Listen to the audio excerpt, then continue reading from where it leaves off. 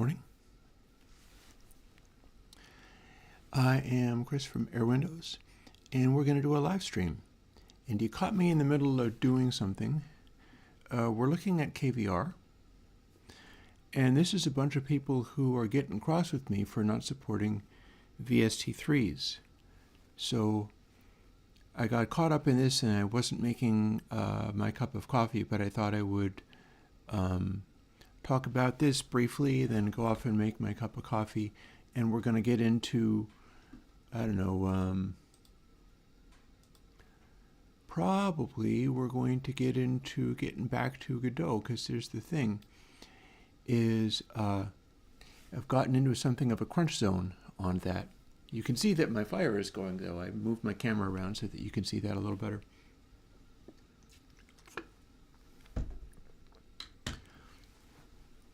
I could even explore the prospect of trying other camera lenses that will do a better job of ye-olde zooming in. But the VST thing is like this.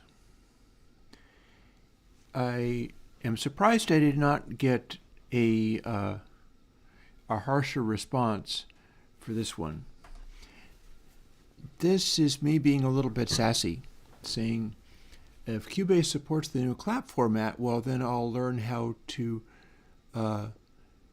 do clap directly, as in rather than doing a consolidated one that accumulates VST2s, and that's what the Rack plugin does. That's made by somebody else, and I just run it every week and give a link to it. I'll do individual ones, which will probably be all the more efficient, at least in terms of not having to contain the algorithms for every single plugin. That's surprisingly not bulky, but it really adds up. But that's also kind of sassy because there's no way that Cubase would ever support clap, because it's specifically there to get people off of using or depending upon VST. So they would be the last to ever join that.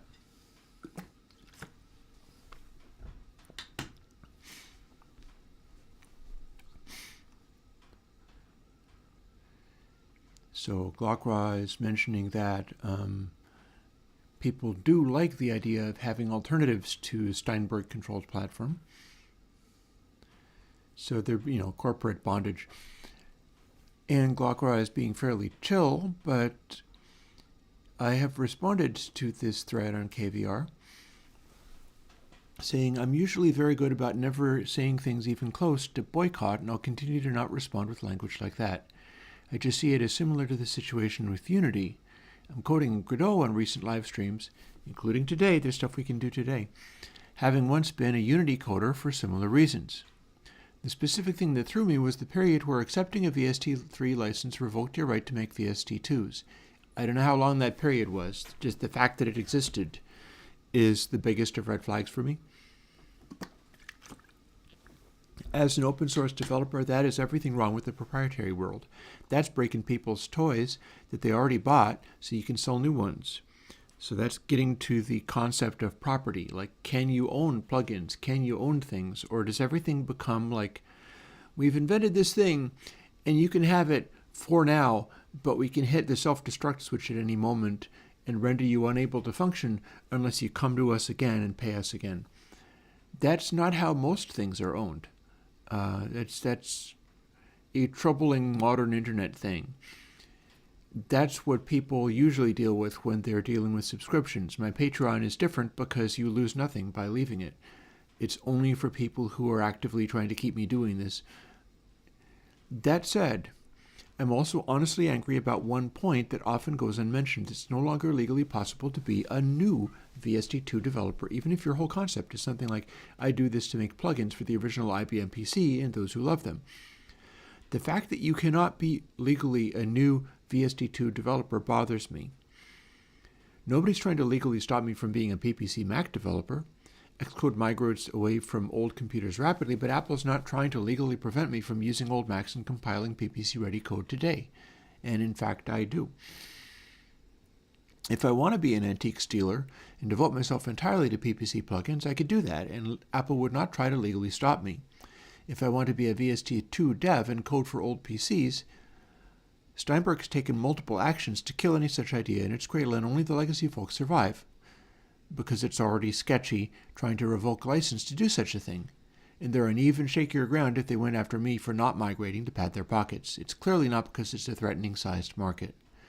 I realized this started with them doing VST3, which apparently in some ways is not as good.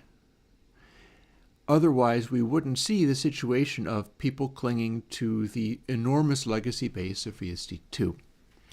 And that's why they're trying to kill the old platform, and anybody who goes along with it is also going along with the idea of, oh, I can sell off my stuff over again, okay.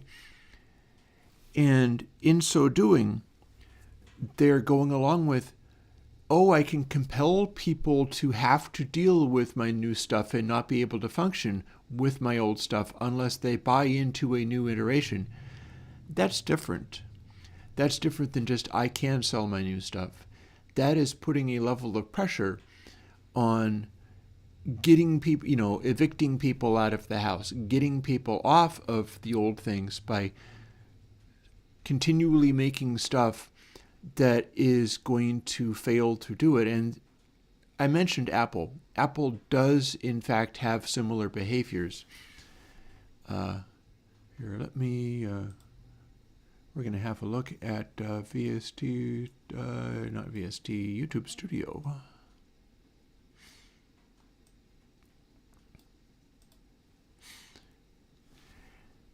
So this is what I was up to this morning, and it's taken 10 minutes even talking about it, but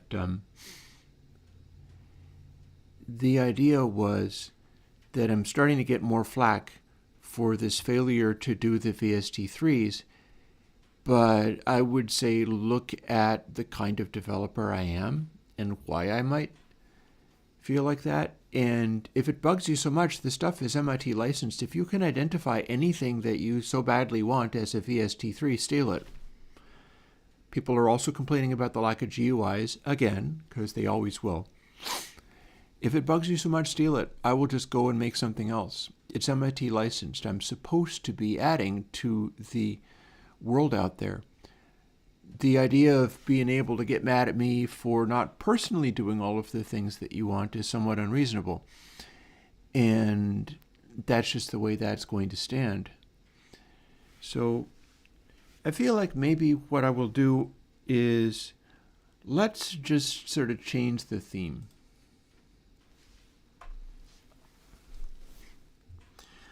Let's not talk about licensing and plugins and markets anymore. What I was thinking to do was jumping back into Godot, because the thing's been happening where I have more enthusiasm for that than I did because I've been doing more of it, which gets you into the kind of thing that you call crunch if you don't do it right. But it's also, engaging and exciting. And I took the program that I've been doing, which I'm calling Balls Up. It used to be called Clusterfuff, and you can actually get a hold of the original version of it and play it. It's on my website. But Balls Up is that in the new version of Godot. And we're going to do some things, I think, to speed it up and make it run faster and smoother. Not that you can really tell, because it already runs pretty much real fast and smooth. But I've learned things that should be applicable there. And I also added a thing where you can launch like a bonus ball to stretch out your ability to play the game. And I made it slightly harder. And this might be a good day towards exploring some of those things. Exploring like how this game plays, the kinds of situations you get into while playing it, and what it's like playing the game and struggling to complete it. Like, how engaging is that? Because even the first incarnation, Clusterfluff, has been pretty engaging, And I've tested it out on other people and found that they got really into it and typically had many like aesthetics ideas around what should be done with it, but that's a whole other story. I showed it to my brother, who doesn't tend to like or be impressed by anything I ever do, but was like, that seems like a game. And then wanted all of the balls swirling around to be licensed Lucasfilm robots. Wanted them to be that ball rolling thing in Star Wars. And that's not a property I own. He didn't. It was just the thing like, this would make it very marketable, and so you must do this, and that's not happening. And his kid played it for like 20 minutes without stopping, got really locked in. So the question is, can I magnify that? Can we make it lock you in even more, even if it's a sort of random little thing? So that's what I have in mind for today.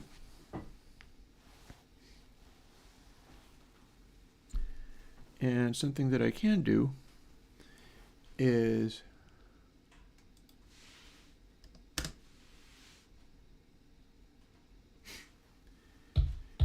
we will fire up Taming This Oxen towards the end of it. I'll be back with some coffee.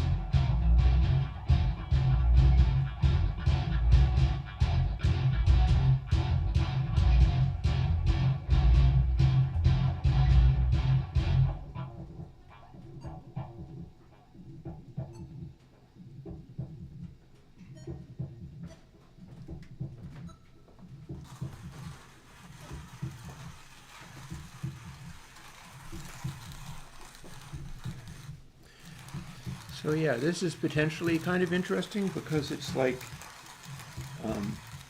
hang out with Chris during crunch. And there's any number of things that I can do, but I'm interested in this Godot stuff because Godot is more important than it's recently been. Since Unity did that thing of wanting to throw in additional percentages, Unity has become more of a mainstream option, and I'm interested in chasing that, seeing where it goes.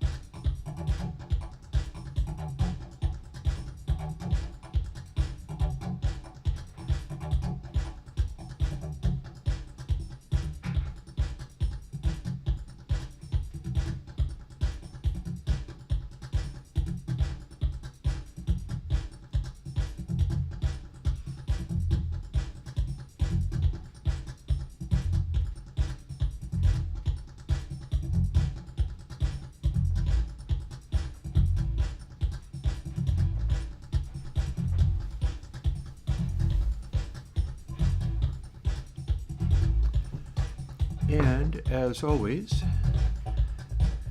we've got a proper jam going on. This track is definitely making it onto the upcoming album. There is an album of the stuff I was doing in the previous year that is coming out. I have to do a bunch of mixing. We could do mixing today, but we're not.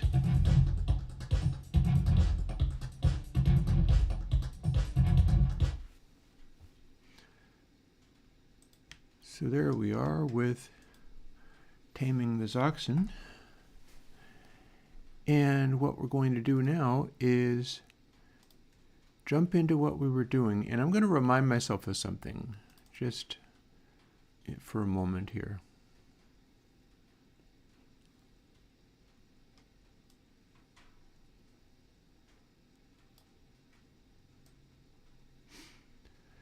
So here is a other program. And the other program that I'm looking at is this.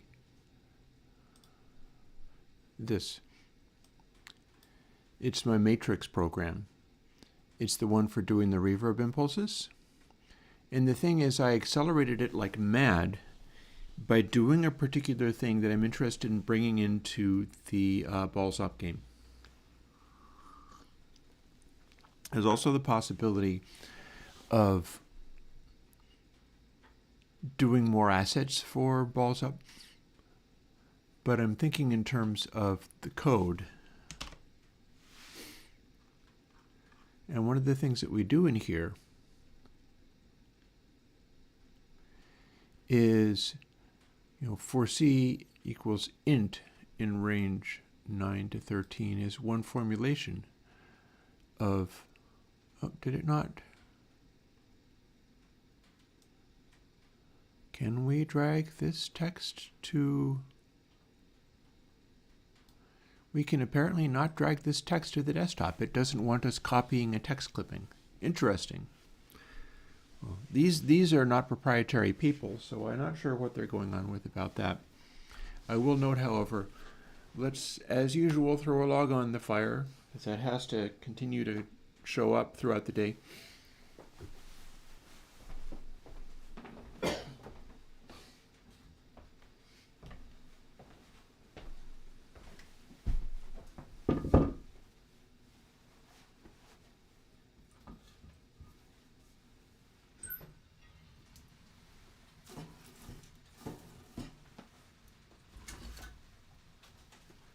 Logger 2 even.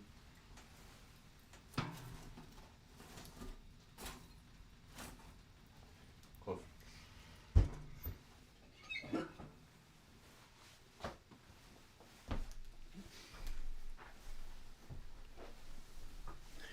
I am not that tough that I can shove coals around with my bare hands. It's a welder's glove.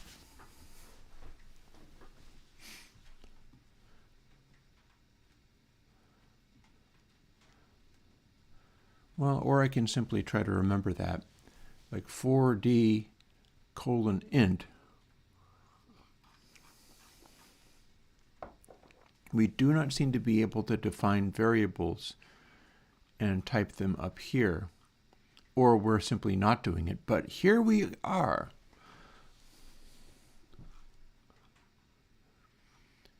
So the format I'm looking for, and I can test that right now actually, :float. So if we make this be int, does it in fact still like this, or is it now upset?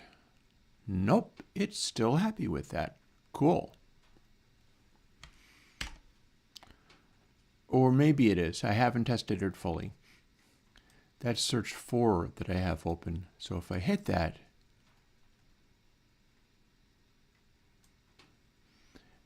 it seems to be working. This part we don't actually need. I can remove that too. We might as well start with tinkering with my generating program.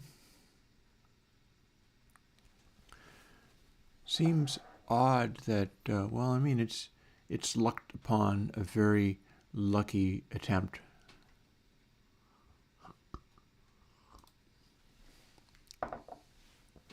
You will see a change also if you're familiar with this program. Usually this top corner always has to be an 11, but I've got some, hey Zalt, I've got a 13 in here because I've added more code for doing this. So seeing as that ran, let's see if we can stick this in wherever we can.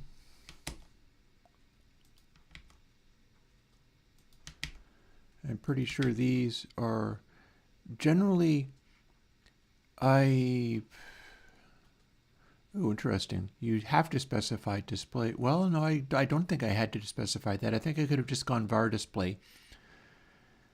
And instead I specified image just to sort of speed things up.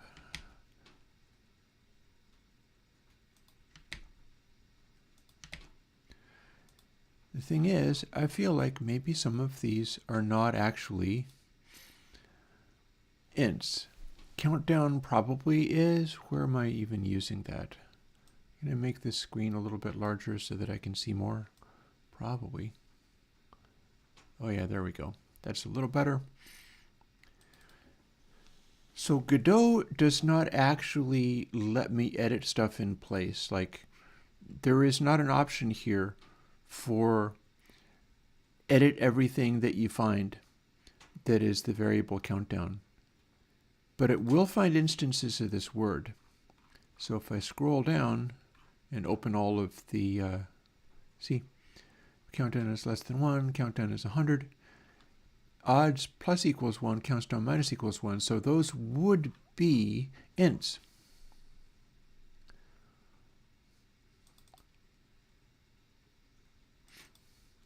I'm curious as to what I'm using stage 1 and stage 2 for.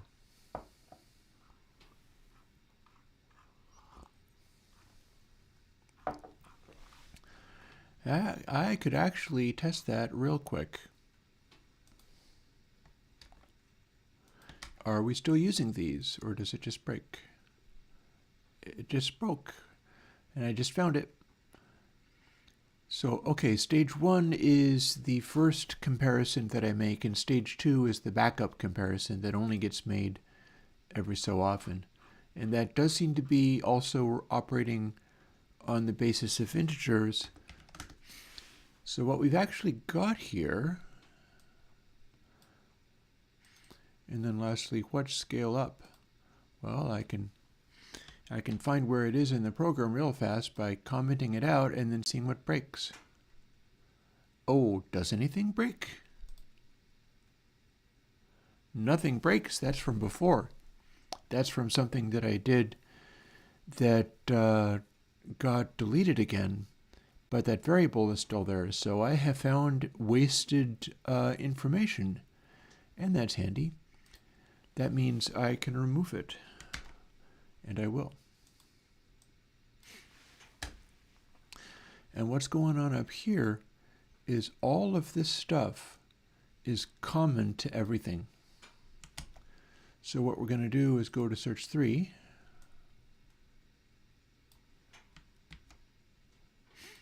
And search 5.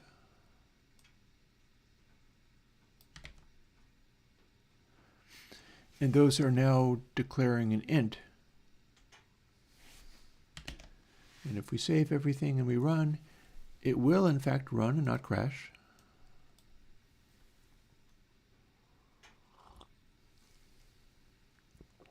And off it goes, doing its little calculations.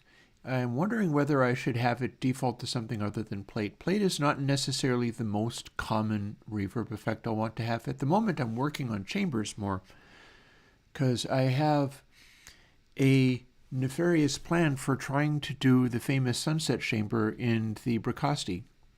And that's another thing that I could do today while working up to a climax of the video game coding and or just derping around with Minecraft again.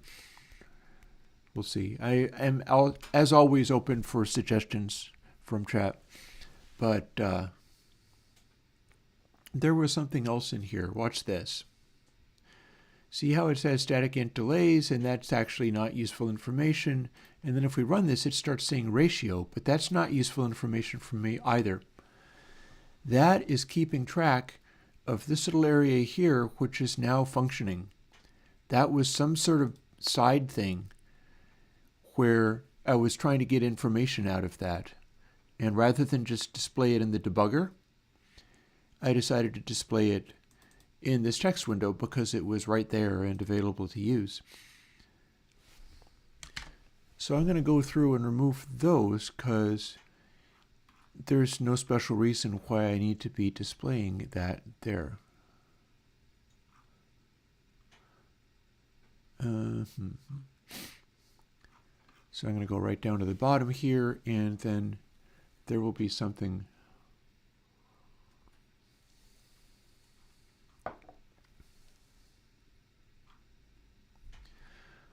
Let's look again at what that said. It said ratio. So if I search for the word ratio, it'll simplify my figuring it out. Hey, never ever available. I'm working on the thing that I use to make reverb impulses and finding the spot where it displays, and it seems to display it in two separate places, neither of which I actually need to keep. So, interesting. Well, here's one thing we can do. I know I want to delete this line because I don't actually need to update that because we're not actually keeping it. Instead, it's using that. So this, as you can see, is ratio is most to most. Those are the two scores that I'm keeping for each one of these reverb impulses. And I'm just kind of showing how different they are and figuring out what to do from there. That said, I no longer need to display that. And I can even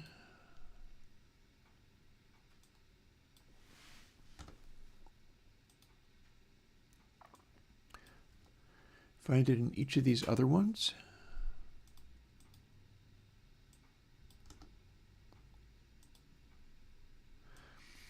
Part of what I'm doing with all of this is doing my coding and stuff, but people are often interested in, like, how can I do this? And this is me sort of trying to show what it's like doing this work, like doing this line of work. How do I get there? People can go to school to learn how to code, and in fact code much better than me. That doesn't necessarily mean that they're able to like start Airwindows and have a new plugin every week, but that's also learnable, I think. And so what we're going to do after this is a Godot engine thing, so we can go here and take away this initial part as well. See, it says text and placeholder text. Placeholder text means it will show something, and then if you start typing in here, it'll go away. Let me demonstrate that. This is a little lesson in how the text edit box works in Godot. Like if I have text and the text says this will go away, then I'll have to select it and delete it. However, I've just told it to be something else. It's placeholder text. So I have this, it's saying something, and then if I type a letter, it goes away. And if there's nothing in the text box, the placeholder text is visible. So that's also a place where and I don't think you can select it either. Nope, you shouldn't be able to select it. So there could be instructions in there as well. For instance, there's lots of space for it. I could type an essay in there, entire instruction manual in there, and then we'll just go boop as soon as you have a result.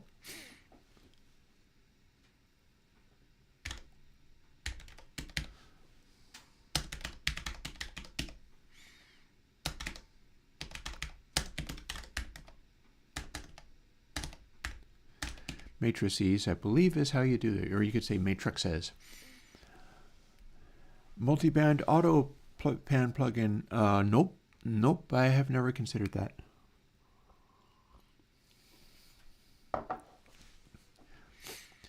The thing that you have to understand about my style of audio programming and processing, just glancing over to check and make sure that the fire is still going, which you can see that in fact it is.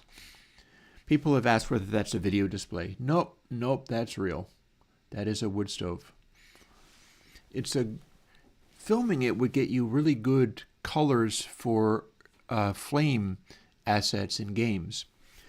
You could do a thing where you studied what this did, and it will show you the colors of burning and heat going from a red into a yellow to a lighter yellow. And those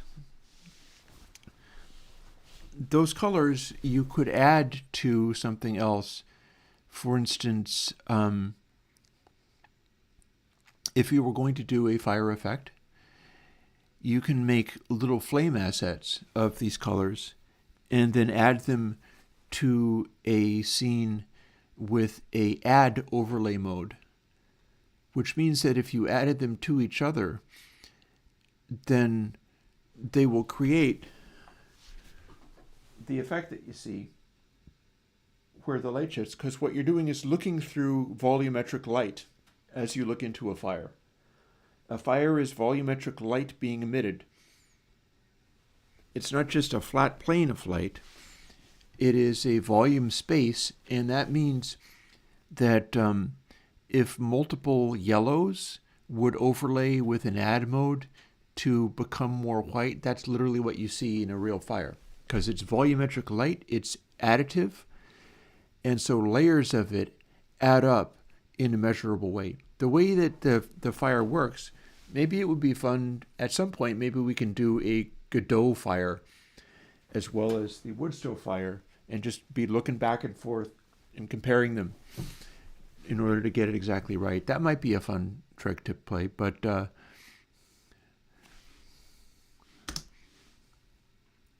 I want to finish the placeholder text first before I move on to something else. This is part of what gets people into a game development crunch mode. The fact that as you start pursuing ideas, other ideas can show up that are related to the ideas that you're thinking about, and you're trying to find the ones that are useful and positive and keep track of everything that you're doing. For instance, I'm just skipping away from this long enough to make a different effect. I haven't selected the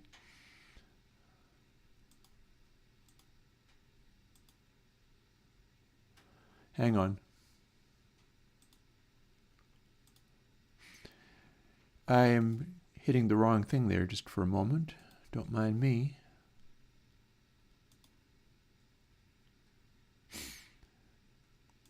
Dum-de-dum. They all need to be toggle mode. I'm just looking for a different one to be pressed. So here's where that would come from. I removed toggle mode and that stopped this being pressed. And I want this one to start up because this one is the simpler algorithm. Chamber is the ones that I'm working on at the moment.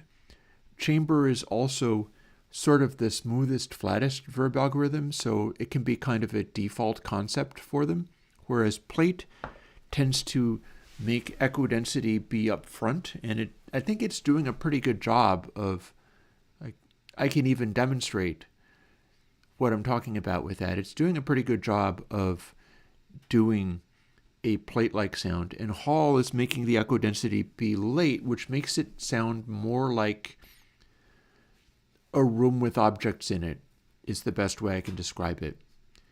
A room where sound is always going to bounce around more rather than just being a pure, simple space. And chamber, being the simplest way of refining the effect, is tending to make echoes that sound like empty boxes. I'll demonstrate that in a moment. You might be drinking lots of espresso today, but that was a darn good espresso, so there's that.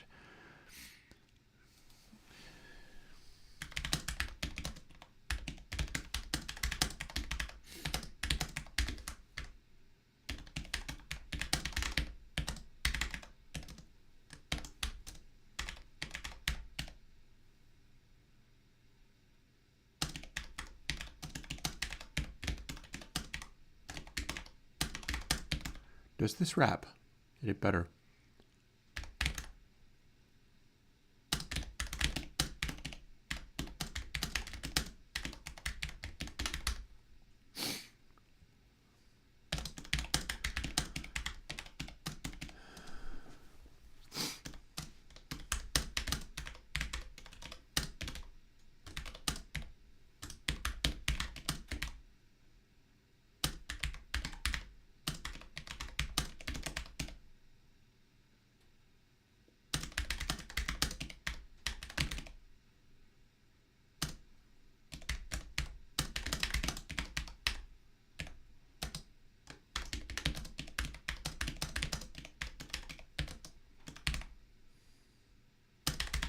We're going to type the whole thing out, might as well. Maybe we'll release this at some point. If people are excited about getting hold of this tool, I should be able, this is a Godot thing. Some of the Godot things you can put on phones. I believe there are paths to exporting to things like iPhone and Android and so on. It's not going to be this one because the window is a very different size and you wouldn't need to be doing that on a phone anyhow. But there should be like Linux and Windows exports for this. Godot should cover those bases. And the best part is if it fails to cover those bases, that's something to complain to the engine developers about because they're supposed to know how to do that. I'm not the one that has to know how to do that. I'm the one that has to know how to use the engine. And that makes it a very good match for me. So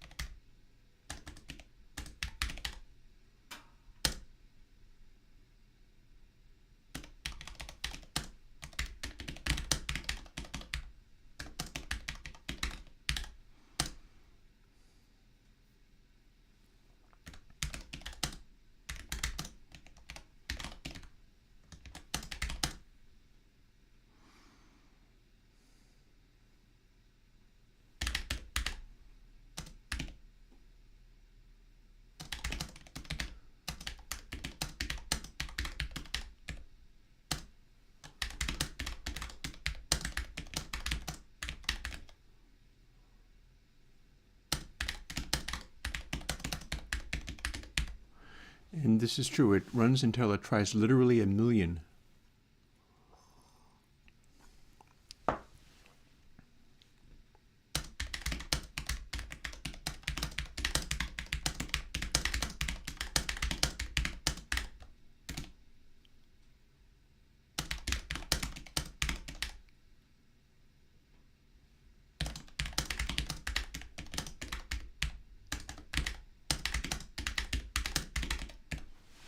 Lovely. So giant placeholder text. Now if we run this, we get an entire instruction manual here But if you typed something, it would go away. You get it back.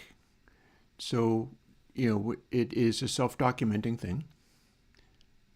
And then if we actually run the program, as it says, it will run until it has done 1,000,000 attempts to beat the one that it's got. So it goes like this, and then if it finds a new one, it starts over, saying, this is the current best. I ran for this long before finding a better one, and so here's the better one, and we're calling it current best 1 in whatever it is. And it will continue to run until it is done. That means that there's no specific time for it to finish. I have found that for this one, which runs very quickly,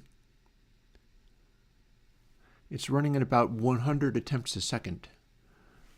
So that's about how quickly I've been able to make this one go.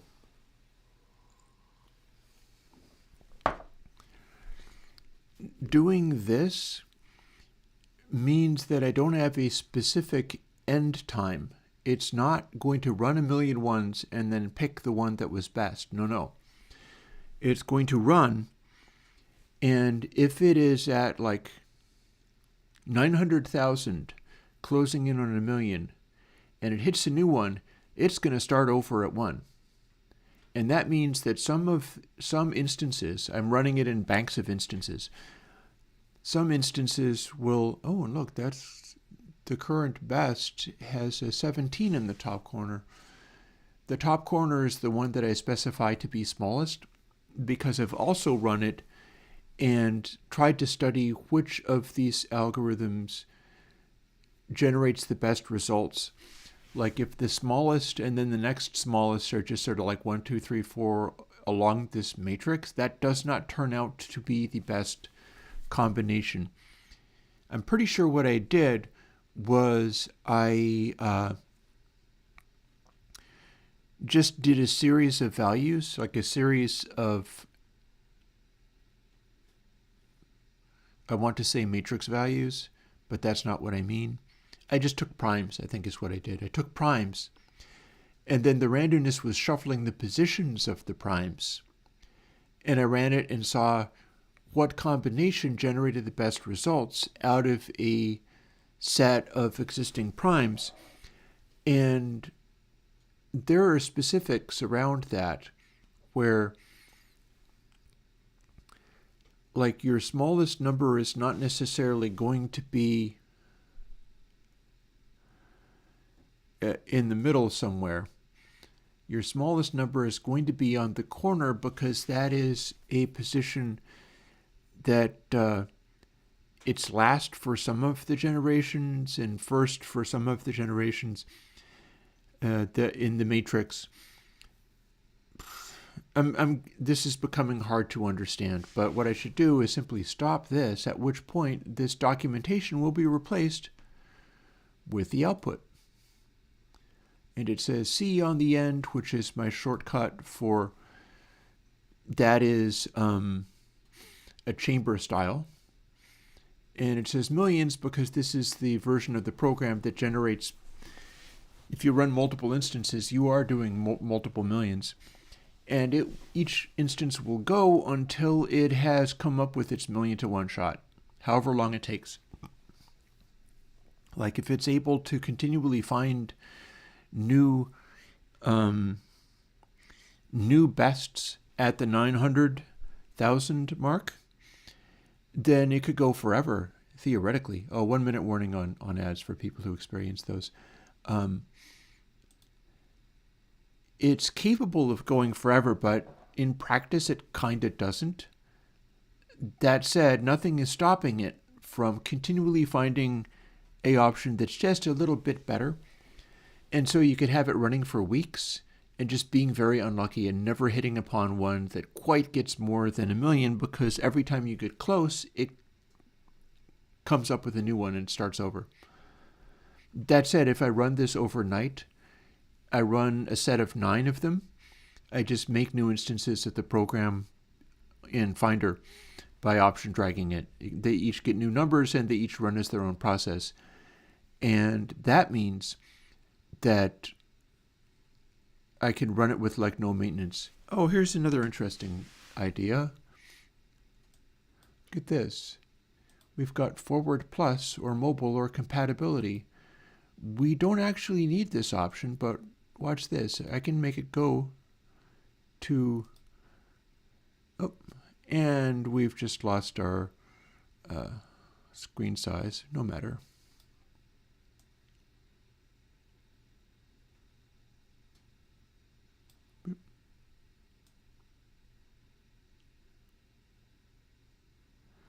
Got there. Not that I have to worry about the size of this very much. We've got some warnings here. What these warnings mean, well, what I just did was I switched the renderer from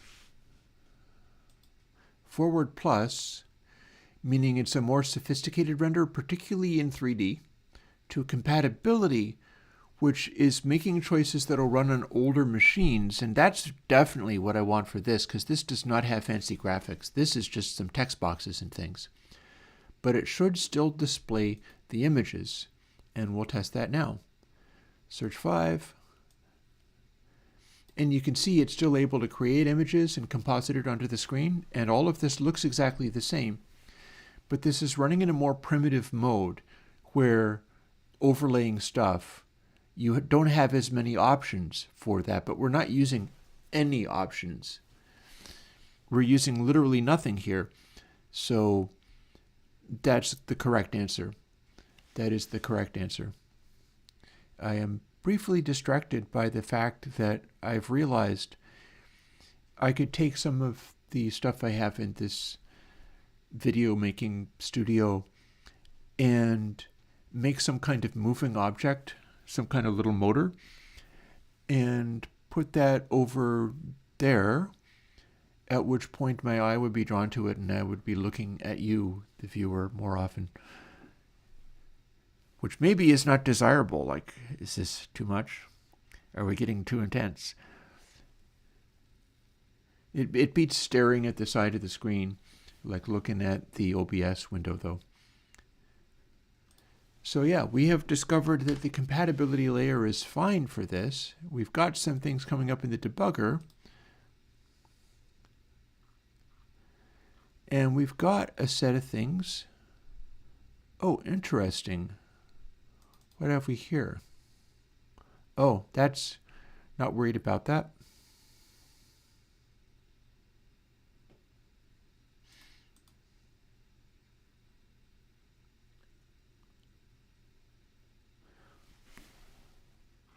Never used in the block A. Yeah, we're using seats. We're not using room size for anything.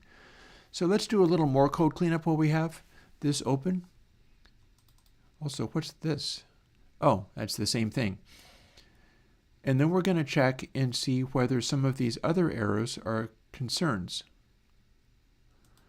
We literally don't need any of this region, because the only thing within this region is this one thing that's not getting used. And that's because this is halt. That said, I'm curious as to what this brightness is. Oh, brightness is declared but never used. That would imply, what's up with this? Why are we not? Oh, we're not because this is generating the output, but it's not actually generating the image. The image is generated by the search ones. Halt is no longer generating an image. I can see that I'm going to make more espresso and get really into all of this, but what's wrong with that? Let's do stuff with which you can get really into it and get all excited about whatever you're doing. Let's go and find more of these issues. There's another room size, so we can delete this entire region. Let's run it again and look for what's left over.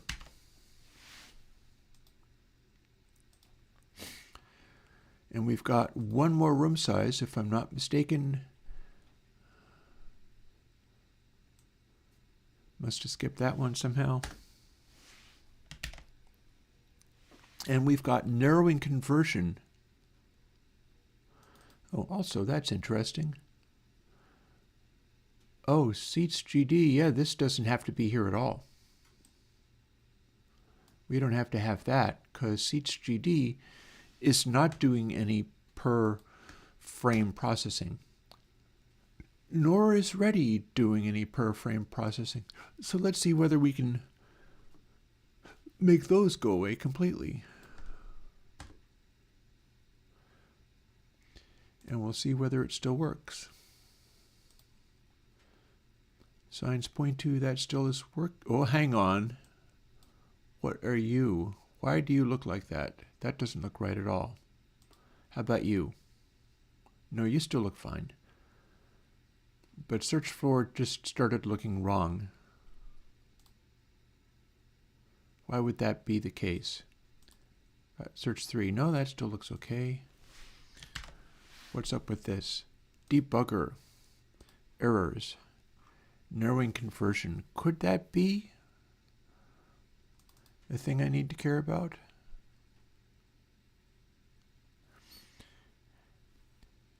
No, that's fine.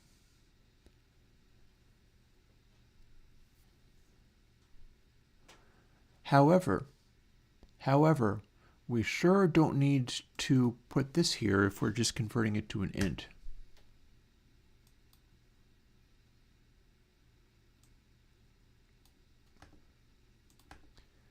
We're not making the score be so high. Well, we're not making the score operate in such a way that we need it to be a floating point number. Just keeping an eye on the stove.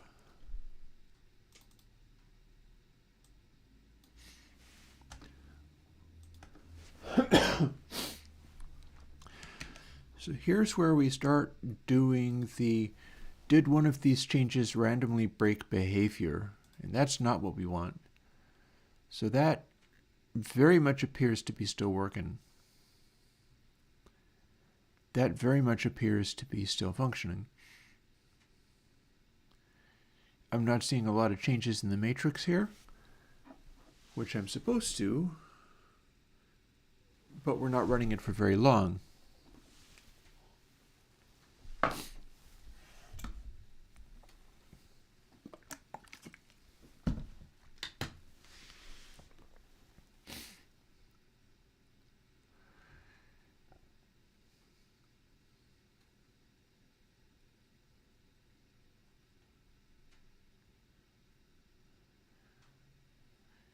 I mean, what it says here, 4 of 6, means that it's successfully found a batch of these and failed them.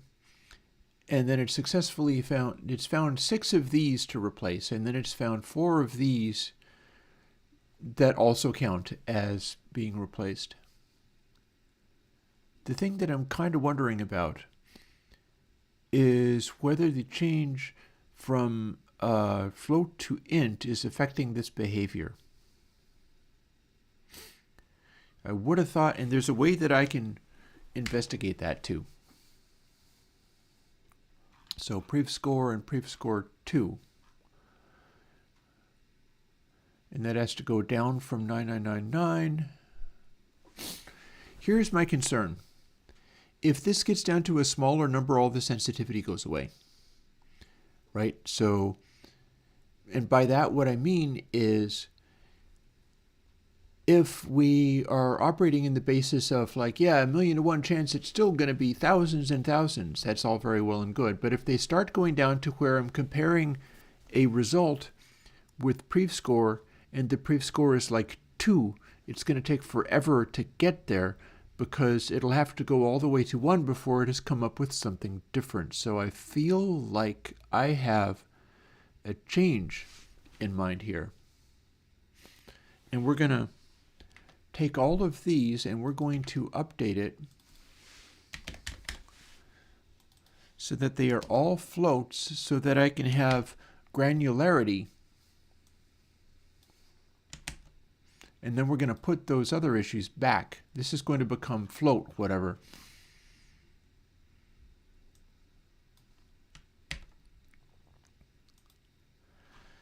And that means the thing that I did initially with making all these things int, some of them are fine as ints, but some of them really need not to be, and I'm pretty sure that score needs not to be. I think we're getting down to where that is an issue. So let's find where prev score and score are affected.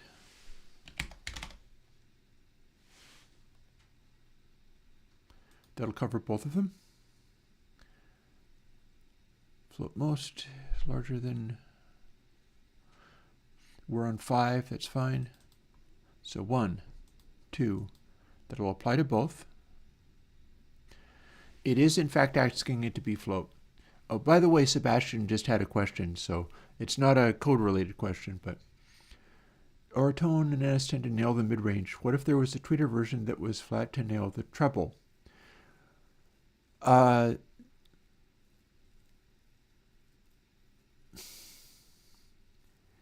This is not an unreasonable suggestion. In theory, you could do something like that. And in theory, that would work. What you would be doing, it's not as much about being flat. NS10s and Oratones are really far from flat. What you're doing is trying to create a driver that has almost no sustain. There are things like electrostatic drivers are pretty good at that. Basically, you're going to be looking into high-end drivers. You're going to be looking into extremely high-resolution stuff. One of the things that you can do with a tweeter / mid-range is you can make it bipolar. You can have no enclosure and have it just fire in a figure 8 so that it's firing back, and then sort of somewhat you could put fluffy stuff in there, but don't have any walls upon which things could reflect. You're just sort of absorbing.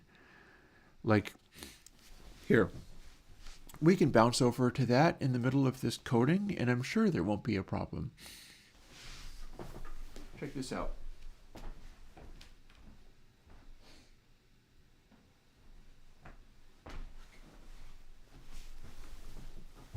Here's a speaker. I've got several of these, and I'm often interested in building speakers, and so I've got some giant speakers. Oh, I would not use internal DSP. Not for this kind of thing.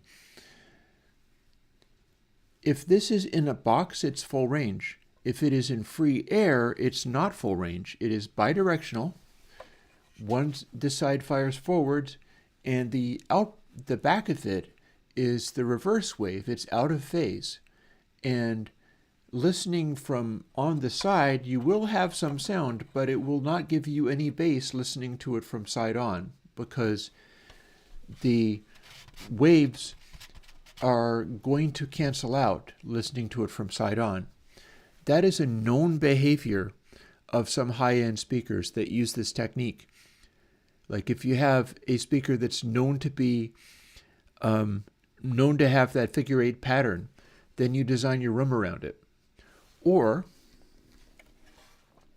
if you took this and just made a sort of giant sock behind it, right? Take a piece of carpet or something and close it off. Or you could use the infinity technique of or not. Is it the infinity? No, I don't think it's the infinity. It is.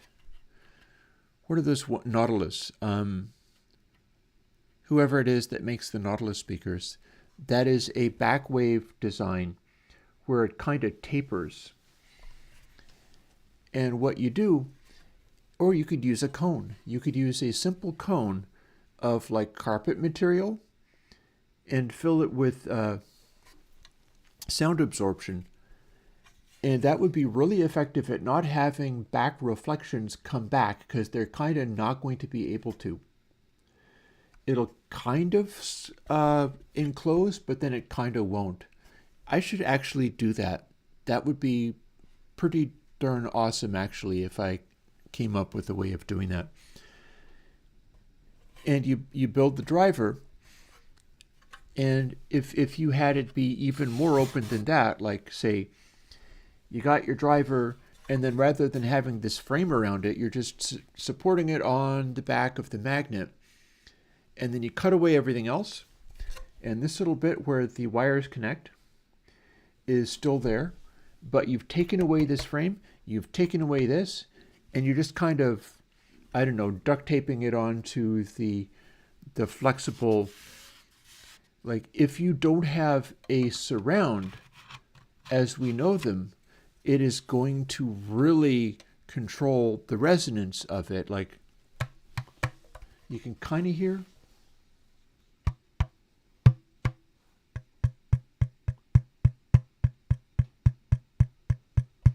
It's like a note. It's this faint note, and that's the free air resonant frequency, and that's going to involve stuff. If this enclosure, this corrugated thing in here, it's shiny as you see in the light, that is folded paper made so that the whole thing can move in and out. I'm not sure if I can make that be visible, but you can kind of see my hand moving there. And the idea is that the entire speaker is supposed to be able to move in and out. That helps it do bass frequencies. Bass frequencies, the lower they get, the farther you have to move on a given size. Whereas you're talking not about that, you are talking about high frequencies. Single driver, 5K and up, you'd be able to do 5K and up if you riveted this to a metal thing, because 5K and up is being carried by this center whizzer cone, and the rest is just kind of trying to help fill it in. In fact, there's a behavior in this whizzer cone where the voice coil is like in here, and then that cone is shaped like a horn. It's this tiny little horn in there, which means it will tend to amplify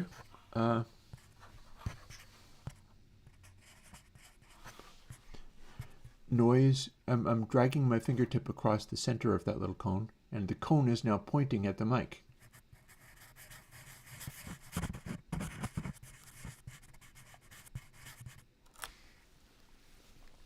If I do it off axis at the same distance, a different sound.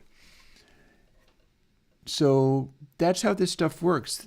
Speaker drivers work off of pretty basic physics, and the question that you're asking is a very legit question. I mean, it's so legit, I'm going to write it down on a piece of paper.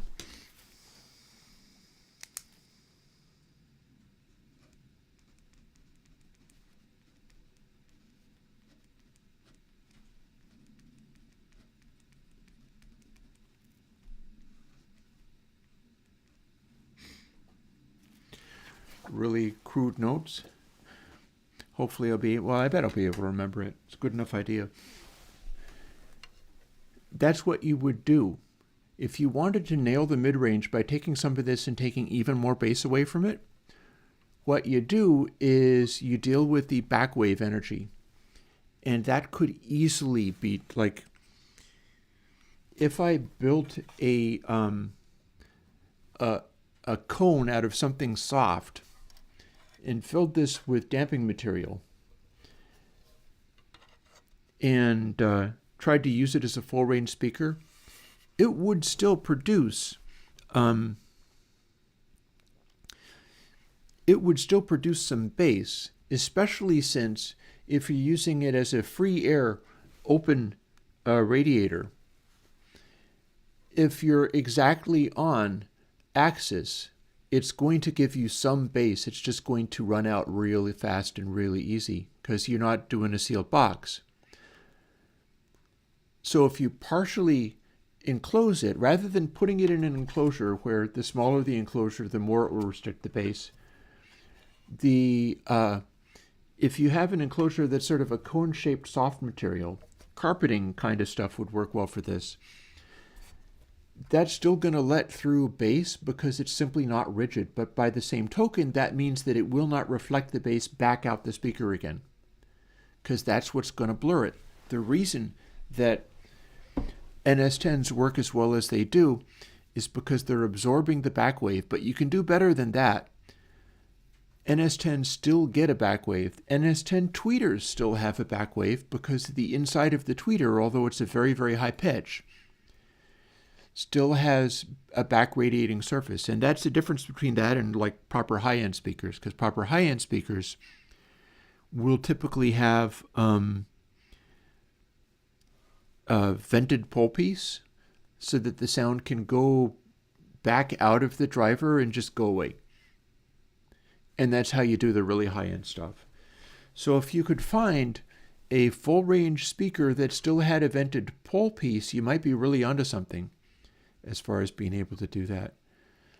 And yeah, lots of different things use foam or damping. You really kind of want to use foam or damping for stuff quite a bit. Let me put this back and then do my throw a log on the fire and make another cup of coffee, because this is feeling like a good day for having good ideas. I thank you for bringing this to my attention.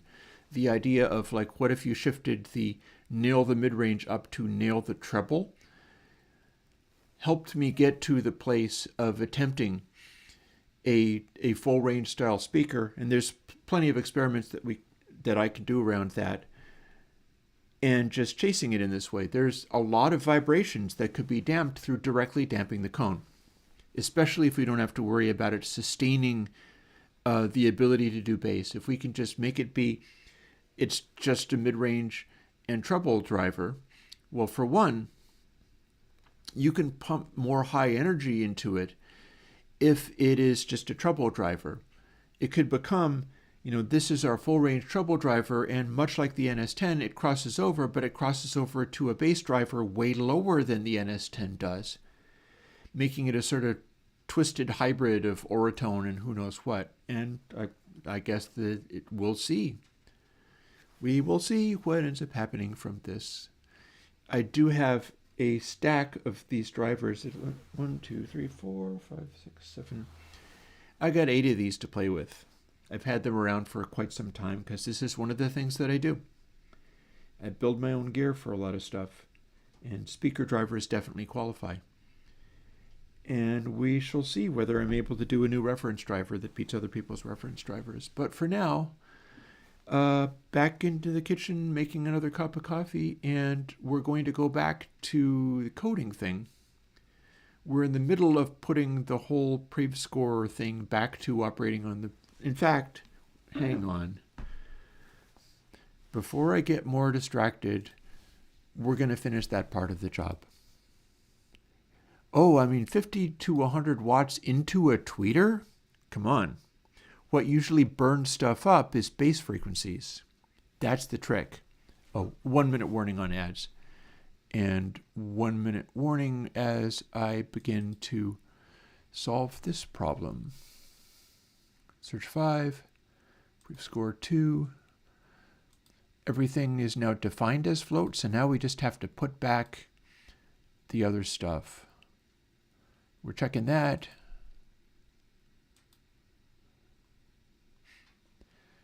We don't need to... Rich text label 1 is an invisible control where I store that number. I could also keep it in globals. I don't have to keep it in a label, but I happen to be keeping it. That might be a way of speeding everything up even more, is keeping these matrices in globals rather than trying to continually keep them in text arrays.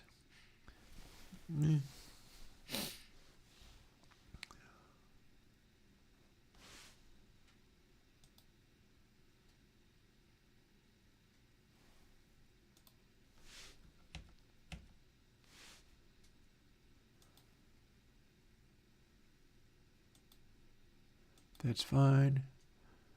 That's fine. That's already afloat.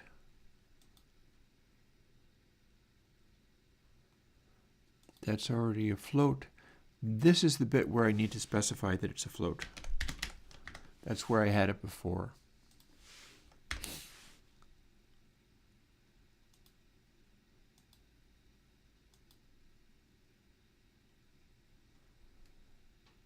Okay, and they're all including pref scores, so I can speed things up a little bit by doing this. Yeah, 30 watts for the tweeter, that's a lot. 30 watts for a tweeter is a lot. Very, very loud. Very loud indeed. In fact, high mid-range. And we're talking about like Oratone and NS10 style references. We don't need PA levels for this. You don't necessarily want that. Something like this, restricted to just high mids and treble, you know, it's physically sturdy enough that you could make it be deafeningly loud. I'm very curious about the potential of this idea and where it might go. That seems very cool. We shall see. I'm already beginning to imagine ways to cut this away, make this be a smaller and lighter driver rather than the full width of it, just to reduce weight, and then have the enclosure, being the carpety thing, kind of curl around to join it in a sort of half-roll configuration. But that's a question for actually doing that experiment. That's going to be in another situation, I think. So most equals pref score. Oh, that's not the direction I wanted to go. Okay. That's good. That's good. That's good. This one we're going to specify float.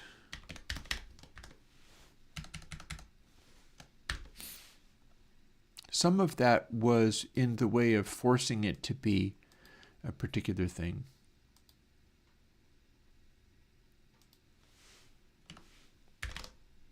Oh, what am I doing? Oh, wait, no. This is already a float, so I don't need to worry about that part. We're casting a float to an int, I think. This is the bit where I wanted to be sure. And I'll tell you why. If these are integers,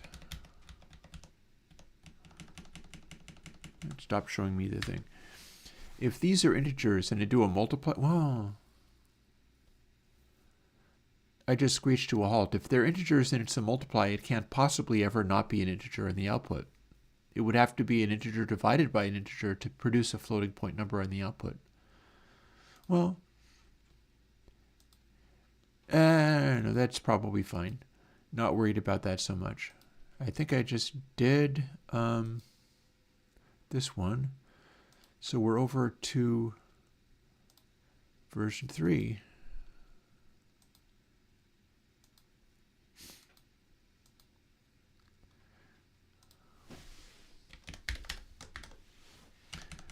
And again, this may be unnecessary. I'm just kind of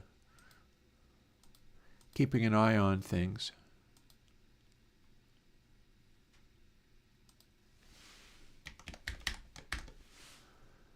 Because these scores, these are ints, and so I'm kind of just trying to specify. Oh, hang on. No, not there. Here. You even still have the parentheses there.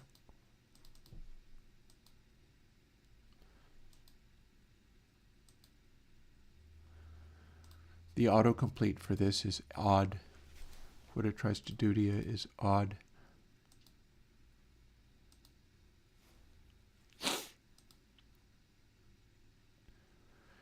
Also, that part's interesting. What we're doing to sustain the previous thing is we're taking the initial, most is the previous response, higher is worse. Most 2 is the one where I'm layering them, and it's a wildly different number, but if I multiply it by the original number, I have it as sort of a refinement factor, and that's what I found was giving me the results I wanted. if I just only use pre-score on most 2, what ends up happening is it starts to really emphasize particular results, which I'm not sure are useful. Like it starts to only return the smallest size I can produce, where I want to have the evenest size for a given smoothness. And so that's why I'm including most. But I could also include something else, like for instance, seats, room size, or the longest output. And that now has me curious. Oh, uses 38 watts for the HF driver.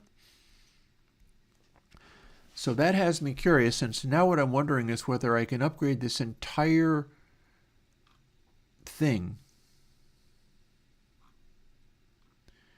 See, we got a seats generation here. It's running off of milliseconds. Where do we get milliseconds? Let's go back to 5. That's the one that we want to use most of the time. So we generate seats there. I'll tell you what, let's do the thing that I was going to do, which is throw the log on the fire, which is clearly dwindling, and make my other cup of coffee, and then we will continue madly trying to make everything better and cooler. And that's on the agenda for today. We'll see how much of it we can do. And we're leaving this where I can see it for the purposes of doing something with it. Now that I've got a cool idea to experiment with. You realize I can patch that right into my studio monitors, just unhook the cables, hook them onto the new thing, and see what it sounds like. That could be interesting. So, in fact, I could do it on stream and you could hear what it sounds like. First things first. Firewood.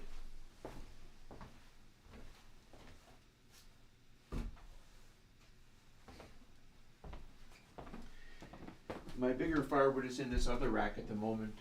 The one that's right next to me has a bunch of really small kindling in it. And this is actually not as burnt out as I thought it was going to be, but we could still use another log in here.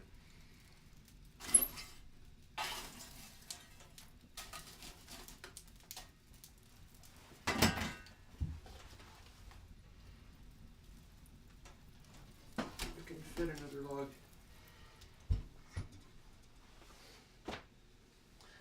And then that'll flare up nicely, and then we'll put the damper on again, because we are running hot enough that we can engage the catalyst. And engaging the catalyst is always good. That cuts down on pollution as well as making it burn more efficiently.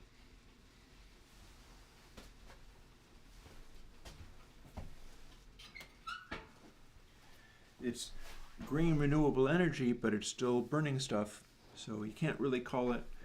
You could probably do better with like solar and electric resistance heating as far as not burning stuff for heat. I'll be back in a moment.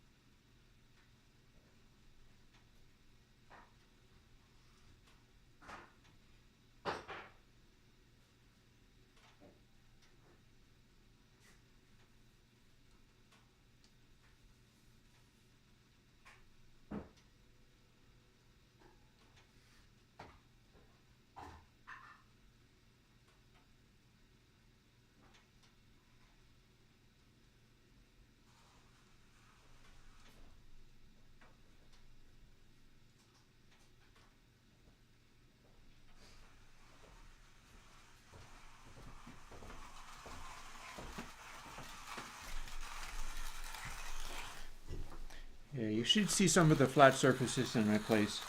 It's very much like, say, Adam Savage's workspace, where it's like, okay, flat surfaces get crud piled all over them, and there's always things being experimented with and attempted. I'm going to try to derail from the speaker design thing just for a moment. Although I would also, here's the thing.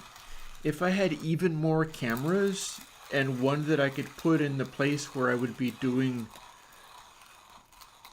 hardware-based work, that would be better for a stream. But it wouldn't actually be a good stream to go off in the other room and saw something,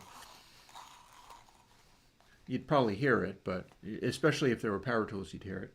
So what I should do is start to reshift over to the idea of hacking with the Into the Matrix program, which I've got open, and I had an idea based on, could I scale the scores by room size rather than scale the scores literally by the previous score? Because the reason I'm scaling the scores using prev score 2 is float most times most 2 is because if I just took most 2 directly, it would always give me the shortest one, which is not the same as the smoothest one. It's just the one that is the smallest, and so it does need to be scaled in some way. If I try this and it works differently, I'll be on to yet another bank of potential reverb impulses, and it would also be the same thing where it would be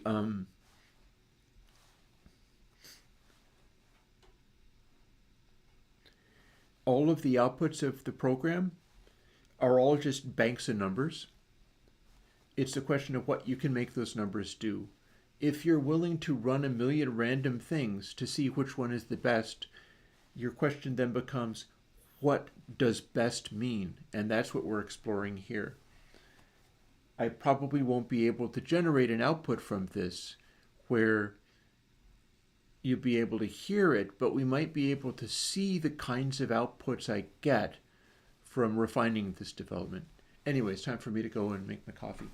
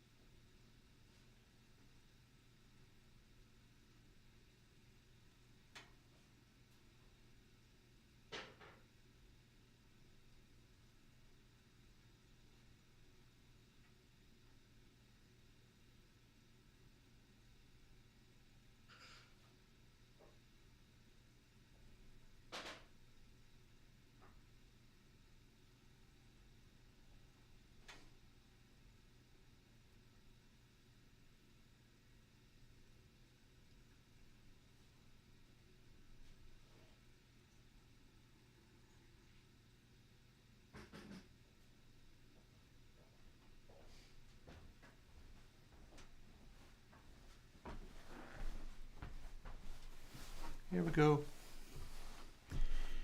I am back. How cool is this, by the way, that we get to do these streams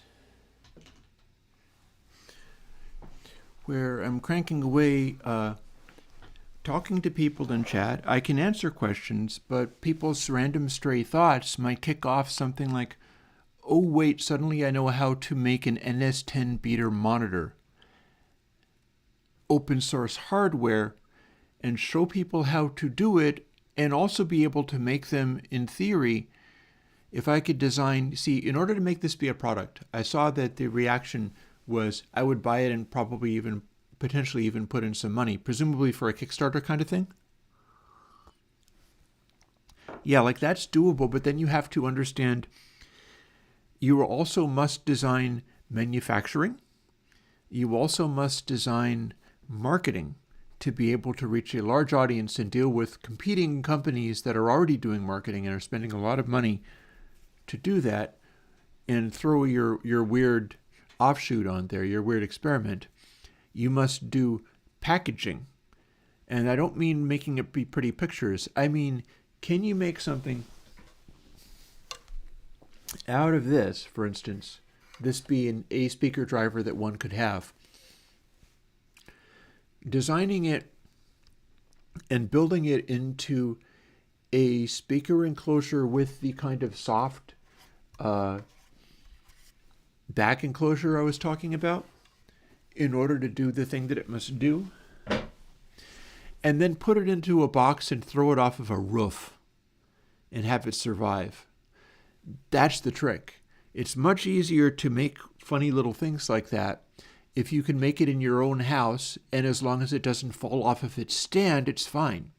If you then have to package it into a box and ship it through somewhere where it falls off of a truck and gets put back onto the truck after having been hit by a car, and then makes it to the end consumer who has paid for it, not broken, that's a whole other thing, although it's exactly the kind of creative work that like we're literally already doing. So like this is not necessarily a deal breaker, but it is definitely a concern. Like one of the things, for instance, if you could make it in such a way where if this needs to be maximally open to the air, suppose you take like, I don't know, hose clamps to attach sturdy metal framework like this basket, or indeed, if you're removing the basket, then you have the basket bend back, like bend it through somehow, and that becomes what the whole thing is held together by.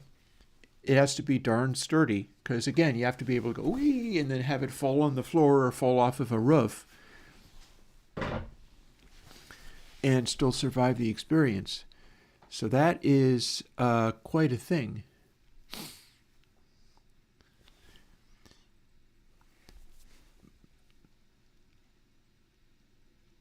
Many ideas around, I need to not start designing the packaging material for the driver and monitor speaker, which I have not in fact built, in order to switch over to this, which could actually be a thing and worth experimenting with.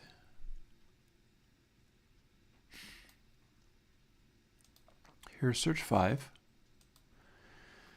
So what we're now looking for is how do we define prev score rather than be most times most to, which is the original high score and then the relative high score. Again, I've tried using prev score 2 is just most to, that being the eventual graphic that we will produce, the second line. I'll show you. If we run this, it's tracking how many changes in brightness are in the top part, and that becomes the score most. It's how many changes in brightness in the top part. The bottom part, it's how dim the overall picture is. But when you do that, it starts automatically taking shorter and shorter ones, whether they're better or not, because they have less bright pixels than longer ones. It's forcing it into smaller and smaller sizes rather than actually caring about how. So to continue that thought, we're scaling it by this score. So if this score is very long and is a large space, it's going to scale by this, and so it's not going to automatically take a smaller one. So what we're going to do is look for something else earlier on that acts like it is a length of the reverb tail thing. And here's ranges and scalings. Room size is seats. That changes from run to run. That's going to be larger if the decay is longer. Apparently, so will the original most measurement. But if we simply replaced each of these with room size instead, and matrix power is actually inverse, but I'm not so worried about that at the moment. Also, I'm wondering, where do I use that?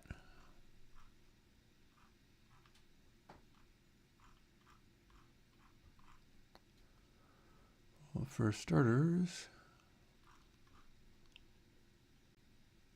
I can look for that later. Oh no, brightness divided by equals matrix power. So this is more of our getting these things into ranges that work. 1 minute warning on ads for people who experience ads.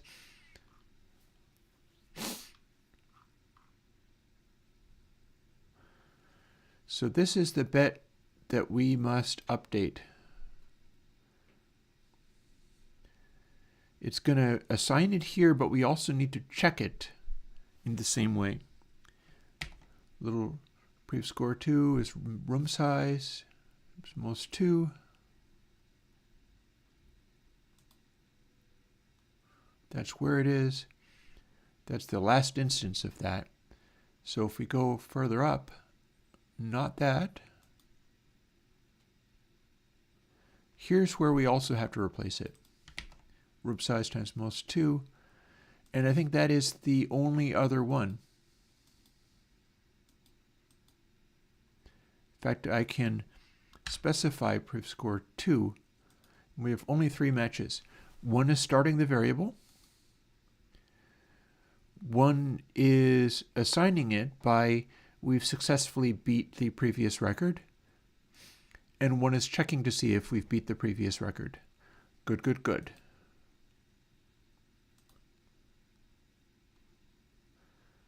Same deal with the other ones, because they match.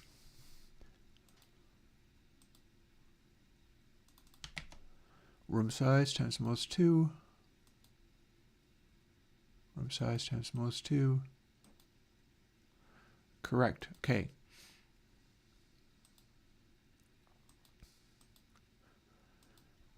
Same deal here. Room size.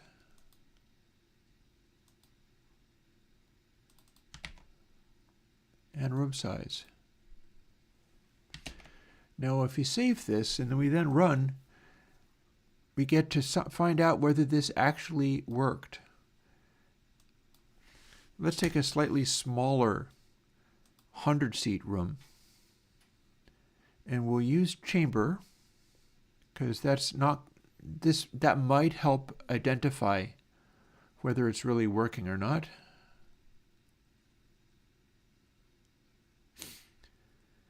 And using the 100-seat room has us starting out as 10 seats, which doesn't seem right. That might be worth a little adjusting. That said, it did 2 of 8. That's 2 of 9, 2 of 10. So it's trying to come up with additional ones, but so far we are failing to beat prev score 2. Smaller is better. Room size is starting out small. That is not necessarily what we want, so we have a further adjustment to make here. Because it's we can't even really tell what it's doing if it's starting out in an unbeatable high score because it's defaulting to a room that is too small.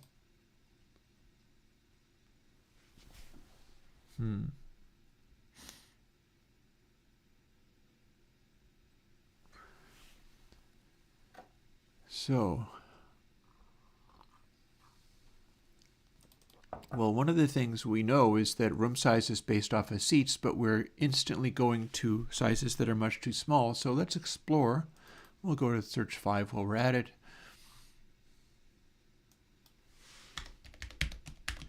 Where do we refer to this? 38 times. We're defining it here.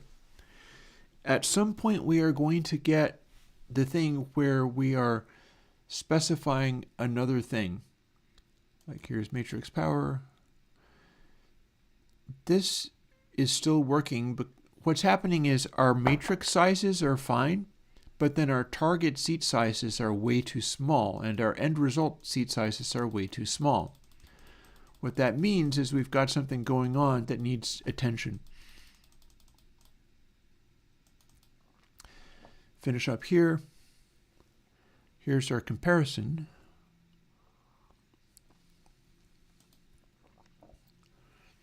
There is the assign.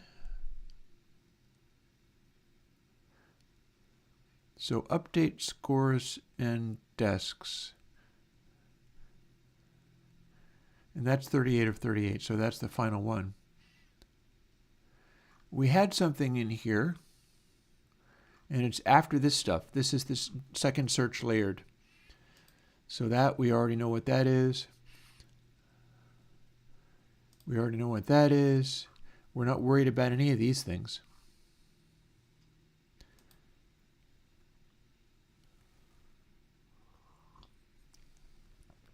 Instead, what's happening is we're sort of chasing, let me see whether I can find the other variable. If indeed that's even visible. Like there should be another number in here that is pursuing this number. I'm not quite sure where it is, where it's hiding. I might have it invisible. We do. Check this out. Rich text level 3.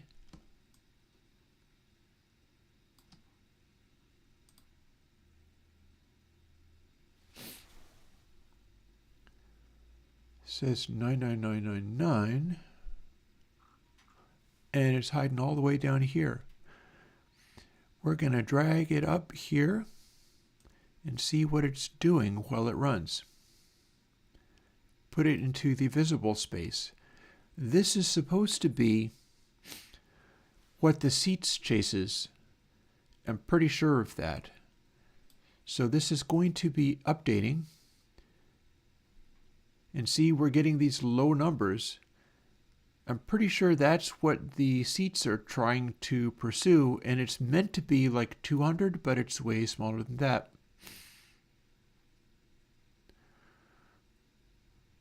See, it's this low number like 11. And if and I'm also not, no, it seems to be setting itself back up again. If I have it be 100 seats, and then all of our results are like a 10-seat room, it is now like 27. If I do 300, it's 12 or 11. I think this is, interesting. And suddenly there we were in a 11-seat room, which is far smaller than it's supposed to be. It's going the wrong direction.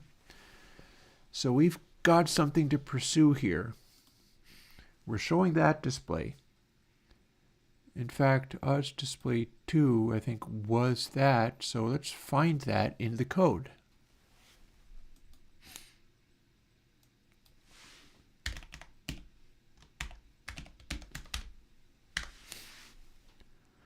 One of 4 matches, eh?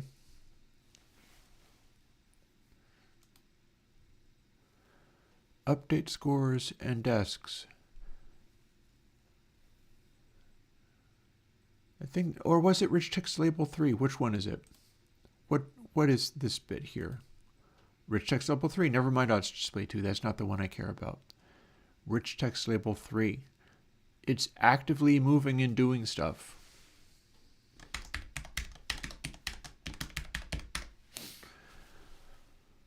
Prev score equals that text to float. Oh, are we simply using that to save?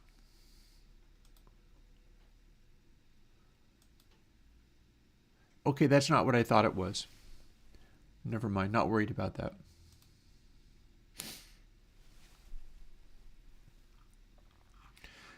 See, what I'm trying to do here is find out where I'm adjusting the seat sizes because it's not going right. And I am adjusting the seat sizes. It's the question of like where, because it's in here somewhere.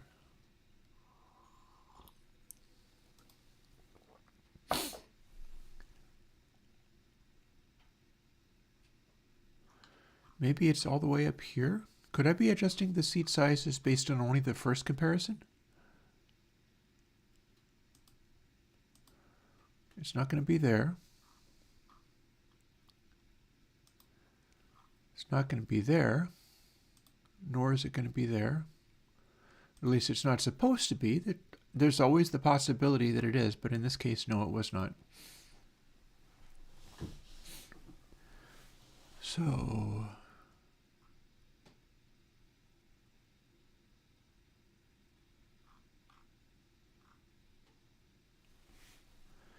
I thought I had a comment in here somewhere about, since this is not the one that we want, let's dial in on what the correct seat size is going to be.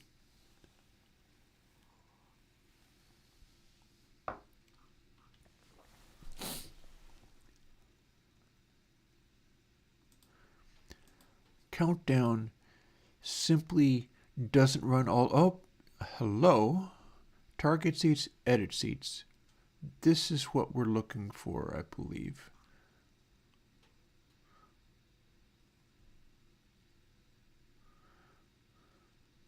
Let's find that. Is that in here? That is target seats. It sends a signal. This thing here means signal. Text seats, target seats, update. Interesting. And we've got, here we go. We've got another hidden thing. This hidden thing might be the bit that we're interested in. Run it again. Now we can see it says 200 and 200. If we run search, this is drifting to compensate. It is, see, we're returning like 73 seat room and so on because our initial number is not actually getting us to what we want, so it's chasing it.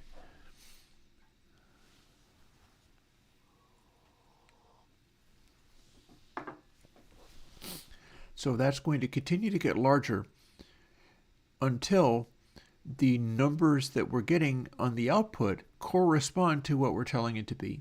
But that does mean that we're checking things out earlier. So one thing we could possibly do here is leave that bit alone and then just change the initial result. And by initial result, what I mean is this is probably fine. In fact, we could make these countdowns be less. It's not really helping us that much, I don't think, to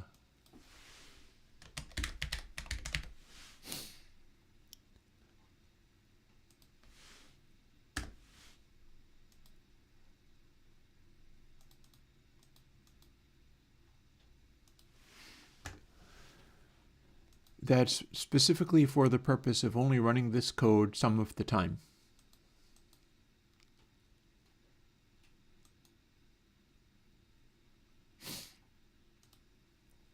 And again, we've got it there. 10. We've got it here. So we'll run at 1 and 10. And so now all of these will update their thing. And the target is what's actually producing the output that we're calling the number of seats and the size of the resulting reverb. So we're looking for what our intended result is in one of these edit fields, and then we're changing the number to better correspond to what we're actually getting. If seats is larger than target seats, then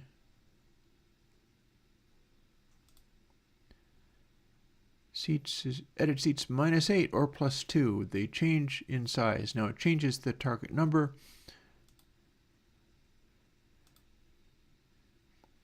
If odds is larger than odds display, then the display becomes odds.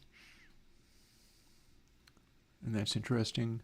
I'm not quite sure what that's doing at the moment because I'm thinking about other parts of the program. So in theory, everything could be offset a little bit by simply doing the initial assign a little differently.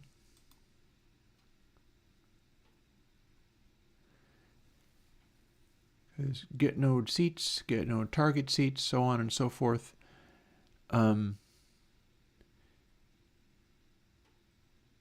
Text to float. So we are starting with a number, and then it is translating it to something that is far too small. And then it's shifting the number that looks like we're shooting for. The one that we're actually using is Seats has its own code.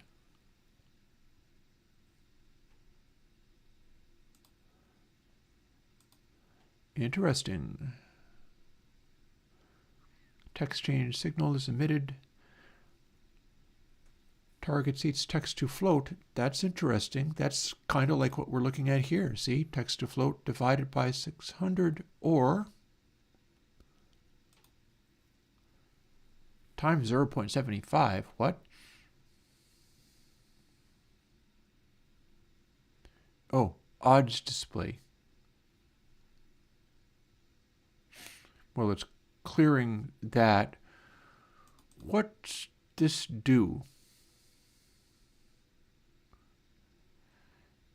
It edits itself.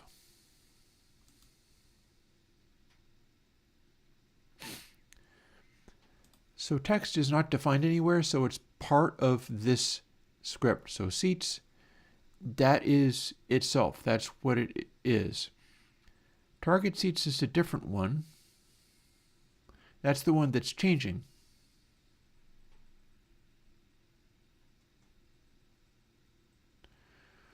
That's making it smaller.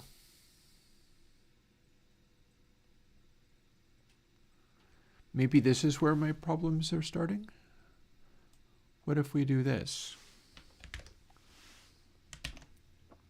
Now what happens? It crashes. What?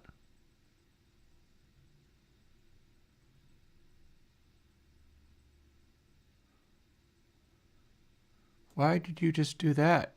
I didn't do anything to that part of you. Oh, yes, I did. Oops. I deleted an end parenthesis by mistake. I did, in fact, do something to that part of you. Sorry. Now we have 200 seats. We'll edit it to 100, and that edits that as well. Now if we do search, what do we then see?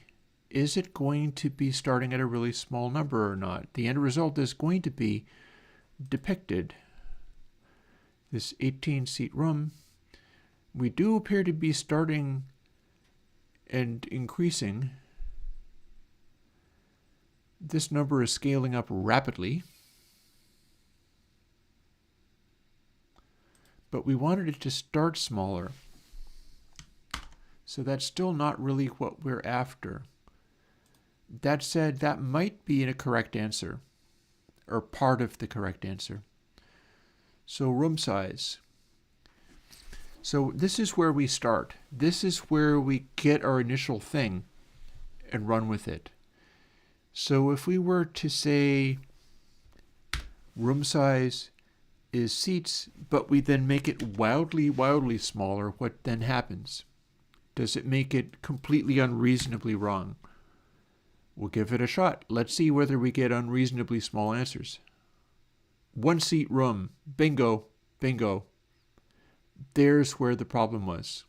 The rest of it's running okay, but it really can't do anything to this situation because it'll take it forever to scale this up to where the answer makes sense. And that's because it's too far off. So what's happened is this is actually too big of a divide. It's not putting us in the ballpark. If we then divided it by a factor of 6, we want it to be sort of starting at the correct basic starting place and then running from there.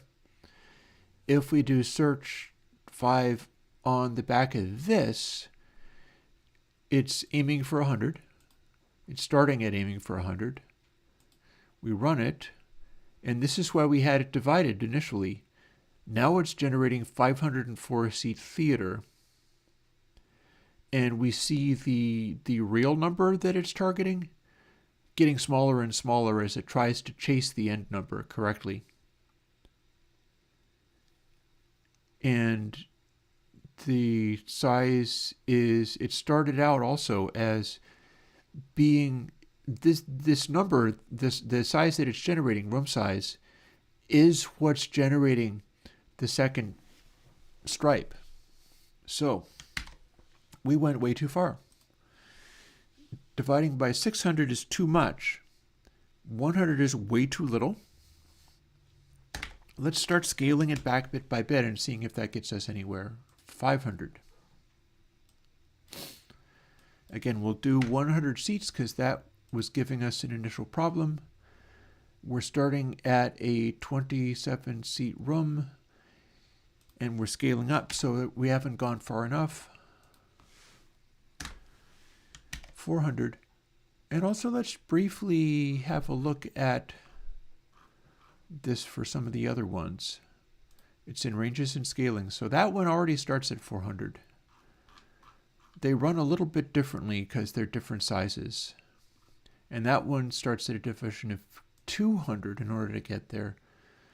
So let's see what 400 gets us. And the reason it's doing some of these things is because as I scale the sizes up and down, it doesn't always behave very well. Like there is, starting at 100 seats, we're getting to the target area effectively.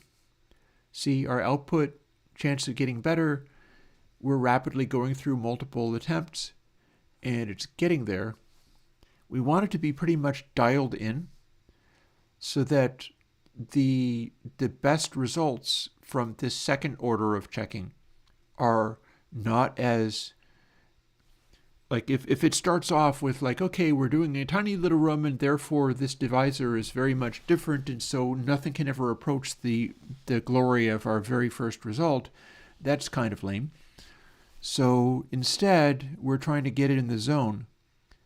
And we're getting it in the zone. It's not so far off. We're just getting it to where we're not getting a new update. We've got 3 of 24. 24 is the number of times this top one has changed. 3 is the number of times the bottom one has changed. And we want to get it to where the bottom one does continue to change. That said, that looks pretty smooth, so it might be a while before it hits another one that is as good as that. We're trying to get better than that, and while doing all of this, we are also updating. Like here, let me show you another thing as well. Hey, Edward Morales, well, you were quite welcome. I'm glad that it's working out for you. It should sound smooth. So now we're trying 1000 rather than 100.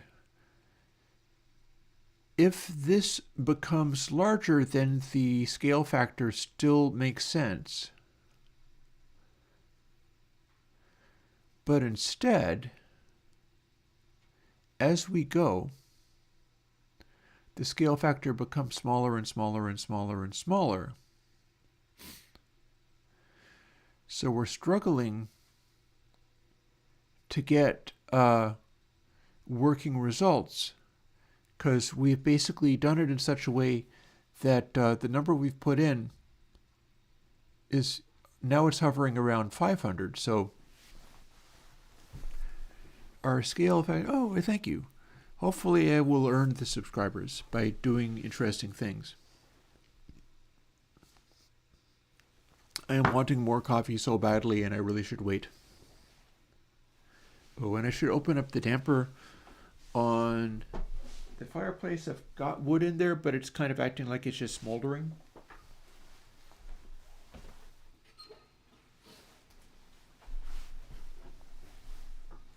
It is actually burning. But if it is just sort of smoldering, I feel like it's loading up the catalyst with smoke and soot, and we don't necessarily want that. So what we want is it will start to flicker and light up a little bit. And you'll see flames in there because there's wood that's supposed to be burning rather than just turning into charcoal. And yeah, what we've got here, we've got 1 of 5. We're generating new ones of these all the time, but we have started with such a large arena that we were never able to beat the high score of this one, possibly because it drew entirely off the end of the screen and it's nothing but black, and you're supposed to have it be darker, but that's not possible. So we need to scale this. We are doing a thing where our get nodes text to float is difficult to scale.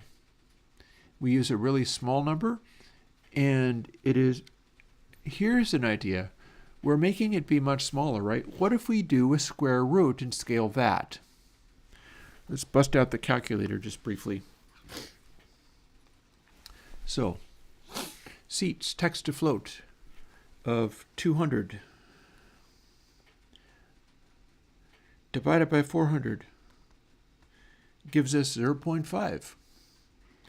200 to the square root gives us 14. So if we then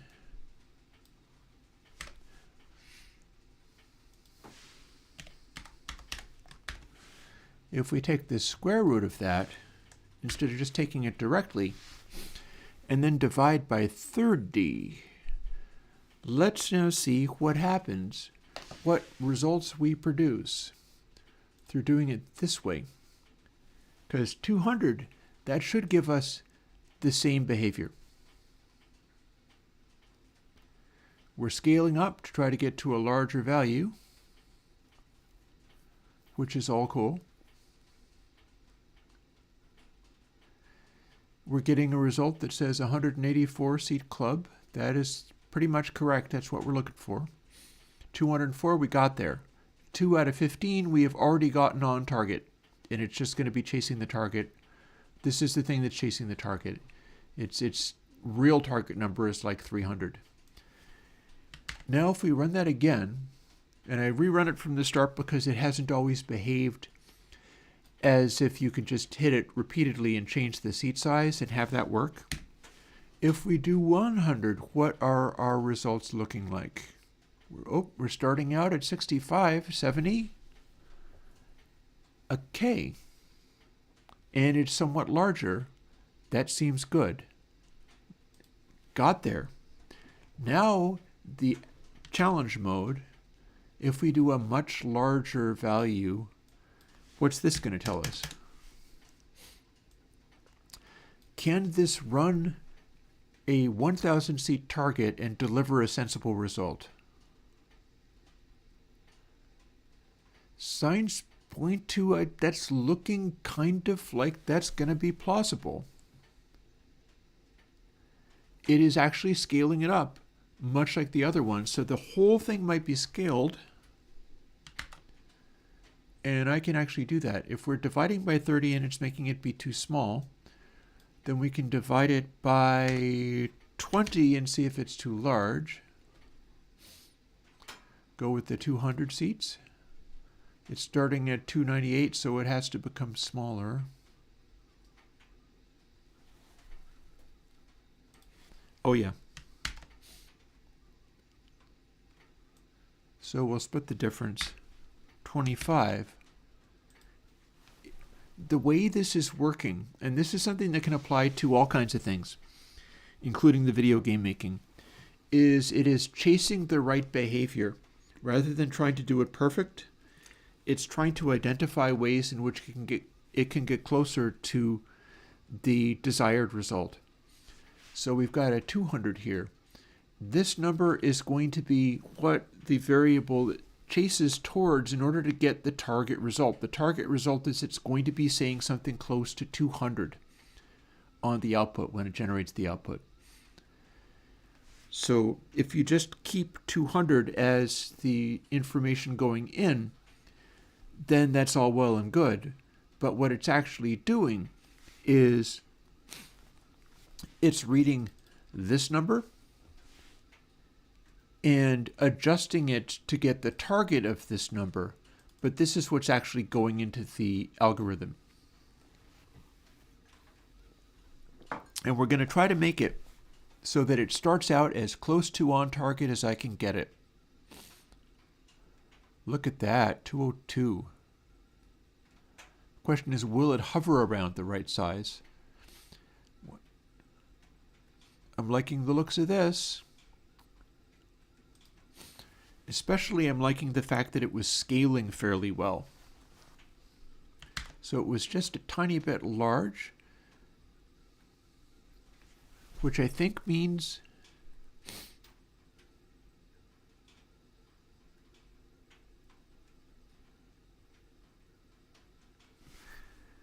we'll try 26 and see if it gets even closer. It's either the right direction or the wrong direction. Honestly, in some ways, I might as well just experiment with it and see if that does the right thing or not. So we're shooting for the two numbers, 200 and whatever this is, to be effectively the same. And we're starting with 200 because that's a nice base size. And we're hovering at about 240, which I feel is larger than it was before. So if we, instead of going to 26, go to 24, does that make it be even larger or does that make it be smaller? Because I could try to figure out, and hi, smaller, you're looking much more on target. Oh, hey, we're hovering around exactly 200. I think we nailed it. I think that nailed it. Because the idea here is to start it out as close to on target as possible for the purpose of letting it run through these iterations using the new scaling and everything so that it can accurately track what will be a better performance metrics for this darker band, which is now being scaled literally by room size, which is directly what's altering here. So I don't want room size to start off really screwed up. I want room size to start off pretty much dead on. And it looks a lot like we've got that happening, to the point where the same graphic,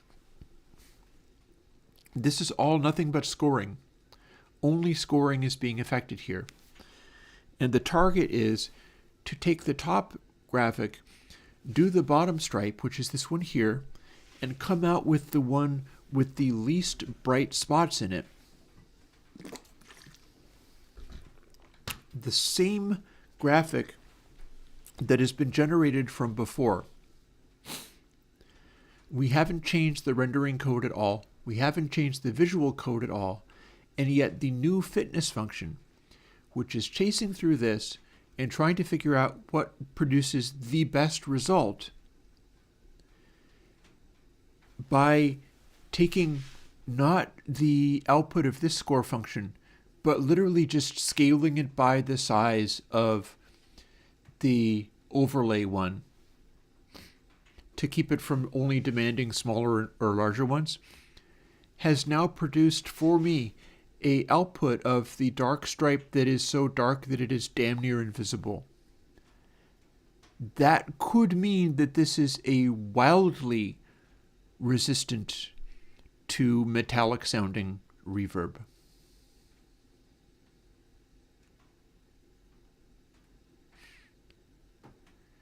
Arrived at very, very quickly.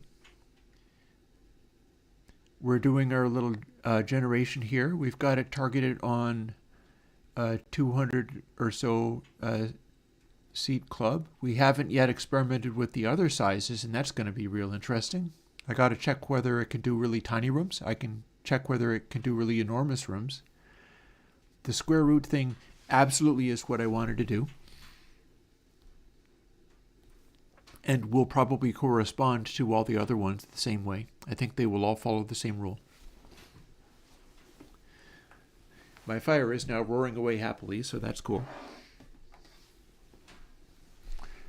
And it is still before noon, so technically I could still make another cup of coffee. Shall we leave this running while I go make another cup of coffee?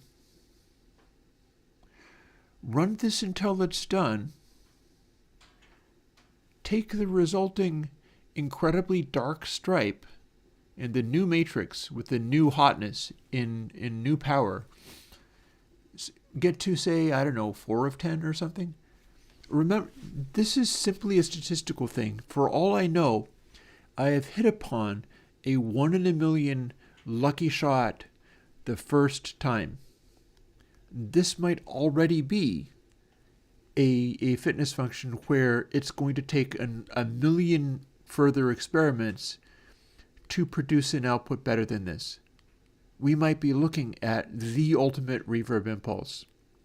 Because if you've seen this program run before, you see that it makes the stripe up here, and then it makes the stripe down here, and that is still meant to be comparable in lightness, but this super is not. This is combining so smoothly that it's almost featureless. I think the ultimate result would be generating one where the bottom stripe is basically black, where there are no repeating echo returns anywhere in it. And that's not really possible. But what we're looking at is 3 out of 10. And we're just frantically trying to generate a better reverb impulse than this combination, this pair of results. And we will see whether we get to a 4, for instance, if we hit upon another one that's perfect in both respects, we'll have it say 4 out of 11. If we hit one that's better in the top but doesn't beat the bottom, it'll say 3 out of 11. It's impossible for it to say 4 out of 10. And away it goes. So this is exciting because I can hit stop at any point. Or if it goes in, 6 hours later, it'll go to 1 million. Probably if it went directly to 1 million, it would be more like 3 hours. But it would go to 1 million and then stop, still on this exact setting. So I can stop it on this exact setting if this turns out to be the incredibly lucky perfect one, and then go and render up 4 out of 12. Let's see what that, look at that. Look at that. Upper stripe, fairly bright. Boy, that's a widely scattered range of impulses. The light parts are where you can hear an echo return. This bottom stripe is becoming almost invisible. I think it's working. I think this is working. So we are going to get to hear what this means. I'll play it on the speakers for you.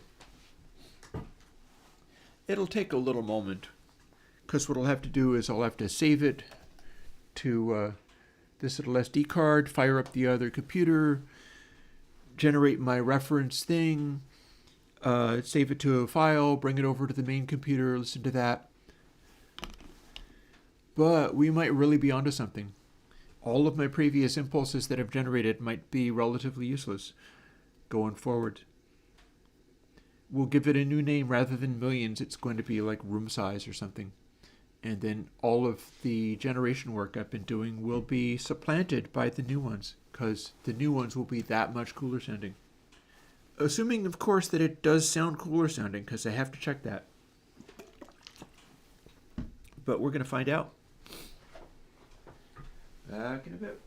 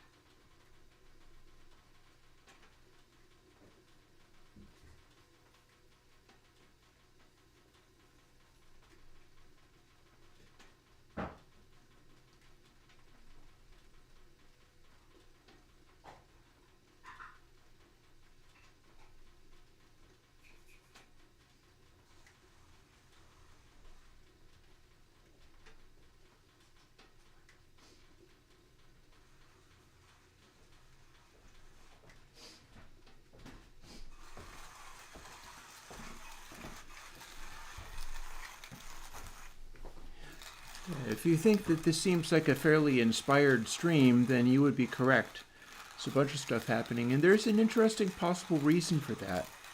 Like, human beings operate on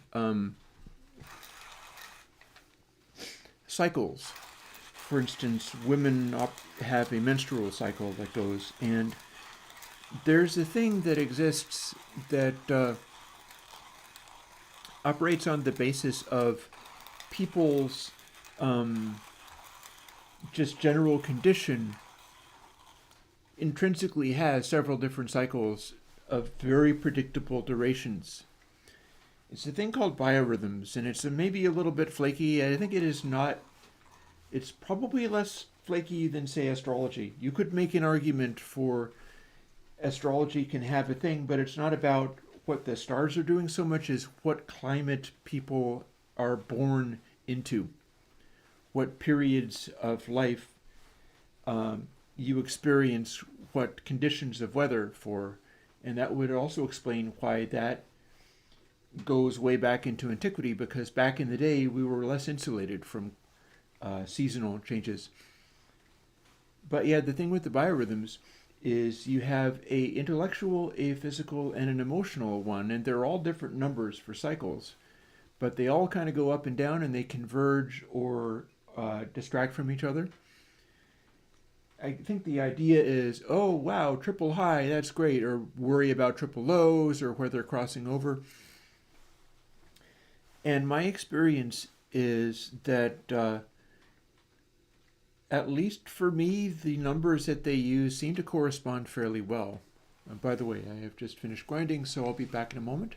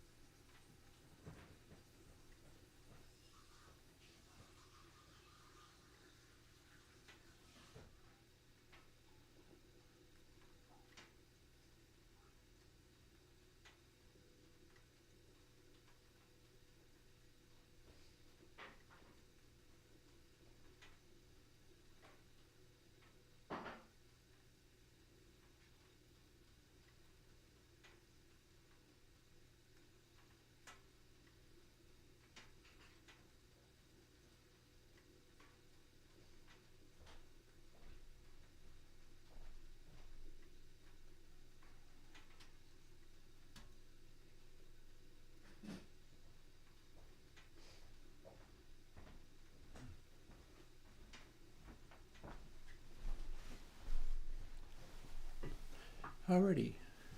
So I'm back. So the reason I'm talking about something like that, talking about biorhythms, is because I've observed that there is some similarity to that and my conditions as I go through things. In particular, there's a thing that I keep an eye out for, to the point where I stuck it in my calendar. And I find that if I combine an intellectual high with an emotional low, it's worrying, because I will tend to brood and think about things and get full of my own thoughts, but they're not necessarily healthy thoughts and can go to dark places. I'm getting towards not an emotional low, but definitely an emotional high, an intellectual high, and it seems to reflect well in my ability to come up with something like this and have it work, that the idea was just there. And there's also times when it's like, yep, this is intellectual low, I can do my thing, but I'm not necessarily hitting upon great notions all the time. And, intellectual high combined with physical low could correspond to great ideas, and then I become exhausted and burn out. It's all just variations on the human experience. In any case, what I was talking about was the idea of demonstrating what this just did. I've never seen the second stripe be as dark as this. I want to hear what that sounds like relative to the other reverb impulses, because all my other reverb impulses used a different fitness function and produced results that looked wildly different from that. That is the chamber algorithm optimized. So again, this is the same thing where Plate would produce this type of algorithm with the energy up front, and Hall would produce this type of algorithm with the energy farther back. Chamber is supposed to be maximum evenness, and that certainly looks like what we're seeing. It really looks like it's doing a good job of legitimately finding the best option. Because the thing is, with this calculation, it is possible that in previous examples it hit upon this combination before and discarded it, because it had to combine it with this one to generate the high score for this band. And this band is more reflective of what the thing will actually sound like in the reverb tail. And that's an exciting thought. The idea that I've optimized being able to do a fitness function for what the reverb tail will sound like and have it be this effective. Very exciting. So let's literally stop it as the 1 minute warning on ads goes, if anybody's experiencing those. We're going to literally stop it, and we're going to make a audio file out of this exact reverb impulse through a series of alterations. So stop, boom, this is the one that I want.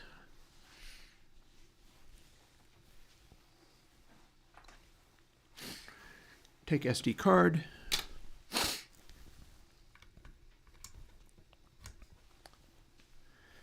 Put in SD card.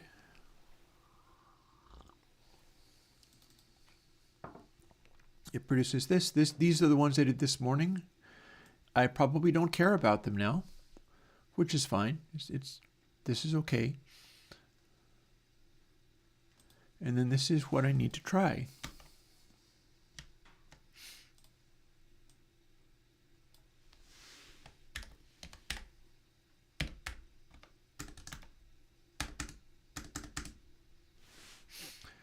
What would we call this?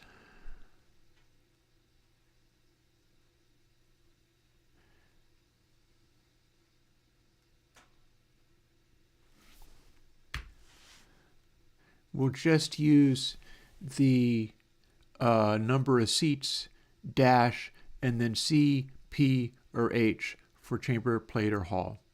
So this, we're no longer doing like formalized things. Now we are just gonna do a dash. Meaning I gotta update this as well to say just dash. And you can add a code word and another dash to dial in on particular targets, but this is just going to be a dash. And we copy, quit out of there.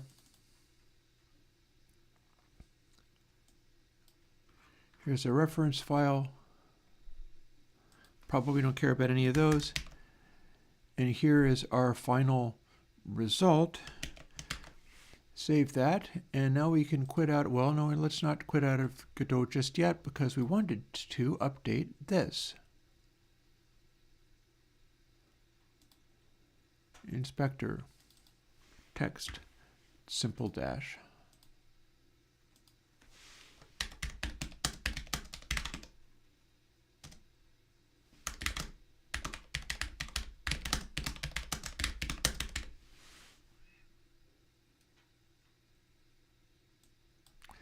That's not a big enough thing to fit, so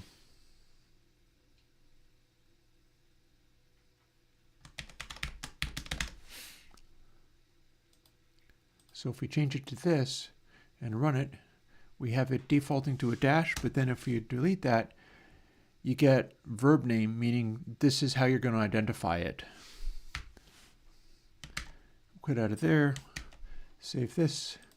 Let's just, well, we haven't done all of the updates. We haven't applied it to all of the things. We've only applied it to, I think we've only applied it to search 5.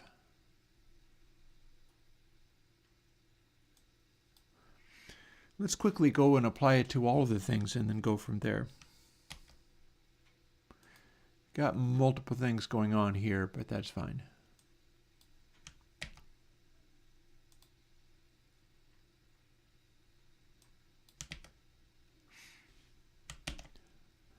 There, now they should all work the same. I don't know if that's true, but we're going to build it anyhow and move on from this guy. If I have to return to it later, I will. Perhaps not today. I think this is enough excitement with the reverb algorithm today.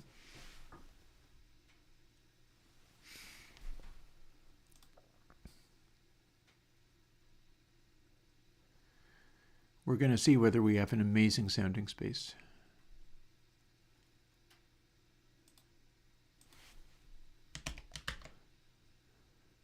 Quit out of there.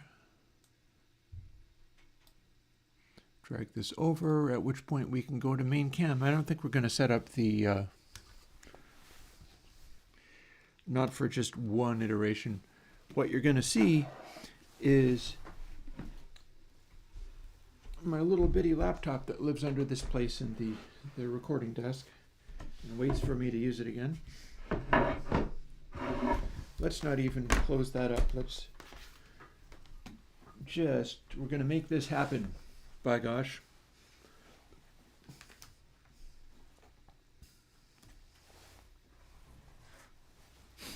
You can kind of see the screen. We're going to open up this.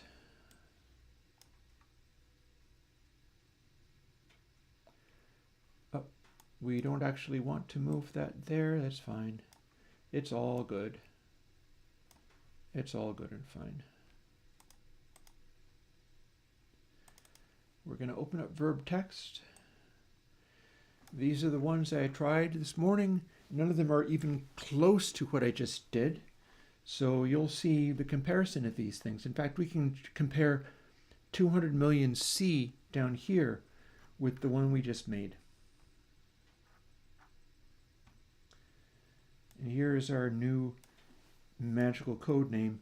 I might be able to do these like 9 at a time. This is very exciting. In particular, I'm doing 9 iterations of the program so that I can do H, C, and P all at the same time and hear what the differences are between those. Now I should be able to do hall, plate, and chamber and have them all really optimized and still hear what the differences are between those, which would be a new amazing thing. Wait, why did it just hit copy? Copy. Paste, not copy. There we go. Save, build. And then we drag this over to components. And then we load up short for echo. I've been also meaning to trim this. I don't want this stuff here.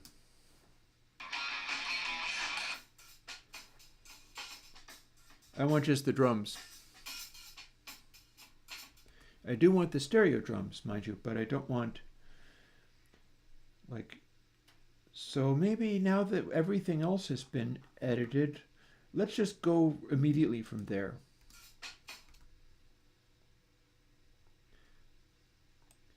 If we're going to do these all over from the beginning, let's just save this instance of short for echo, and then every time that I do this going forward, I'm going to get that start with the drums and the stereo bounce back of drums, rather than having to skip forwards. And it'll be like this. That's an initial stereo sound.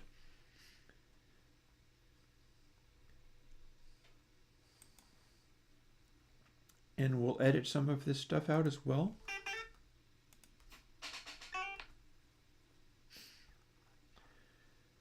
For instance, I'm not enthused about this, but I do still like the bips. Guitar sounds. So we're going to narrow this down for future comparison purposes. It will still apply in a sense to the Bricasti recordings I've got, in that I'll be able to edit them to get the same bits, but this will be better for directly comparing these to each other.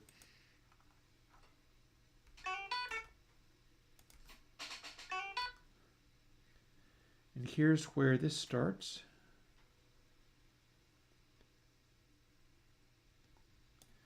So one thing I can actually do here is make another bip. That's a note. So I can have this be just a few wave cycles.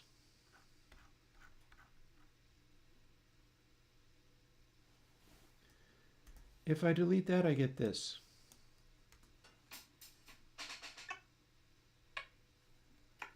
It's a blip.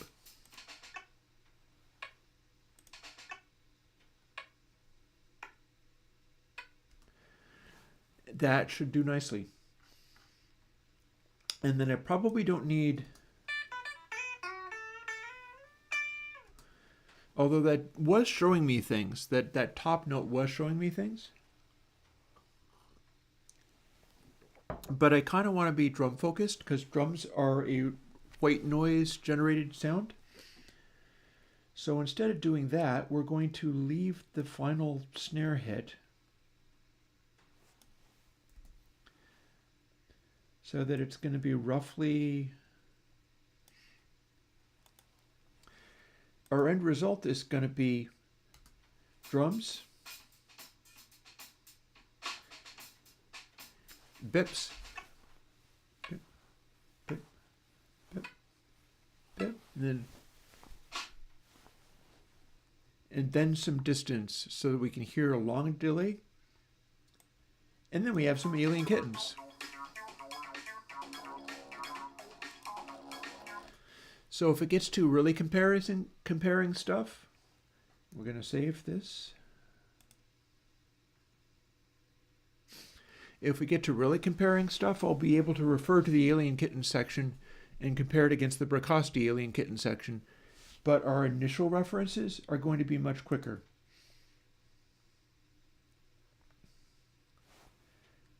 And I'm going to close that and reopen it, because now we generate our special reverb. We're comparing against something like this.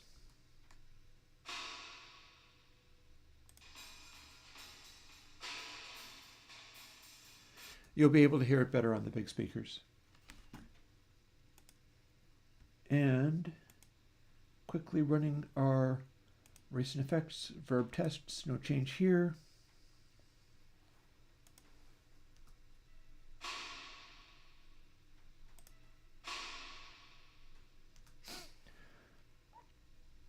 It still sounds like a householder matrix, honestly. It's like, I don't see a problem here. I'm not sure if it's wildly obvious that this is super better than anything else, but maybe it will come across more on the big speakers. We'll see. And we're going to save it.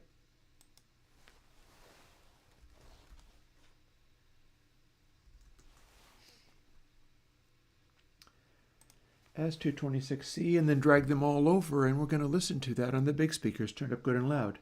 And you'll be able to hear a little more, especially in the bass, what that actually sounds like relative to the other ones. And we'll quit out of here, and we'll quit out of there, and we'll eject the SD card, and we'll close this up and put it away. You can kind of see how filthy and worn my computer is here. This is the old laptop. There was a time when this was my main laptop, and that was a long time ago. It started out being my primary one.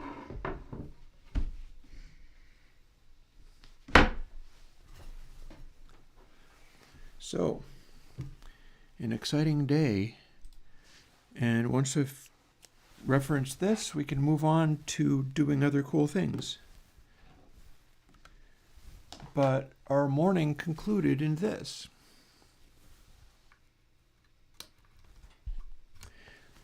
And you're going to hear what that means and whether it translates to truly being an amazing result. So again, we've got our initial bursts of loud noise ones. I'm going to just open that up and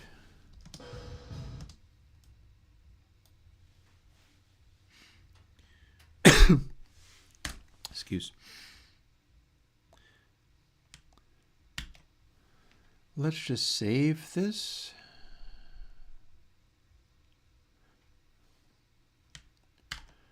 And quit. Oh, there's a 221. Okay, let's also do the same thing for 221 because we've got 226.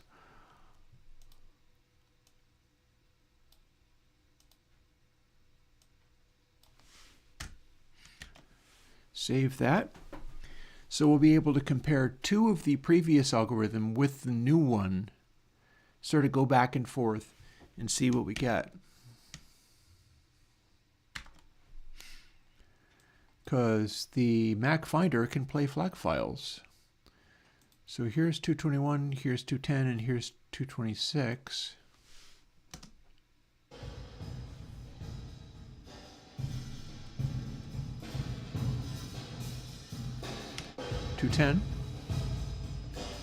Deeper. Back to 221.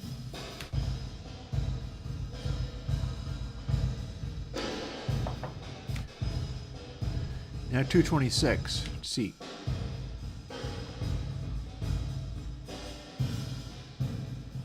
This is interesting.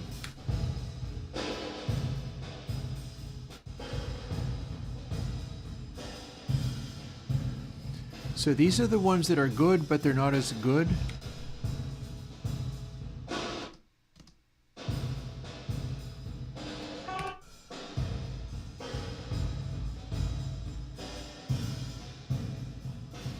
This is the new one. Somehow we're not able to make this behave. That refuses to behave. So let's manually set it back.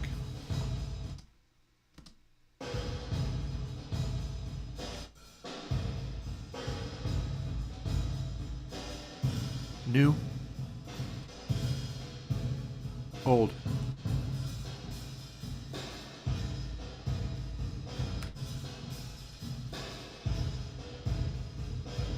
New. Old. New.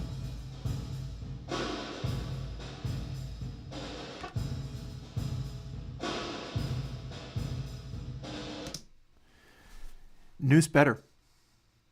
New one is better by a fairly large margin if I really focus in on it.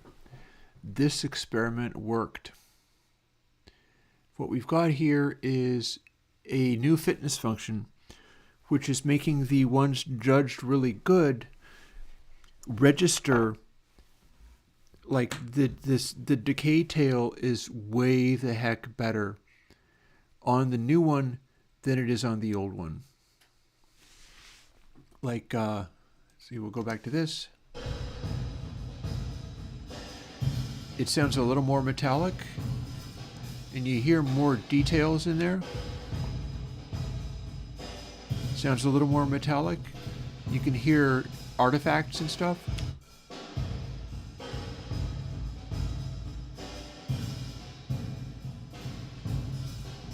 I just hear less artifacts in that. Also, we'll get to have bips. Let's see what the bip sounds like.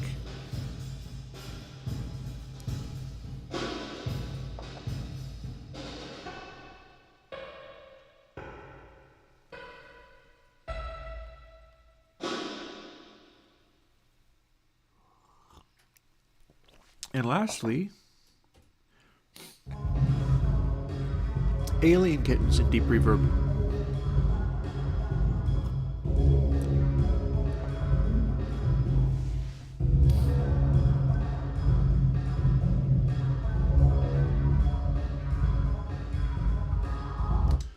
Remembering, of course, that our target is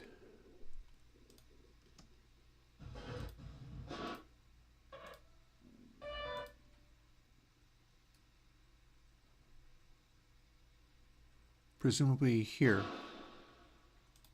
Nope, up front.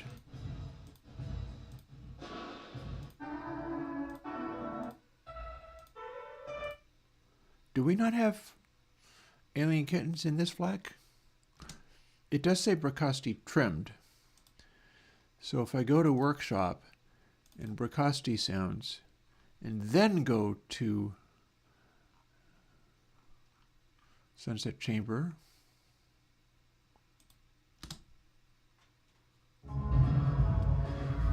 our target is this. This is what the literal Bracasti is able to do with it.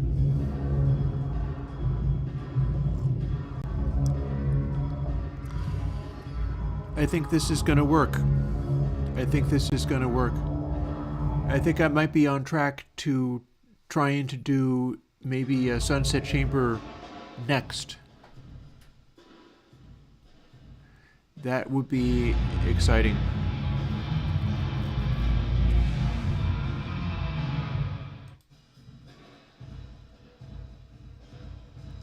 There's a couple of details in there that need to be attended to, but we just heard that.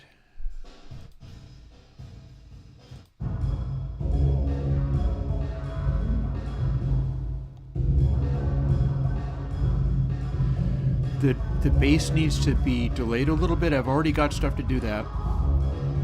And it needs to be darkened up a little bit, but it's really kind of behaving not too unlike. This is a good day for verb coding. I am pleased. I am pleased with the results of this. Alrighty. So cool beans. It's not even noon yet, and that is a very good result. That is the result of next time I run the overnight sessions for trying to get the 1,000,001 shots for these, I should be able to get some really spectacular results. Then at that point I need to identify what room sizes are associated with each of the Bracasti reverbs, because that's not something that's telling me. Instead I have to do it by ear. I have to listen for what that sounds like and kind of go from there.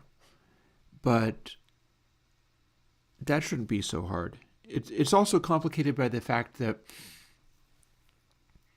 you don't want to just take the sustain so much as listen for what the echo density sounds like what the size of the echo sounds like. Because if we do a really long delay, it will end up generating a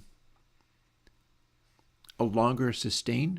But you could also take a really small box and just crank up the regeneration, especially with this new fitness function producing results that are like wonderful, smooth evenness. There's a bunch of reverb things that I could do on the back of this.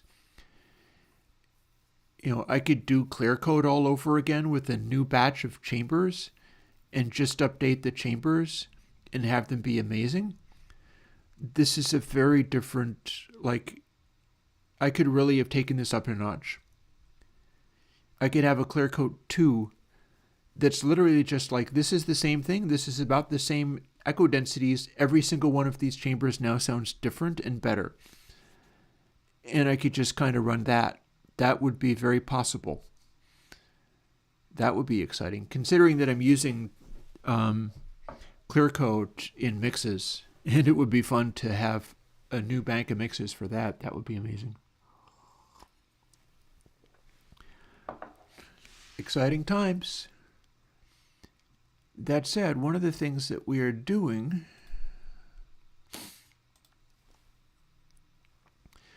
is having some fun with Godot and video games.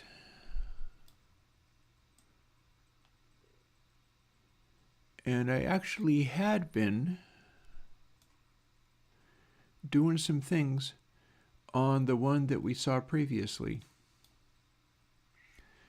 So this is completely off screen. Okay, so let's change this so that you can see what it is. Very good. If this is to be helpful to anybody as far as seeing what I'm doing, it needs to line up in such a way that you can actually see what's in the window. When I run it, it's fine because it's running in a window that lines up perfectly with what I'm doing in OBS. And we'll experience that now. Check this out. Here's where we got. Although I shouldn't have a score of 1. There's probably a reason for that.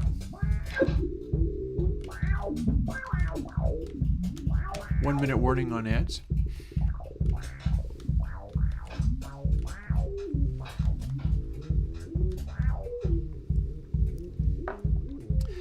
So the idea here is the balls must go up.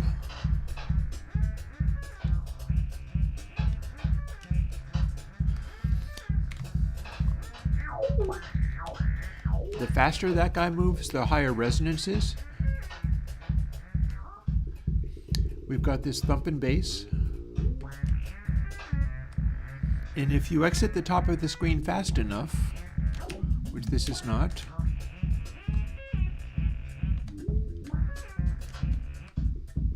you get a bonus, which is currently shown as a flashing sign.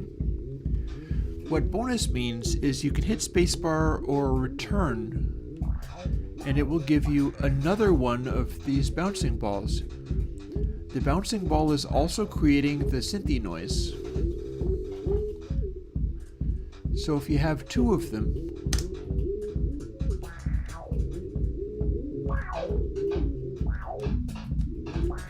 now we got a sort of chorusing effect. There's 2 sounds in there.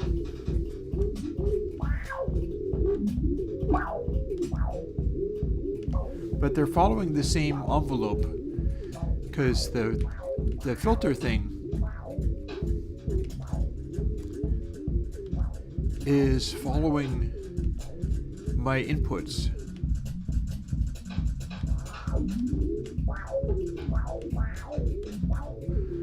We had it flicking with the flash and the beat, but it's not currently doing that. And I think if I make this go off the screen real fast, I will get another bonus.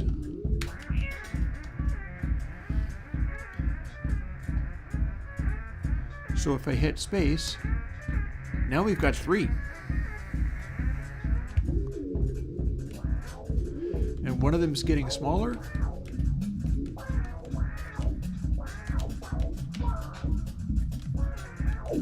Creating a weird effect. And it's going to get so small that it disappears, but we still have 2 of the balls still there, so the game is not over.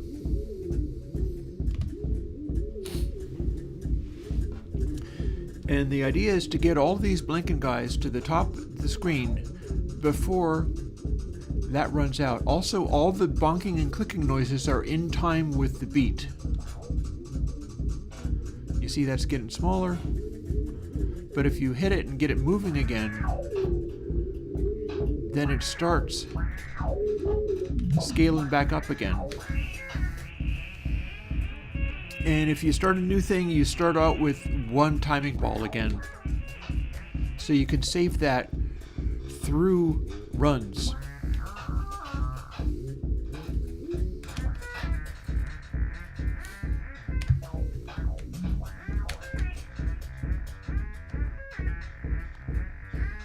The threshold for getting a new timing ball is fairly high, but it's not unsurmountably high.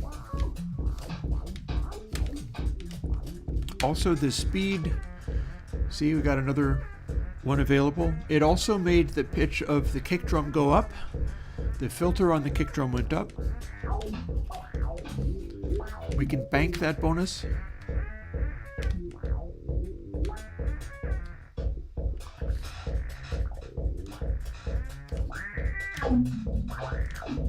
This is a hard one to get another bonus out of, so maybe we're not going to worry about that.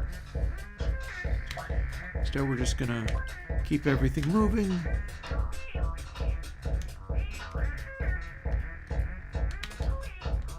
Bank that bonus thing.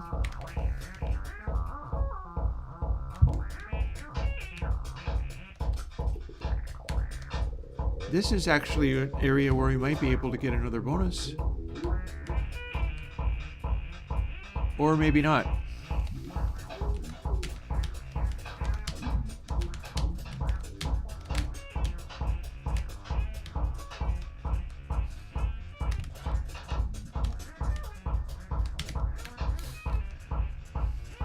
Hang on. Mr. Dude was getting small again.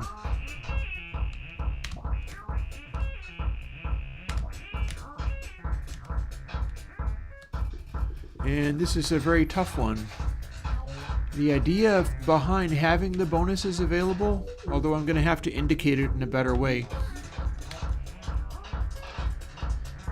is that if the timing ball dies, you can fire off another one and then be safe.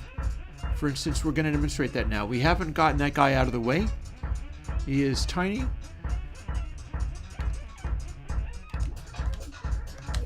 But we fire another one, and now it doesn't matter that that one dies because we've got another one moving around. And we can get another. Once you've emptied it, it's easier to get another bonus ball, so it's better to use it rather than try to bank multiple ones. Some of this is just, it comes out of the playing of the game.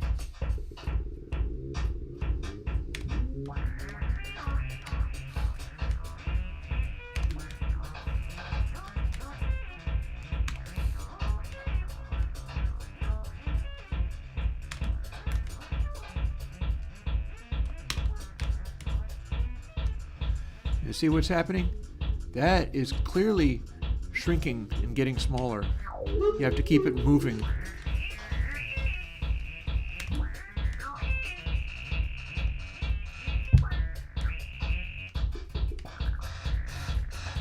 And they find their way into difficult places.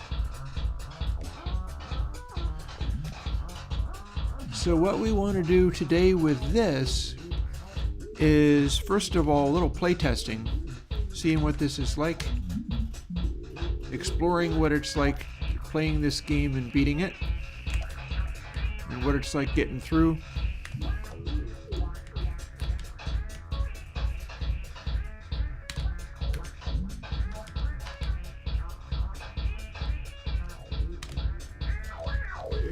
I like the idea of being able to fire off the bonus ball manually because it's yet another thing to keep track of, and it's something that you can actually do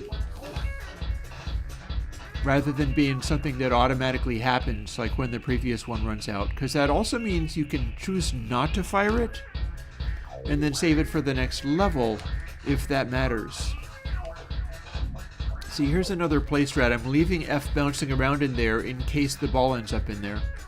And we're going to leave B down in the bottom in case we need to move it. And H just went out. And I hear the note going up. So we're going to maybe want to hit this guy and make him go. Oh yeah. Move.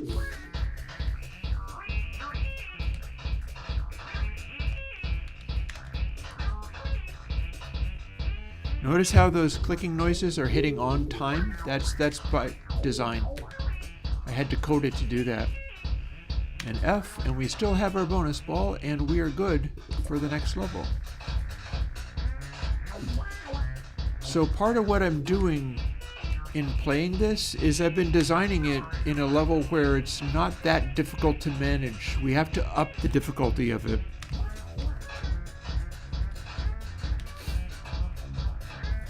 Because all these factors combine in such a way to turn it into a game when it's not just easy to do. And it's all about dividing your attention between things. It's a situational awareness game where these guys need to go up, but if the ball has fallen to the bottom of the screen like it has done, and you can hear, even though you're looking elsewhere, you can hear that the pitch is going up, meaning that you're in more trouble.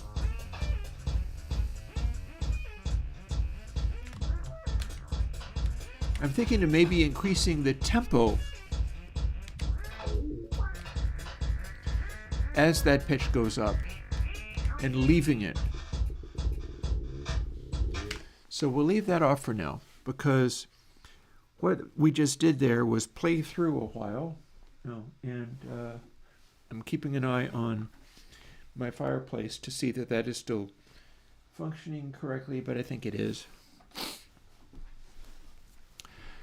So what we're doing here also, there's a number of things.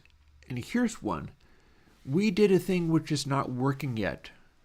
See this bit that we're actually literally looking at? In the tanker, says audio ratchet player play. This is for when you get the new thing, like when you get the bonus thing. Maybe that can just be a sound cue. Because we've got this flashing word, and that also was small, like letters dropping from the top. We can have a bit of a HUD. We can have a bit of a heads-up display going on. But the deal is that I set it up to do audio ratchet player, and it makes this noise. If indeed I can actually play that noise. Let's find out. Let's see if we can play scrape. We should be able to play this noise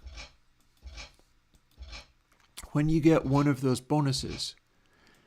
That being like, okay, this is the noise that you get when you've ratcheted up the ability to fire one of those balls. So we might do that for launching the new ball. We might do that for starting the game when the timing ball appears. It could be at different speeds. It could be slower. It could be faster. But either way, we're not actually able to hear that in game. I just played it. I ran past the point where it was supposed to make that noise, but it didn't. And I can tell you why, because I know why it did. Or didn't, rather.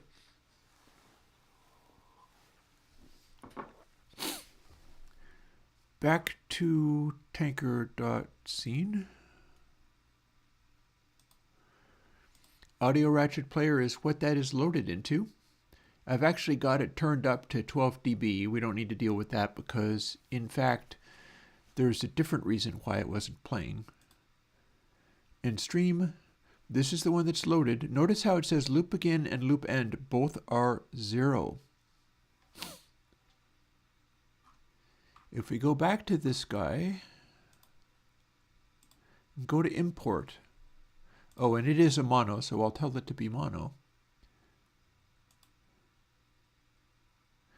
Detect from wave means I could have put in loop positions in the wave, but we can tell it to be forward. Watch what happens with loop end over here. It was supposed to read it from the wave, it did not. If I make it loop, what's going to happen is it will just play and keep going until we stop. And we don't want that, but it needs to have loop end defined in order to work. So what we're going to do is turn off loop mode and see if it keeps loop end or if re-importing deletes that. And it deleted it.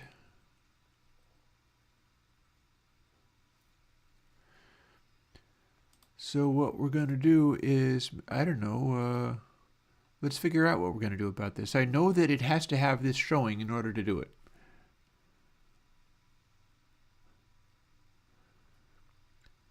Loop end -1. That is telling it to go.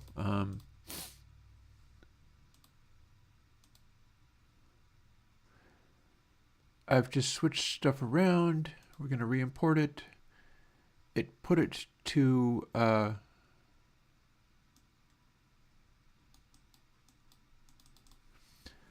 okay, this is very interesting. How did we do this in some of the other ones? I know I've got other ones that worked. For instance, thud. That's the kick drum. I've got it at mono.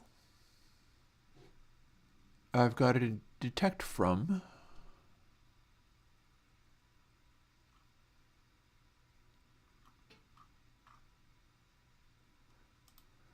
Well, let's go back to this. If we tell it detect from, it's not giving us a loop end. Although that is letting us select that, but it's not letting us change it. So I guess what we got to do, how about disabled? Nope. If we tell it to be loop forward,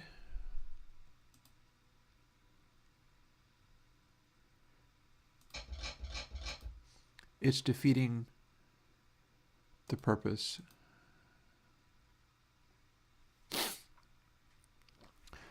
Now this has got me curious, so maybe it's this. Loop mode forward, loop begin, and loop end.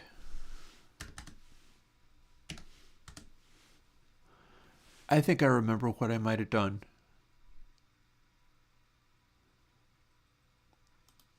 I might have had to type this in.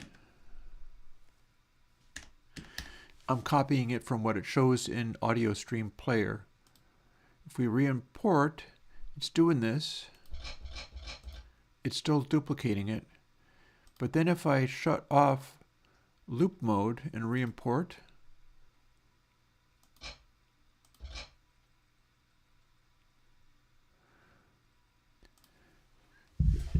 we're going to just try to get this to work, okay?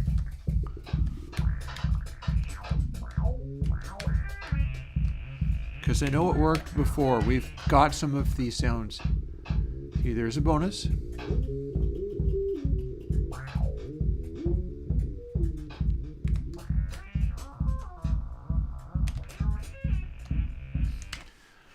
Let's do the thing we were talking about before when it said audio player, audio ratchet player play. Let's do that in another situation. Let's just throw it in on something that happens constantly. So we're going to copy that, and we're going to put it in one of our UI. We're going to put it in UI up. Does this make this noise happen? Yes. Okay, it lives. It's alive.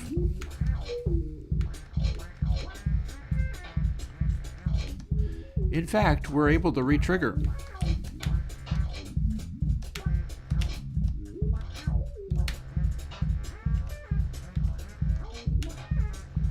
It's like drrrr. So that does work. So if we're not hearing it, it's for another reason. Because we've now established that does play. Where had that been hiding? Oh, I know why that's not playing. That's not playing because if you end, that's not the place where we... If a guy leaves the screen fast enough to trigger that, if it leaves on the first one, then the game is not over. It's firing audio ratchet player on an instance of tanker that has just gone away. That's why. That's why it is. So we can fire global Cabonus just fine, but we cannot fire audio ratchet player on an instance of tanker that has just been deleted. So there's a thing. The whole idea of this was to make it fire when we achieved that thing, but audio ratchet player should not live on this one then. So let's copy this for a start. But now what we're going to do is go to tanker.wave, tanker.scene, and we're going to copy this entire node and put it in somewhere else. And where we're going to put it is something that persists but updates when, like, let's see now. So cut. Now if we refer to this, then it'll break, but we're not so worried about that.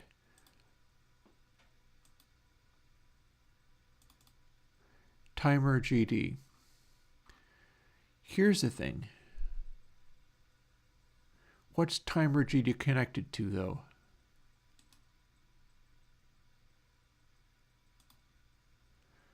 Show in file system. See, it would be good if I had this labeled in such a way that it worked for me. I have timer GD in this layer called top layer. So it's connected to this node, but this is the... Honestly, next time I do this kind of thing, what I should do is name things more helpfully so that I know where stuff is. I could be calling this top layer GD, and then I would know what it was connected to. But top layer has timer script connected to it, and we're just going to live with it for this game. Unless we don't want to do that. It's just a node after all. Let's find out which things change if we change the name. Rename. Now this node is called timer. It is possible that a bunch of things just broke, but it now corresponds to the name of this.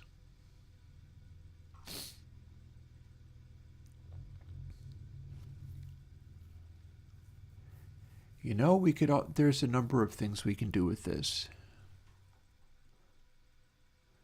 I'm not as worried about any of them. But what I do think I would like to do is attach audio ratchet player to timer. This is also where our kick drum lives, which is appropriate because this is where the kick drum pulse comes from. So it just fires the kick when the new sounds happen.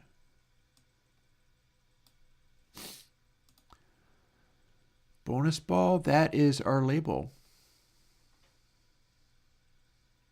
And the camera is also attached. Well, no, the camera is attached to this node 2D, which is the base. Let's quickly run this thing and see how many things just broke. Because what we just did is make timer. Audio ratchet player is now attached to it. Update score balls.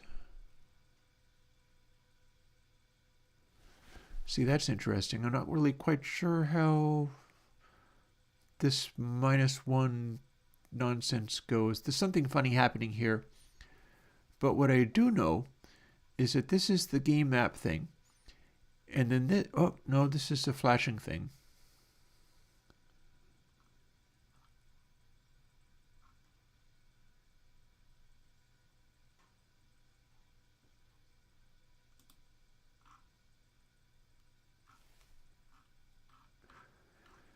Somewhere around here, we have a bit that said update timing balls, update, it wasn't even, it was timing balls and score balls, and it's around here somewhere.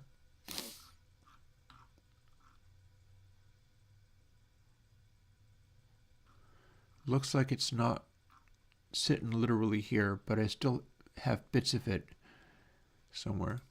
Game map, that would be it. Or is it? No, maybe not. Maybe this is not where that is.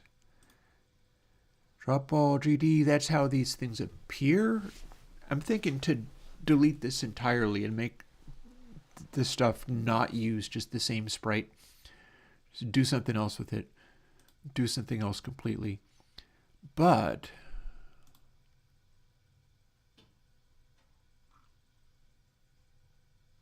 oh, here's where it was. Update score balls. Update timing ball also lived here. But that is a routine that no longer exists, but it was the same kind of thing. And so update timing balls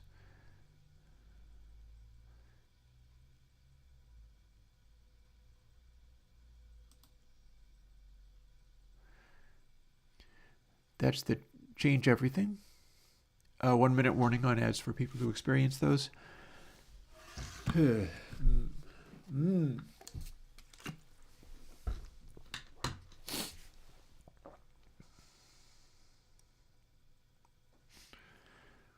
This is the bit that makes it blink. So if I delete this, then it will not blink. We probably don't want it to look quite the same way that it does.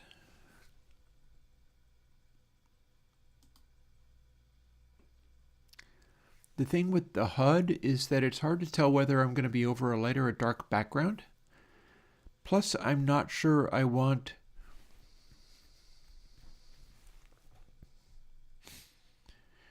if I want stuff drawn on the screen or whether I want it to be audio cues instead.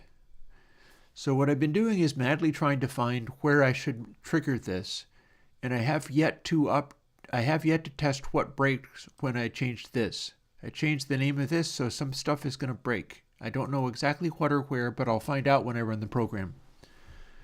What I don't know is whether see, here's something I could do. Do I have? Yes, I do. What I could do is just have the ratchety noise play every time it blinks if that is present. That's not exactly what I wanted, but it's something. And here's where we start to get top layer. So that changes to timer.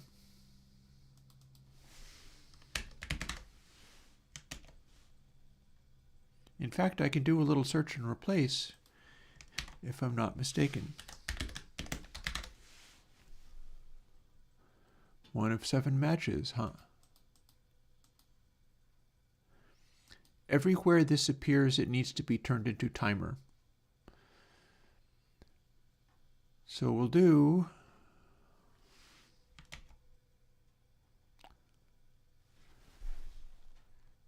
okay, come on, be kind to me. Tell me where I can do find and replace.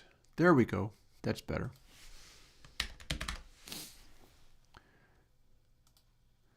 Replace all of those. Do we need to continue doing that?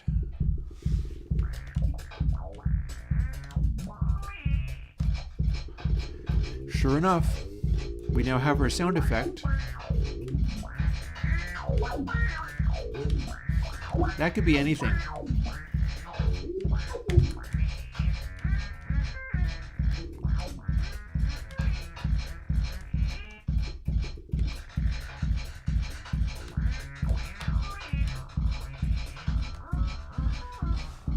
And when we fire off the timing ball,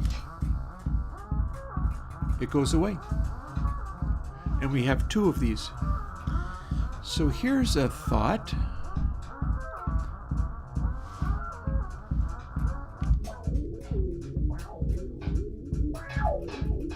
And then we have only 1. Or soon we will have only 1.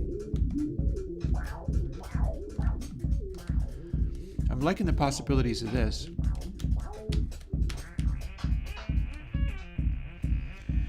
And that was not leaving the screen fast enough to trigger a new bonus.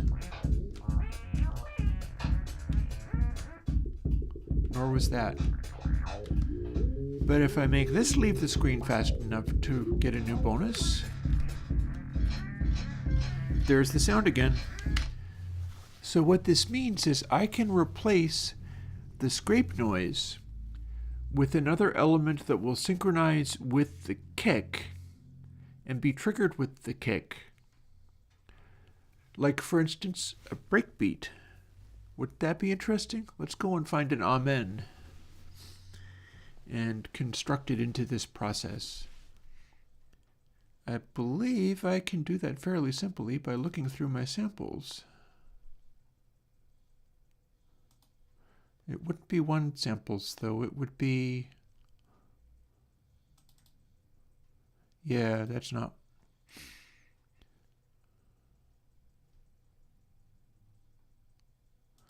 This is a whole website, which I bought their sound libraries and haven't really used them for anything, honestly.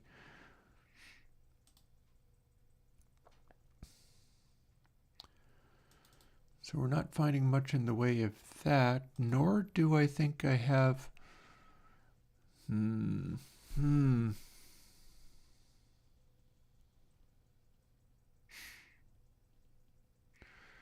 What I would like to do is find a wave version of the amen break, and I know that I made that into, well, hang on.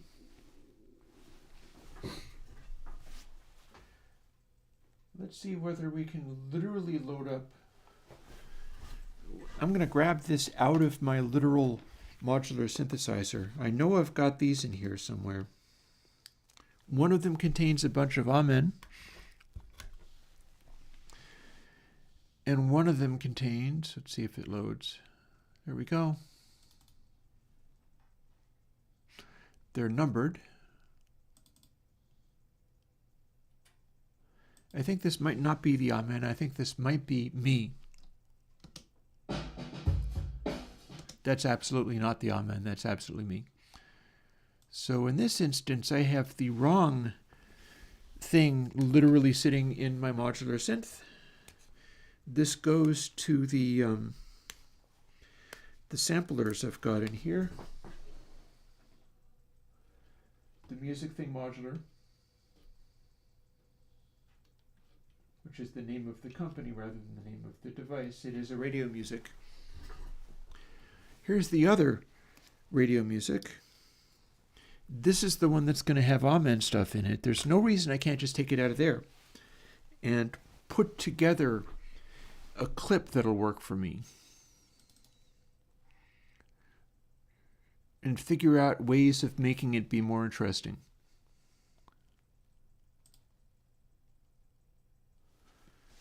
I also have a cheat sheet kicking around here somewhere. That's not it.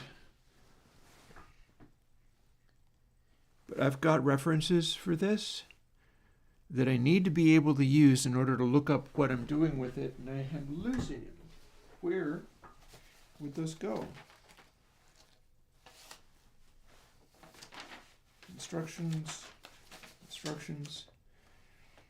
key step, instructions, button and navigation. Where, oh, where are my my sample references going? Oh, where could they be? Yeah, I've got a little card that I made for these things. It's gone missing. Because it's gone missing, that poses a little problem as far as being able to tell which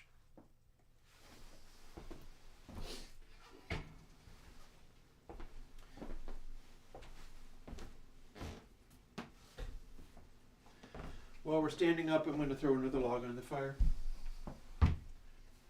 It's doing relatively okay, but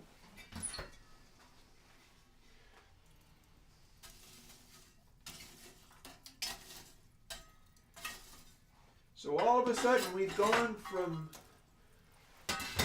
coding the video game to trying to find out where my reference tag is for my modular synths sampler playback. Because I've got a little sort of two-sided card. Where would that be? I do not understand why that's gone missing all of a sudden. I don't get it. I don't get it. Where'd it go?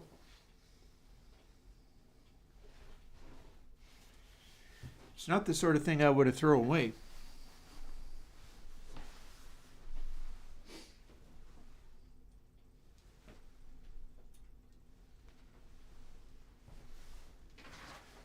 Is it under this card? No. No, it's not.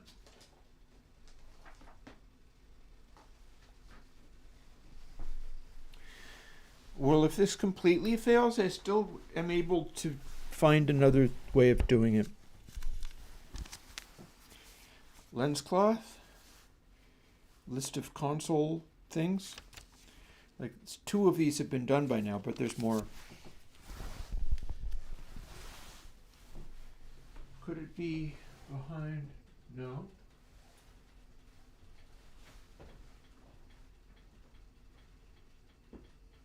I really want to find this, guys.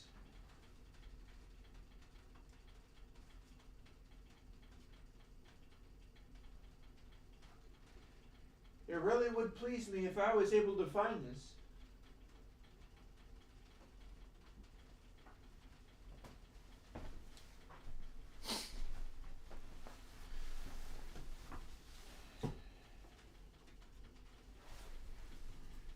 Very disappointing if I'm not able to find this.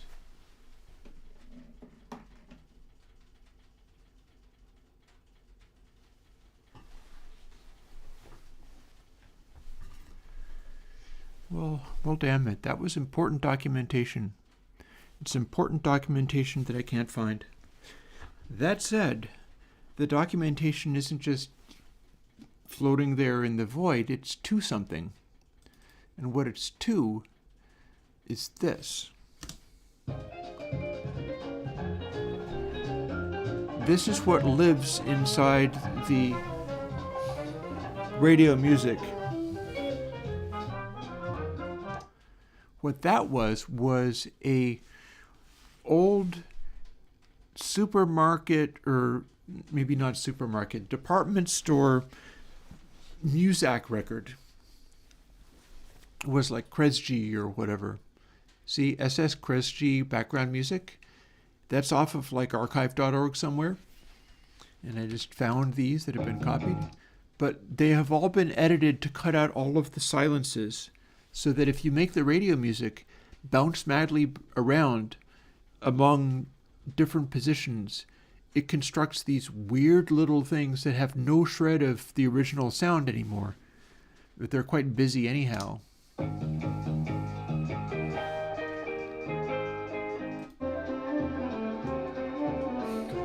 And it starts out like this.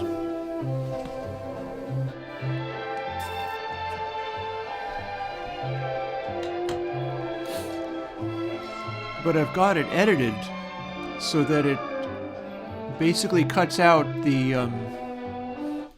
gaps. That one is all very sustaining. This one has more quietness, I think, in it.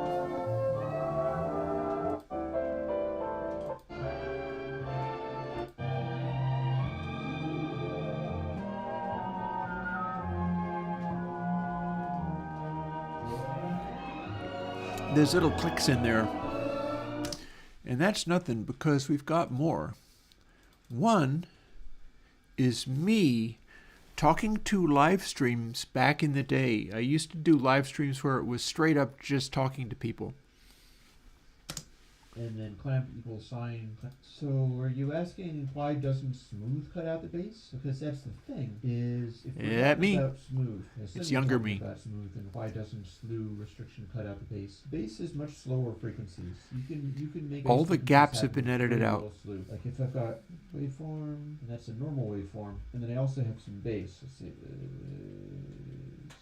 it's just going wave, big slow wave. This is the normal speed of the wave. Bass goes much slower than that. It takes up all this extra space. But you'll notice that it's kind of choppy. The angles it's at are sharp. Like these are sharp angles. If this was loud high frequency stuff, so what I do very sharp angles, is I take the radio music that kind of, I mean, if you had bass and make it bounce around really rapidly among these. So you've got this many tracks of it, and then they go like X long, and so I can randomize it chopping back and forth between all of these samples to produce sort of little bursts of gibberish, bursts of weirdness.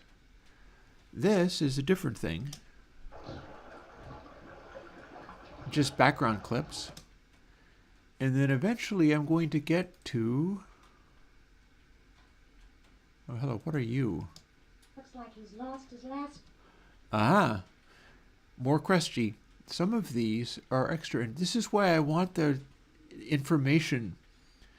Like, I have this little piece of paper in which all of this stuff is written on it, and I gotta find it again. I've lost it.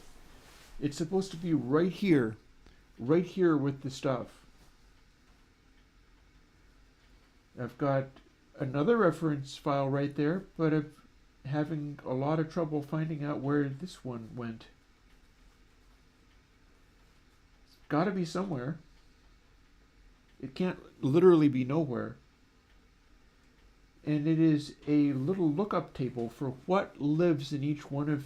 You push the button on the radio music, and it goes and selects among banks of things. This being bank 3. It shows in binary which one you're on. And this one, you get to pick among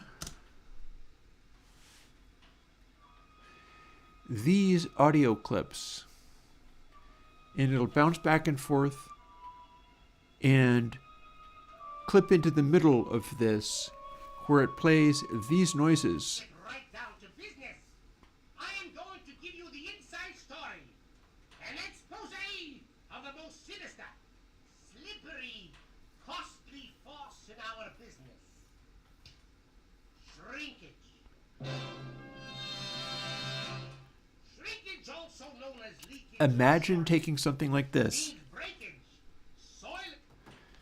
Imagine taking something like that and bipping back and forth between different audio clips with this kind of stuff in it. We found that this sort of thing can be avoided.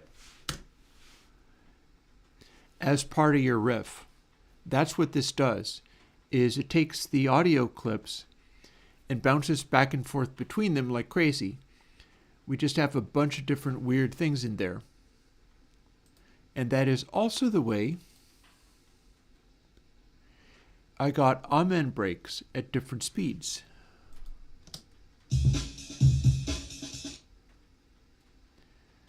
They start at different places, just like this. And these all loop.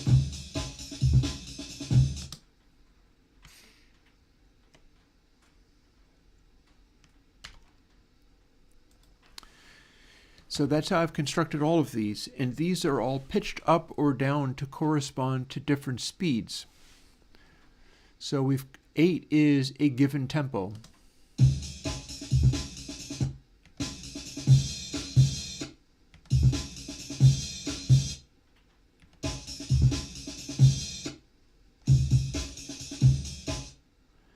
They're just little snippets of the amen. So in theory, I can patch this together and reassemble an amen.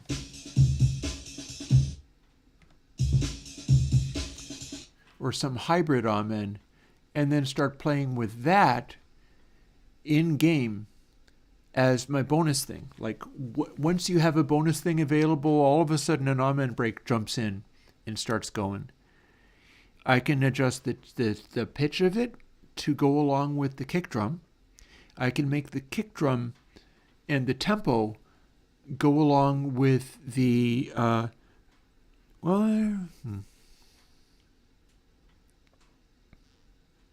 speculating whether I want those things to change, though.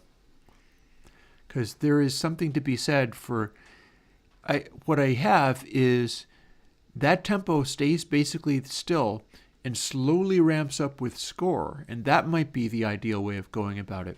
Because I'm pretty sure the way I've got it set up, that's what it's doing.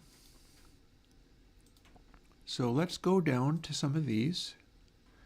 That is clearly, see, this is another Kresge. Hold the glass near the bottom. You see, we're always careful not touch eating surfaces of glassware, silver, and dishes. Now, would you like That's some been coffee trimmed. while you're looking over the menu? Here's your coffee. The dishes are removed quietly and So when I do music, I can throw in banks of stuff like that. It bounces around and stops even being a coherent sentence and becomes just noises. Here's where we have a, I think this is an initial, that's a drastically slowed down, but that might be my best seed value for, because in Godot what I can do is pitch it up. So that might be my best source for assembling a wave file, much like my source for the, we'll go back to here.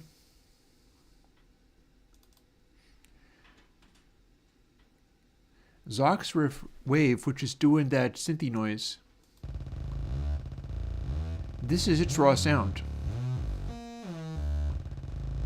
That's as high pitch as it is. So almost all you're hearing is this with its speed ramped way up, and I don't think it's interpolating at all. I think it's just grabbing a sample, but it's a way of kind of anti-aliasing it a little bit. We just start at a really low pitch. So it might be a good idea to assemble an amen beat from this slowed down, because I slowed it down in high resolution. It's a 12-bit, but that will just make it sound more,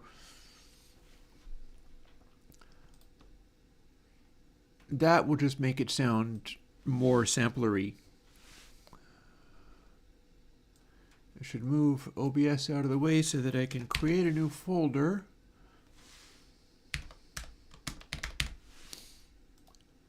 That I will move into visual range. That doesn't count as visual range.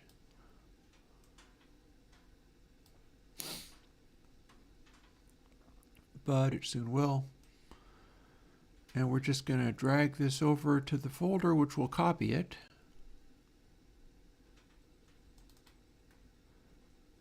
And there is our new thing, so we're going to get rid of that.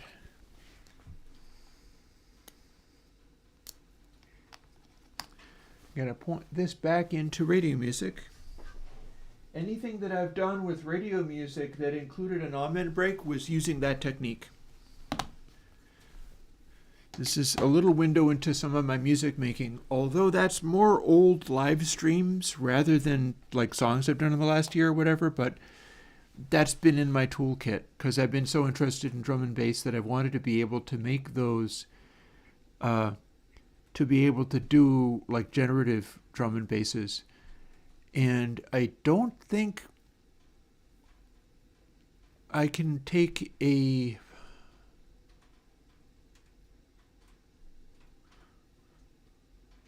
let's explore that idea. Rather than showing this KVR thread,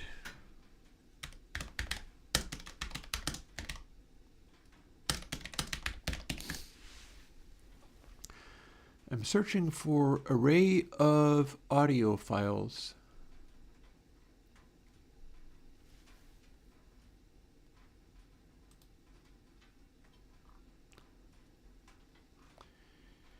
I do not mind. what I'd like to do is be able to swap around among these, because if I can I'm really wondering how this is going to work.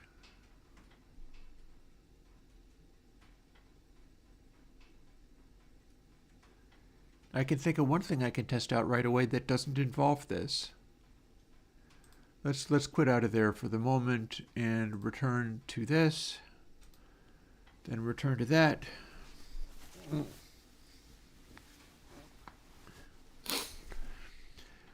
Digging into this is causing me to stress out. Not too much, but that will typically happen. That I dig into these things that I'm trying to do and do experience stress. Also 45 seconds to add drop for anybody who's experiencing those. On the bright side, my fire is going nicely, see? There you go. So here are things I can do. I could build these into a long audio thing.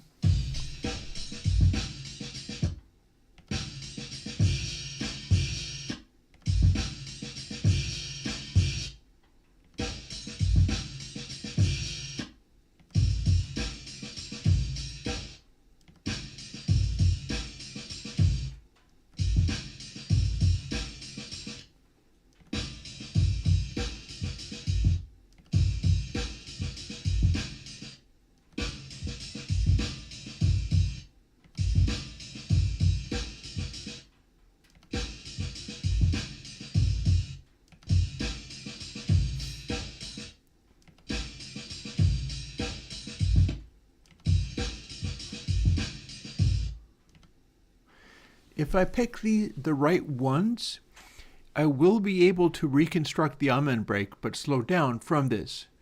I know that a couple of them, they seem to all overlap, and that's because of what I was doing with the amen to do it. I built this by taking the amen break, sort of looping it a little bit, and then taking slices of it at exactly, I don't know, how many of these are there? Let's find out. 1, 2, 3, 4, 5, 6, 7, 8, 9, 10, 11, 12, 13, 14, 15. 1, 2, 3, 4, 5, 6, 7, 8, 9, 10, 11, 12, 13, 14. Apparently, literally just 15. I thought there would be 16, but no. I've got 15 of these. I guess it's because I divvied it up into 16 sections. The entire 2-bar break got divvied up into 16 sections by time rather than by beat. And what that means is you start the new file, but that doesn't mean it starts on the attack. What it means is that if you're at a set tempo that matches the way this was divvied up, and then you swap back and forth between these, firing them exactly on time, you're going to get the same timing of the original drummer. Like at the moment that this kick hit a little bit late, it's always going to hit a little bit late relative to what the background track is.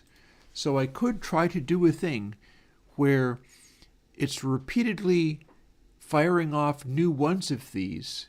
It's repeatedly launching new ones based on, for instance, the kick drum. If I do that, and there's a bunch of waves in there naturally, but if I do that and scale all the speed the same, I can make a literal breakbeat that sits on top of the kick drum and throws new jams constantly. That's how I did it with the modular synthesizer, and I can replicate this by using that technique. I've also done this in the bespoke synth, built things to do that with. And of course, we could build a program just to do that is specifically just like, this is my drum and bass program. And it literally starts with these, and it upscales them, and it fires them at equal intervals. Or I could reconstruct the in and then try jumping around inside the actual files. So what I'm going to do is, because this is an interesting possibility, and the fact that I have all of these as like 12-bit waves, remembering we could also do the same thing that we did with the Zox of throwing them into, we can even route it into the Zox's bus, at which point the breakbeat will also be filtered exactly the same way that the synth is. That could be an interesting twist, or it could be an independent one. But what we're going to do is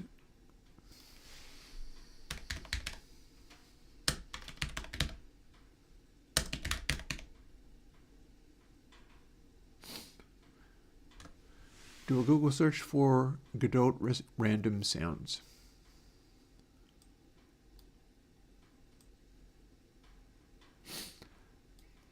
And here we do. Because what we're looking to do is sound list, audio stream.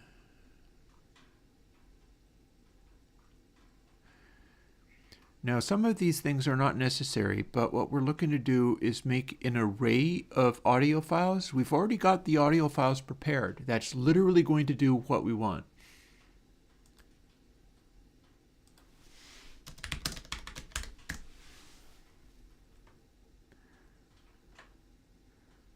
Random sound.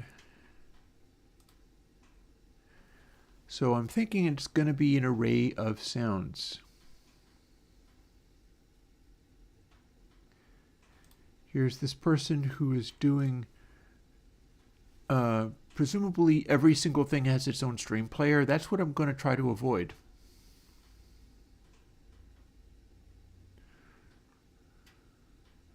Audio stream randomizer A. That sounds very close to what we're looking for. What's audio stream randomizer? Like if you can fire this and it literally takes care of choosing a random one among what's loaded in, boom, boom, that's immediately the thing that I want. That's literally the thing that I want. It just has to fire it along with the kick drum and bam, that's exactly the one. So here's a link to audio stream randomizer. Pitch and volume shifting, don't need that. Audio stream, playback mode, blah, blah, blah, dum-de-dum. Do we have this as a node?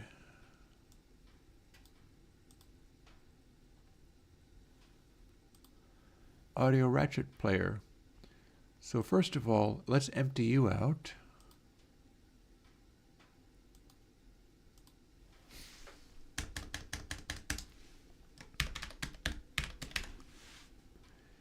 We're going to call you audio breakbeat player. We're going to run the program to find the, I think we just did not successfully find the, oh, we found the problem. So that's where it tries to call it, and we don't want that. I don't think there's anywhere else it gets called, so we're good so far. And now we want this to be randomized, so let's change type.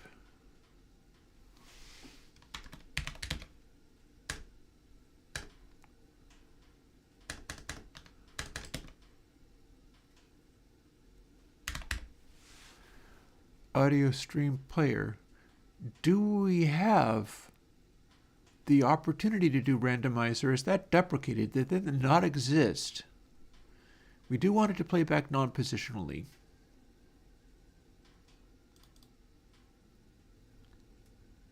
So if we go here, we are an audio stream player. Hello, new audio stream randomizer. How do we make you go?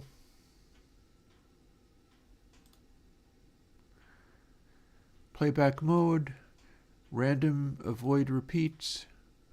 You could repeat. Random pitch, not changing from that. Random volume, not changing from that. there's streams. So I think we are at the point where we could actually make this run.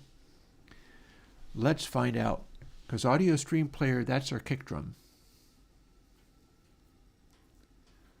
Interesting. Interesting.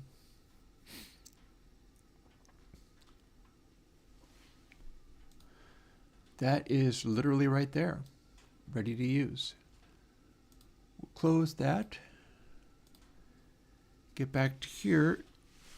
Here's our new amen. And then here's where our program lives. Time to literally drag and drop these into our Godot engine, at which point our folder is not needed any longer. Goodbye.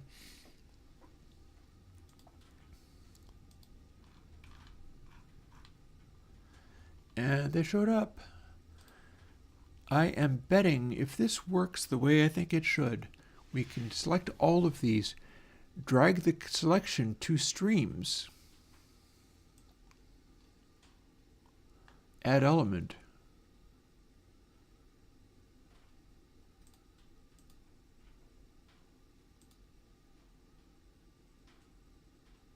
or can we not? Do we have to do this one at a time? That would be sad.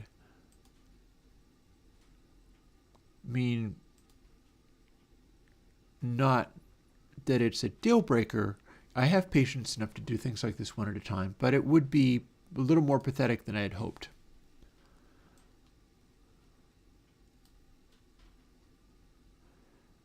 Yeah. Not only that, we can't even see what the next one is, but we can be methodical about it and we'll get there. And it is actually showing us our different entries. So I just have to hit add element and then click the next one under and I can get there. I go about it methodically and I will have successfully done them and not overdone any of them. Even though what did you just do? Hello. What did you just do? Give me that back. Thank you. Oh. 1 and 2. This is cumbersome. I'm not entirely happy with how this is working, but that's fine. We'll get there. Let's go back to 1. So A, B, C, D. A, B, C, D, E. We have E selected over here. You can't actually see what I'm doing. Over to 2. New empty.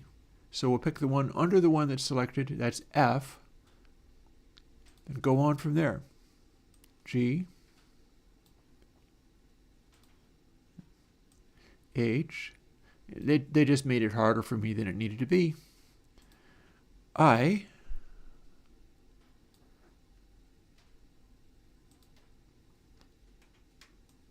J. Add element, and back we are to blank. And then K. L. M. N. O. And that's all she wrote.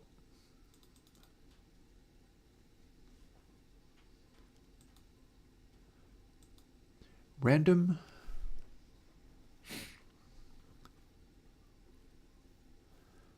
And if I am not mistaken, this should work.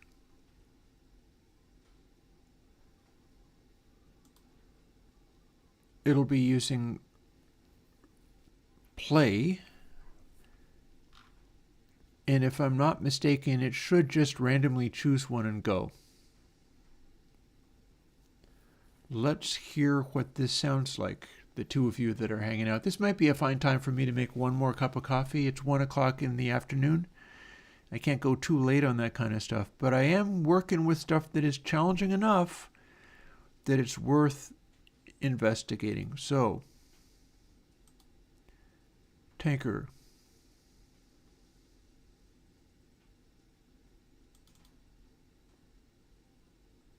Timer. Let's go and find out what we're doing.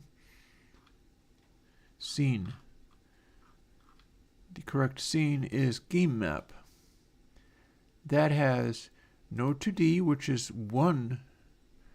It's opening this, and there is timer, which is another, and this is the one that can fire off audio.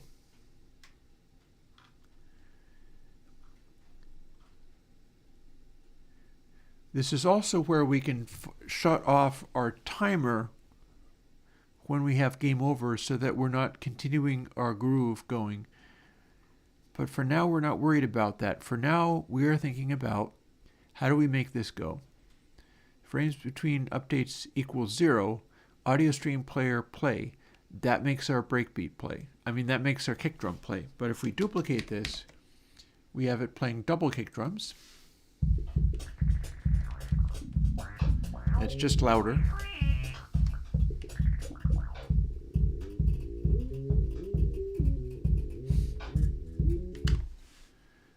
But then if we change that to audio breakbeat player, I may need to do some more assigns, like route it to a bus.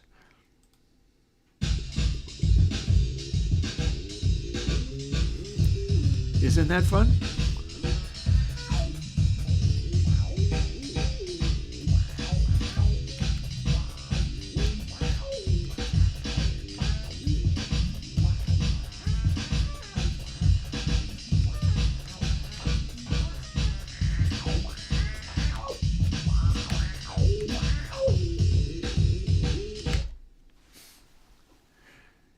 So now what we need to do is fool with the pitch of that.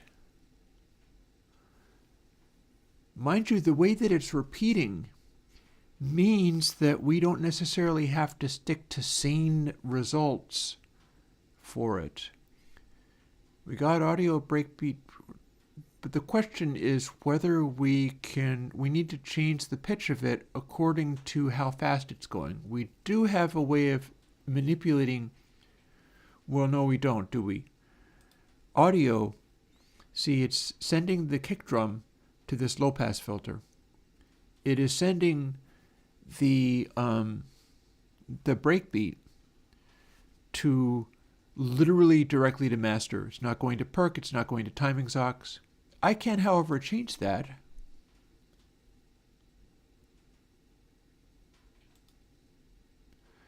Here it is. Here's our volume.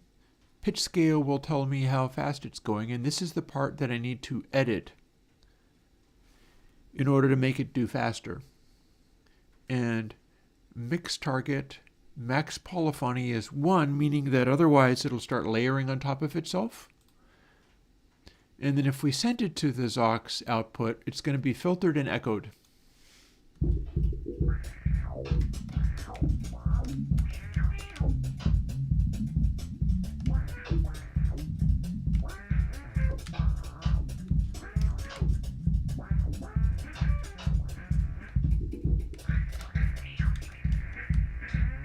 See, now you can hear it. But it's like echoed, distorted, filtered. The question is whether we can find, I can do it in globals.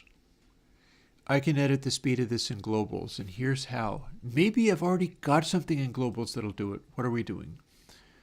There's timing ball reso. So if we steal that from globals, it's always going to be higher than 1, but we want it to be higher than 1. So we can set it to sort of weird random speeds.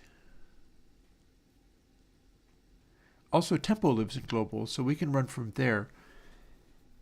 1 divided by tempo will give me something.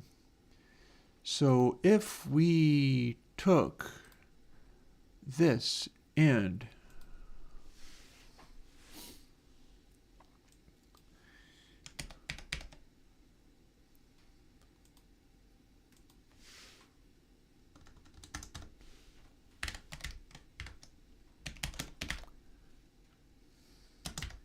equals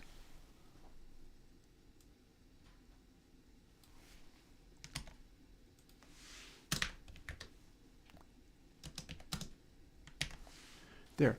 Now that is a thing. We are now adjusting the pitch scale of the overall player.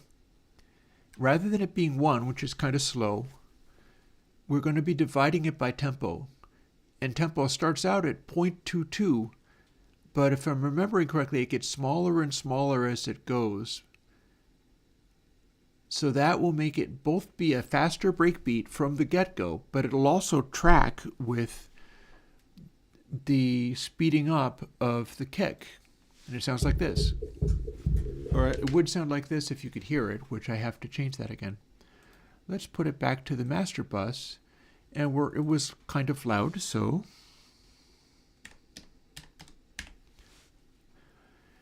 a word length shift gain for us again. We can literally punch in minus 6.08 dB, which means it'll be multiplied by 0.5 or very close to it. This is a low bit thing, so it's probably going to do an even better job of that.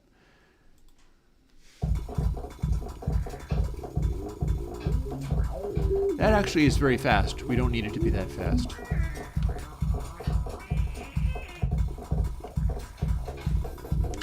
That is so very fast, we super don't need it.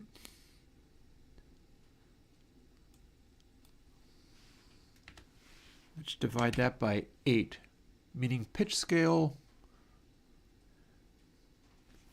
Well, now hang on. Yeah, hang on. So divided by a tempo that gets larger and larger, higher number of pitch scale means it's going to be a higher pitch.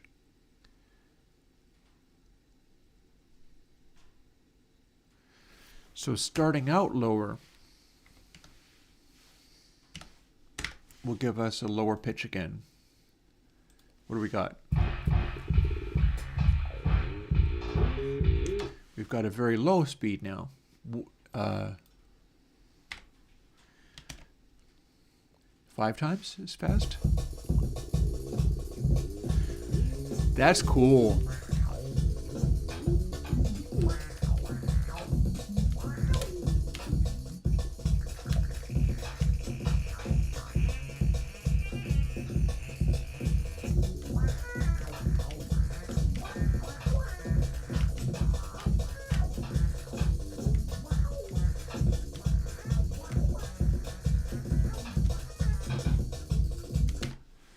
I could see wanting to hang on to the breakbeat just to get that. So this gives us something that's literally going to work with the tempo, meaning that if I can get this number right, if I can feed it in somewhere or just dial it in so that it's correct, that's going to give me a perfectly synchronized breakbeat no matter what the tempo does, and it'll ramp up with the faster it goes, the higher the pitch will be.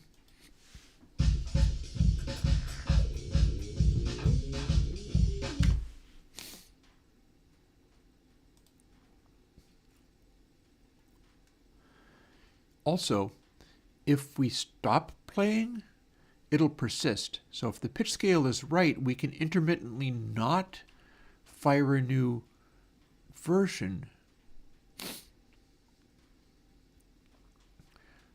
I mean, technically we only need to hit this once, but we can randomize this too. So let's see, 0.5 was faster, 0.25 is slower again. Which 3?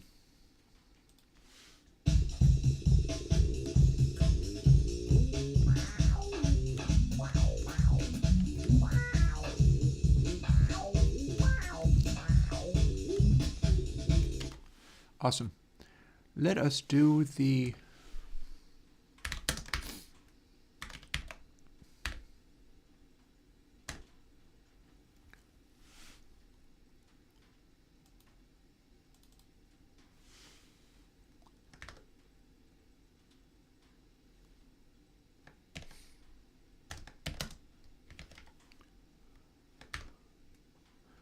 We'll do a random number. It's a video game, so hopefully it'll do a good job of finding one. And then all we got to do is do that, and it should only play every, now and then.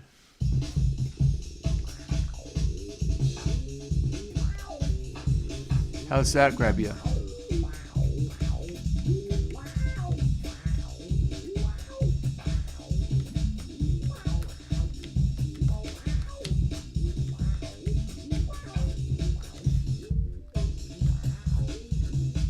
Interesting.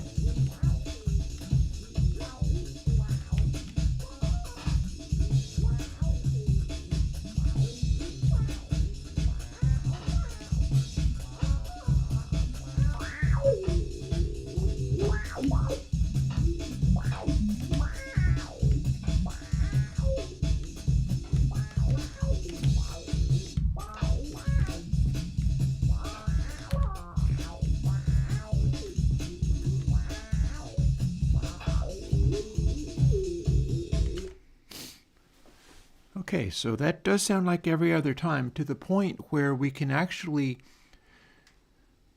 do it so sparsely that it cuts out, because the bar is only so long, and these waves are not actually set to repeat.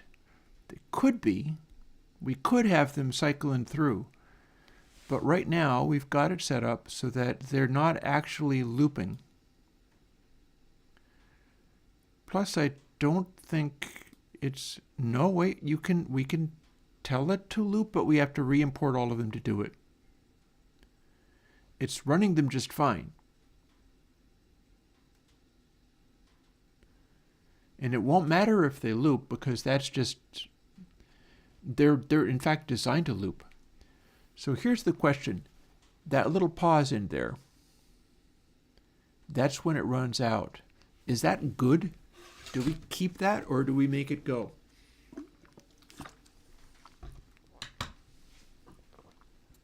Remembering, of course, we can go back.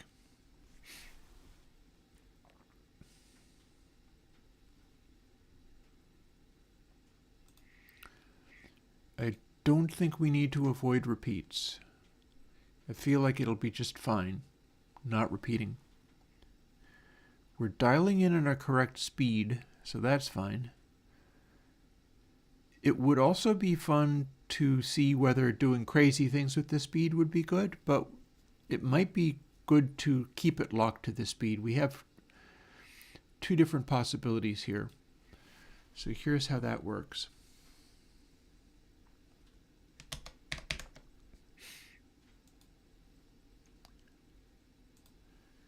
There's our original source.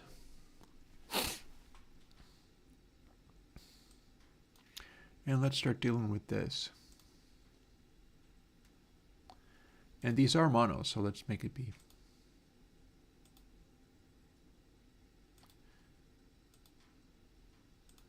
Mono, move forward. Oh, ooh, or if we make it be ping pong loops, then it will occasionally do really weird things. That's an exciting prospect. It almost never does that, but it was doing it occasionally. Let's find out what happens. This could be cool. Check this out. Ping pong. So it will very rarely do it, but it will sometimes do it.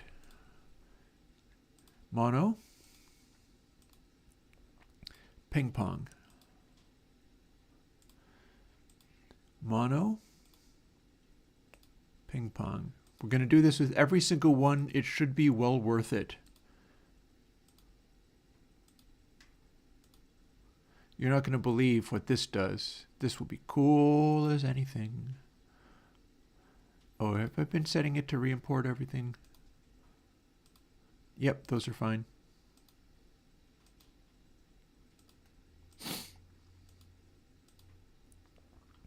So I need to say mono ping pong re-import to correctly do this.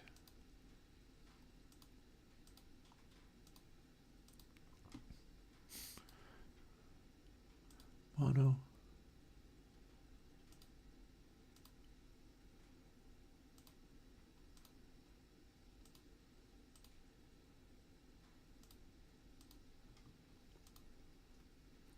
I think I can use a up key and just cycle through these once I'm done to check and make sure that they're all good.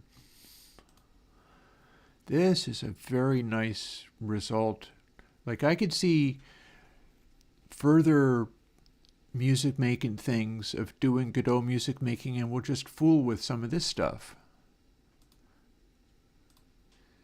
We can do a whole breakbeat program dedicated to being like a weird drum and bass machine, which this game kind of is becoming. So it's like, there's that. That's fun.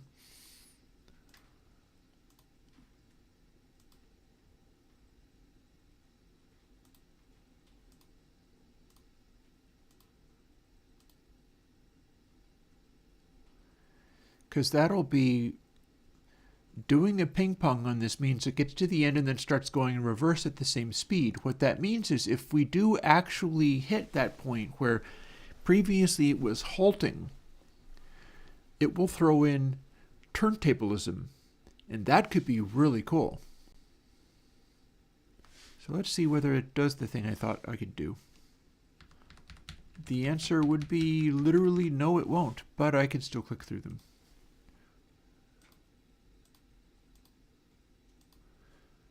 Ping pong, ping pong. I think I got everything. I was hoping to use arrow keys and just scroll through and look. We have not changed anything. Check this out.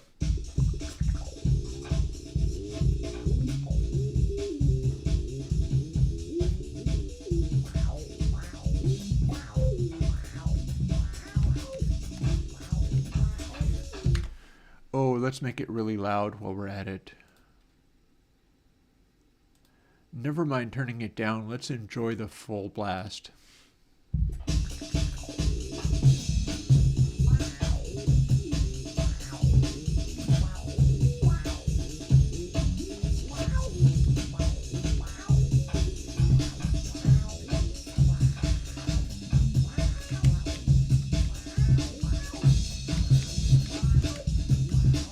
Loving it, loving it.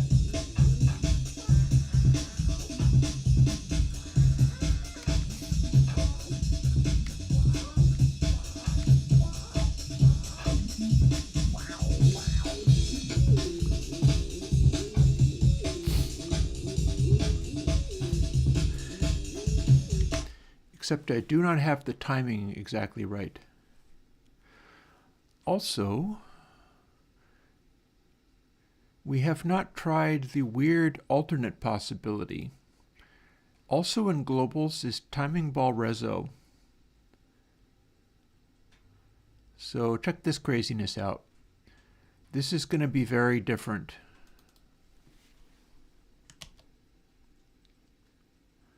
In that way, which probably makes it a complete failure and we're not going to keep it. But this is going to be very different.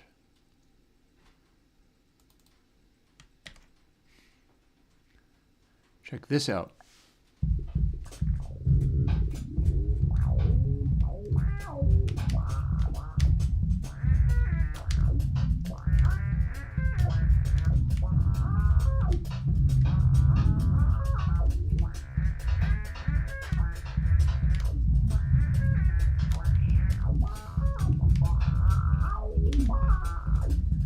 No, it's kind of low pitch though.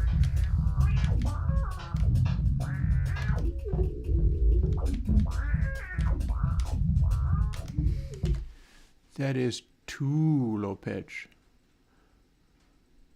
Oh, that's because, yeah, it needs to be going the opposite way. We can't do that. We have to do this. This is going to be weird.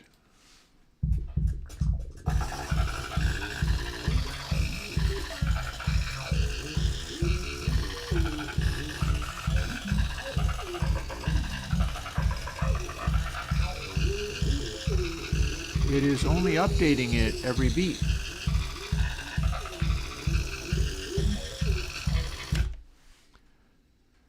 Which means let's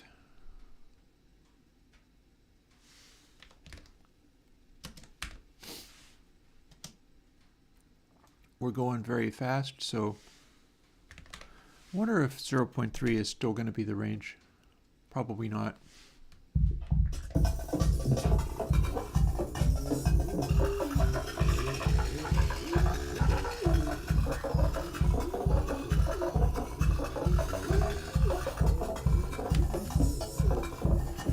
Now, if you let this come to a halt,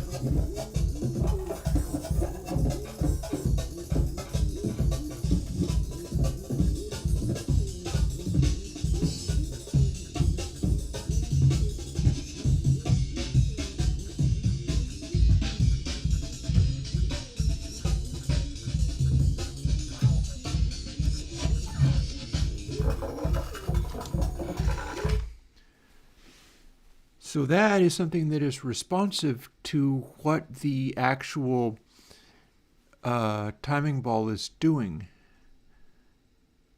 I'm pretty sure timing ball reso is chasing all of them. So it's going to try to be the largest one. So it's sort of a danger signal.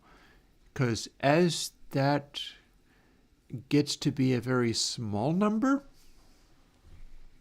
it overrides. So if I make a variable out of this rather than trying to use it directly,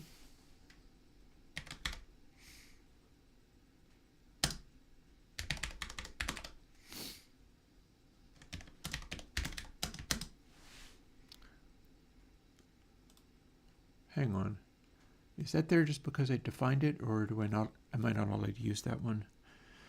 Let's see, cut, paste. And then never mind this, because we're going to instead do, so this is us back to our regular tempo.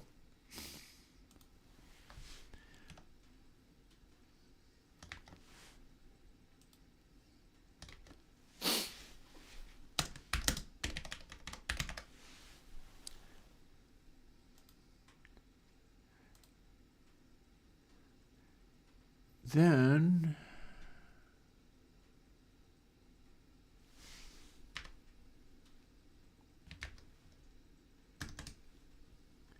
1.0 divided by timing ball reso.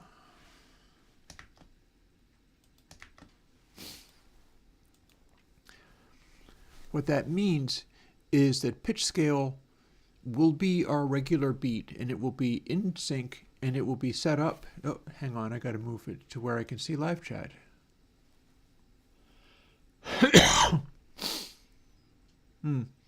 Key 3. Monitor that all the mixing and mastering engineers are raving about. Fair, yeah.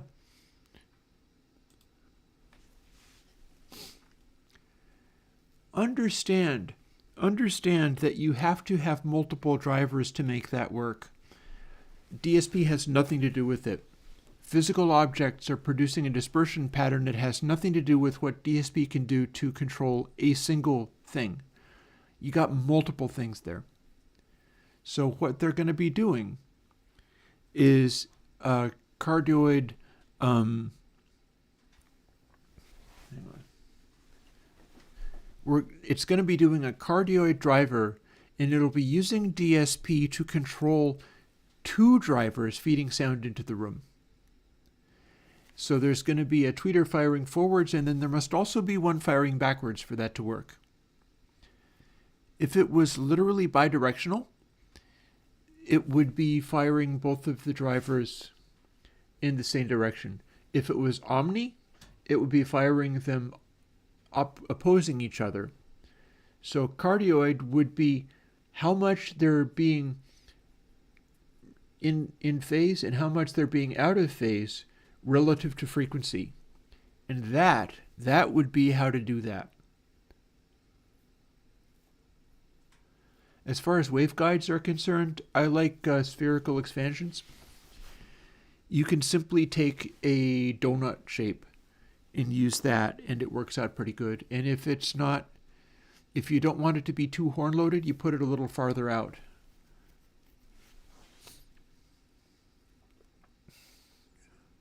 So when you say the tweeter, no, not the tweeter, 2 tweeters, one firing backwards, and that's the only way that can work, but then it can. You can indeed do it that way. Starting to think in terms of making that other cup of coffee, but this is going well.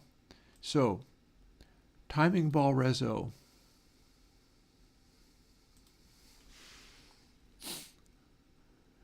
Pitch scale would go up.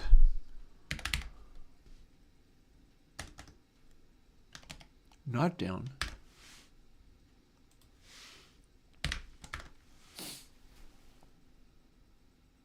So we technically don't even need the variable, but we can have it for now just to keep ourselves organized. We can stick that into here if it works. And then we see whether 1 divided by timing ball reso, does timing ball reso go down to below 1?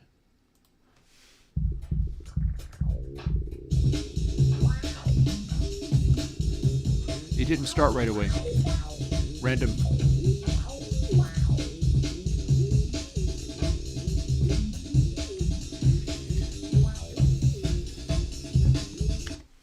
I would like to fine-tune the rate. So if we went to 0.2 from 0.3, what do we get? 0.2 would make it far too slow. So 0.3 was correct, but I felt like it was hitting a little fast. So instead, if it was 0.29999, or 0.29 for that matter, we've slowed it down.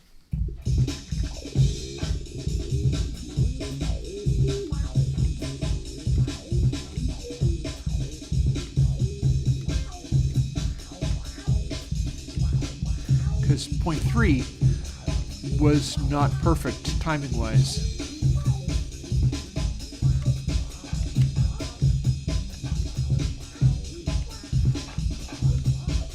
And that's getting smaller.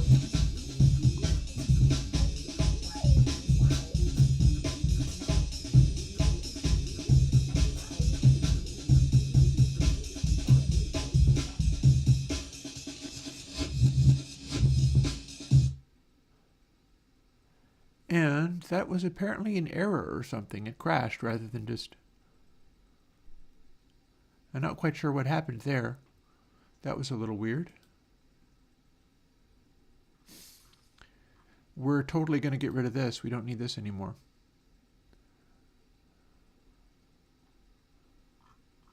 That said, where is it in the scene map? We don't need this because our bonus thing is now the breakbeat. And if you don't have the breakbeat, you don't have nothing. So delete this, and then let's find the places where it is called and delete those two. For instance, here.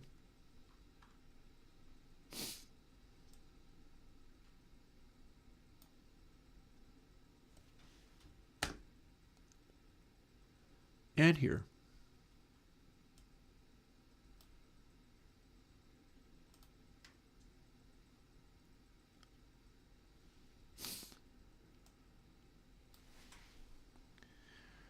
So let's see.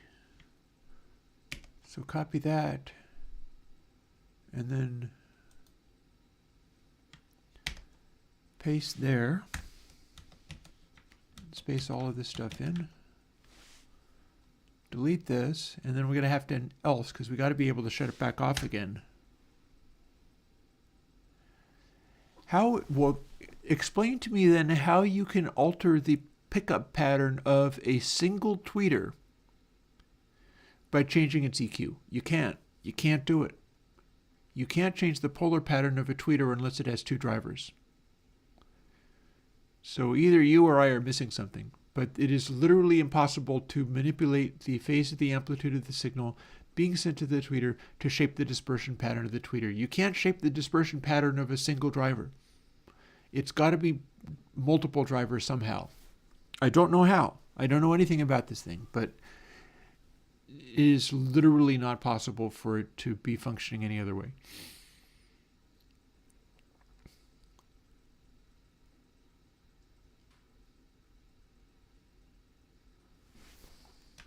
Let's get back to this. I'm not aiming to be rough with you about that. I'm just saying.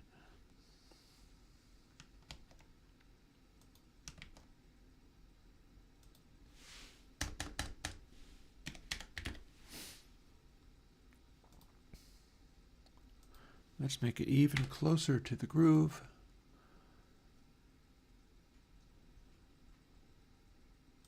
And we can start with a bonus just to make sure we know what we're doing.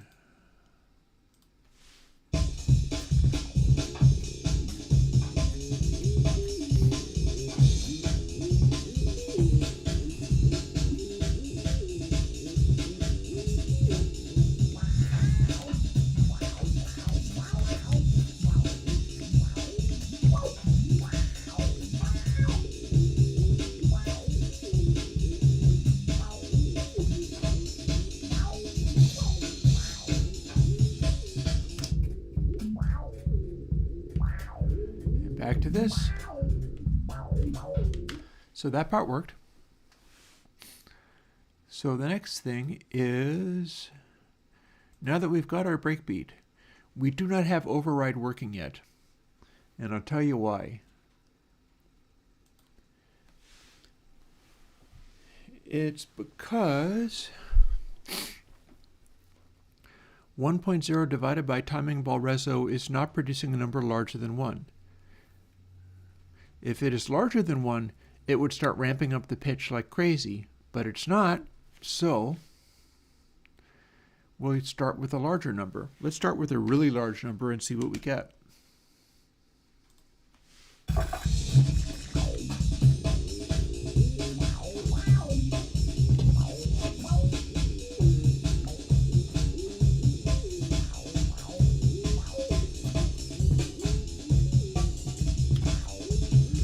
So if you keep it moving, you're good.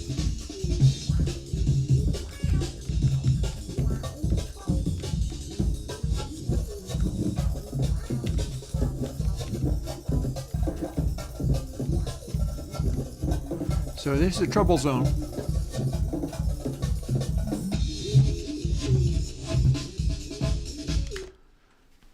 Looking good so far.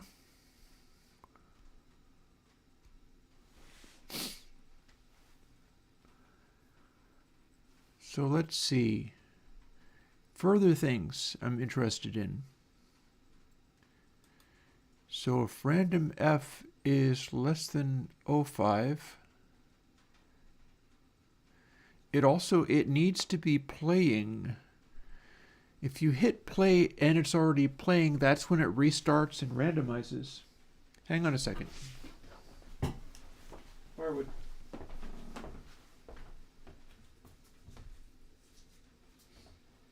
This may sound like a lot, but I'm loving this. I did not realize I was going to make a drum and bass program today when I got up this morning. Like, what's not to like about that? Whether or not anybody is watching means nothing to me, because I'm getting to do the thing. And there most definitely is somebody watching. It's just the heart of the experience. Those of you who are experiencing the full Monty of Airwindows doing a thing, it's possible other people will take an interest in this, especially if they're interested in doing cool stuff with Godot. But right now, you are the elect. You're the special people who are here when the breakbeats of Balls Up come to life. Oh yeah, I knew it. I knew it had to be multiple drivers. Yeah, I say all of that as one of the people leaves. Okay, so somebody didn't want to be the elect. Somebody didn't want to be the cool people. Here's another thing we can do. If random f is less than 0.5, meaning start playing again, or if it's not playing at all. So we copy here. Or is 2 vertical bars.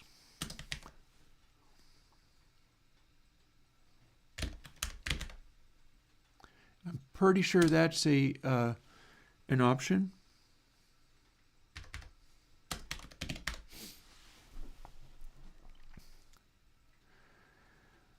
I don't know if playing is actually something you can use on that, but we should be able to use that to check. Like, that should work. And that should mean that it will fire it off if it's not turned on immediately, no matter what. Also, this was way too high. Let's dial it right back and see what this does. We'll do a couple of changes at once and see where we go. It started up right away.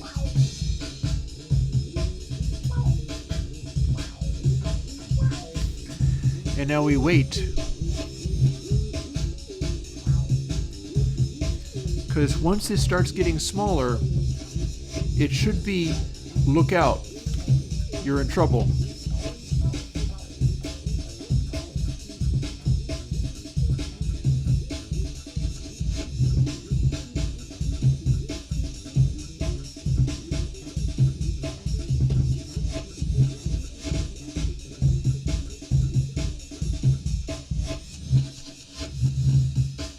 We did not successfully, oh, I guess I see what's going on here.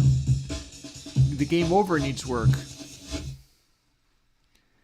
This stuff is no longer valid because I had a display function that was in there and that was showing what this did. So we're on timer, so what we can do is we can shut some of these things off.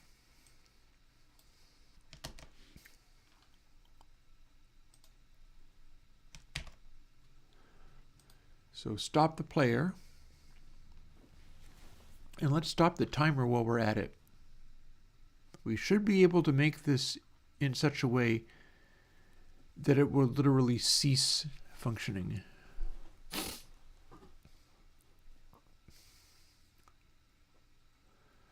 Frames between updates is what is doing this.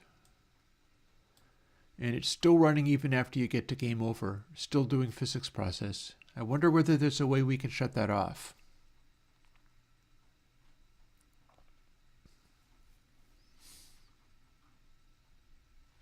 Just checking this stuff.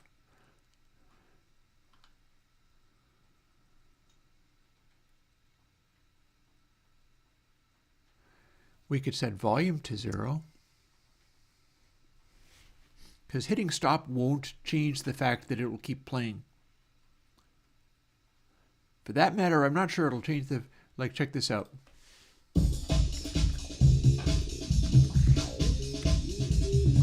For that matter, we can do multiple experiments at the same time. If we do 4, that should change the threshold at which point it starts to get faster. That was cool. Starts off with a little flicker.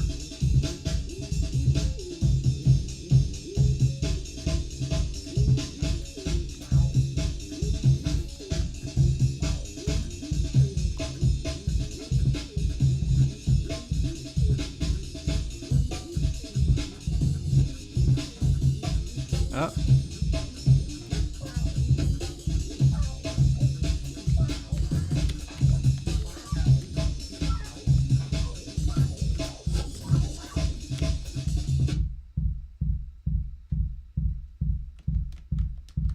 There's game over.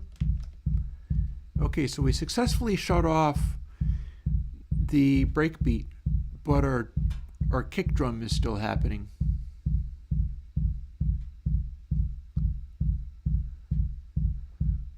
Well, you know, one thing that we could do is make it steadily fade away in volume. How's that sound? Does it sound right that it should just go completely silent instantly when you lose? Or should it do something else? Like, you still have that kick, but it's fading. Because what's happening is this keeps playing, but game over happens.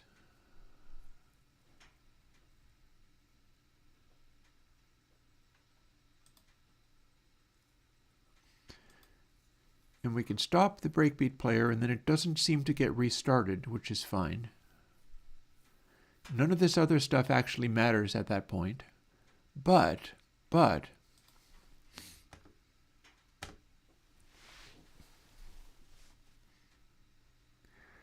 since this is clearly still playing,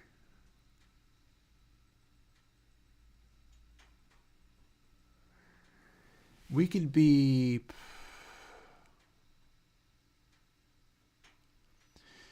I mean, game over means we hit this once, or do we? We can find that out quite easily.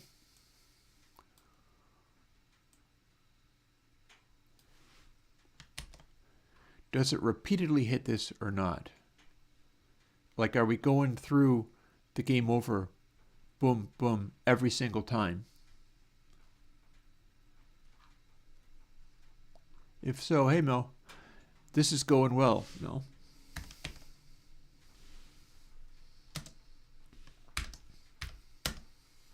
Times equals 0.99.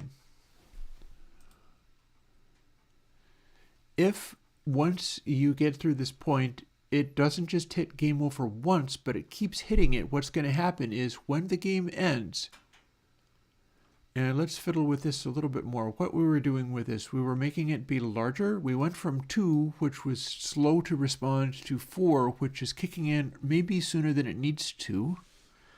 We'll go to 3 and leave everything else the same. I have not used Neve VXS console.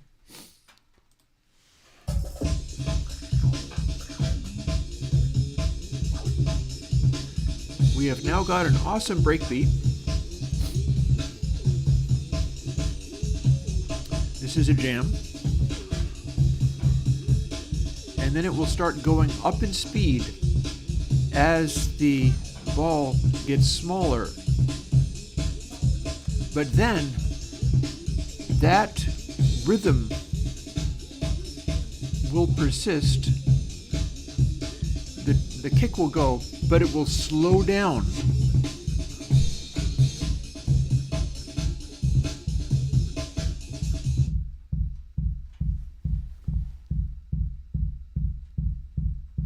Nope. It's speeding up. Check it out. So I got that part backwards.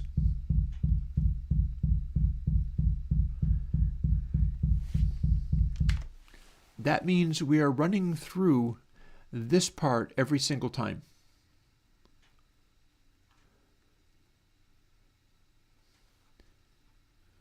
Meaning that we don't necessarily need to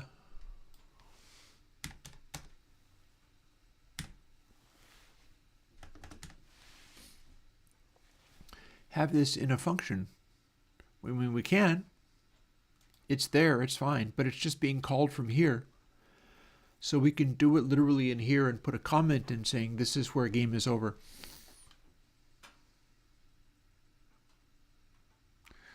Also, this business with score balls, I think I want a simple numeric indicator.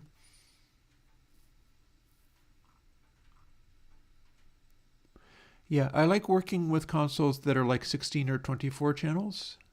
It's a sort of a forcing behavior, making you not put too much junk in your mix. And so that is why I'm more interested in consoles that have fewer channels rather than more. You can have any amount of channels in DAWs, and the results are pretty plain to hear.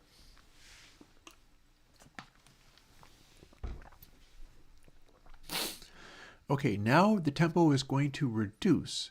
What else can we do?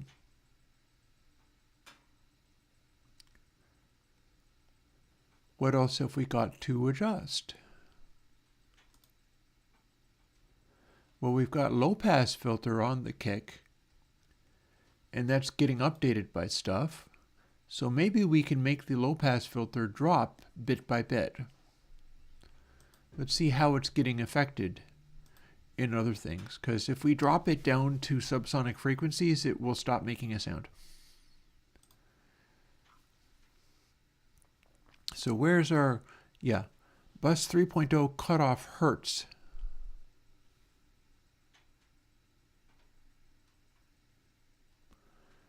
I don't know if we can do it this way, but it's worth trying. Let's find out what we have actually got.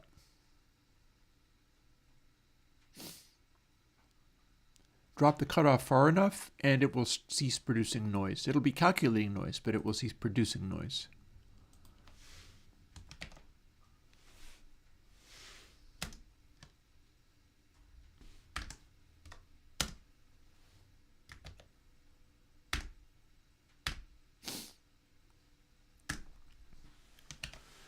All right, so now tempo will slow and it will get darker. How much faster? It depends upon how fast we come through here. It felt like changing the tempo wasn't happening that fast, so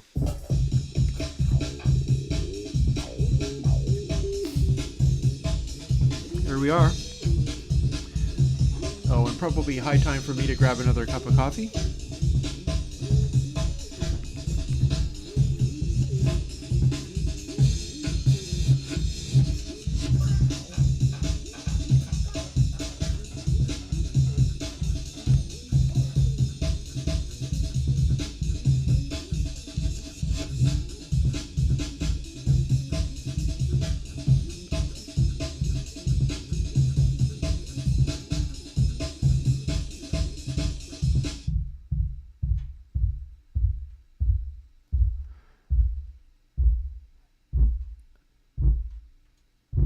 That's deep.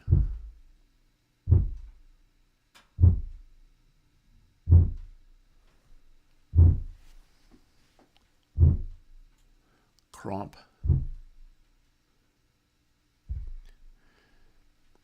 So we need to adjust one further thing as well. Also, it would not be a bad idea to be able to relaunch it, like hit a button and be like play again. I don't have that going on right at the moment, but before we even think about that, it was making an unpleasant effect.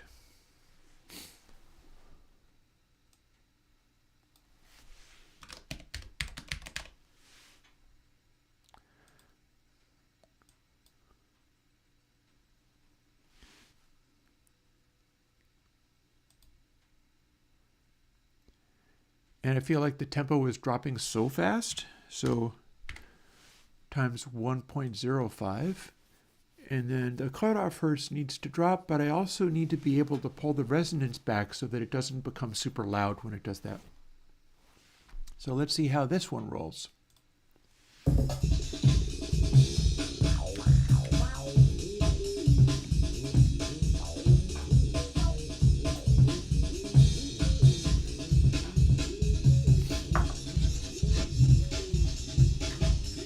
Remembering, of course, that I also need to make the speeding up quality kick in, because it's not kicking in fast enough.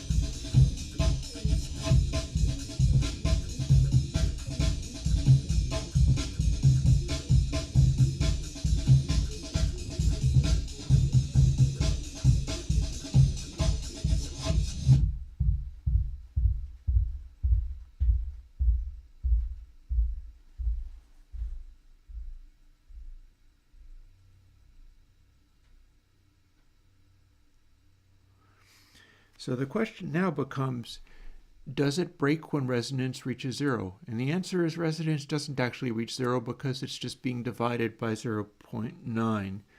So that doesn't actually get you to 0. Although I could put a minimum in there as well. But I'm happy with that effect. We could maybe even have it tempo slow by less, just so that you can kind of get the sense of it, but without really making it too obvious. And we also need to, let's see, override has to start higher. 4 was arguably too high, so we'll see what 3.5 gives us.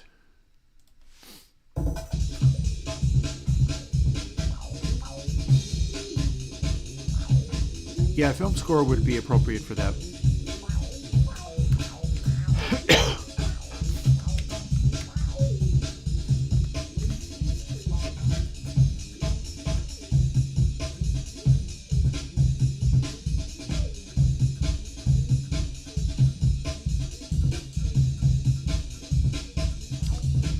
go.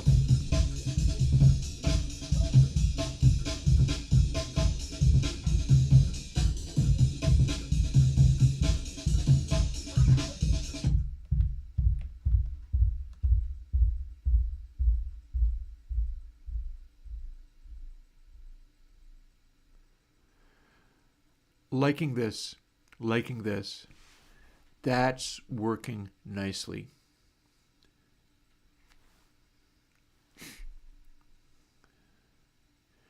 The only question remaining is, how do I restart? So we're going to be wanting to display something on the screen, and we're going to want to be able to restart, for instance, by hitting space. Or hitting space after the reso has dropped low enough, and then we need to reset that again. So we're going to have a whole bunch of stuff going on in there for the start everything up again. A routine for starting everything up.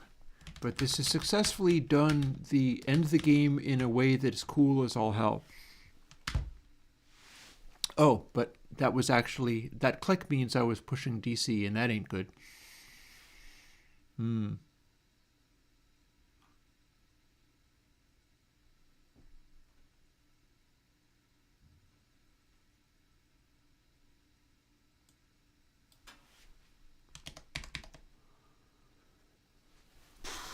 Bus effect, eh? What if instead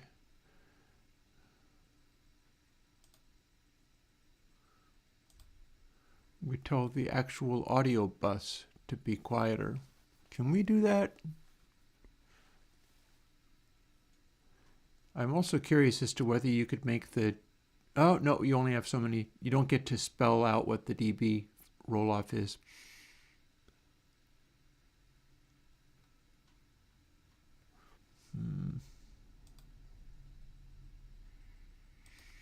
Do we have an option for turning off the bus after a certain point? Because I definitely heard a click when I quit the game. That suggests that there's still audio happening, but it was too low for me to hear, and that's a concern.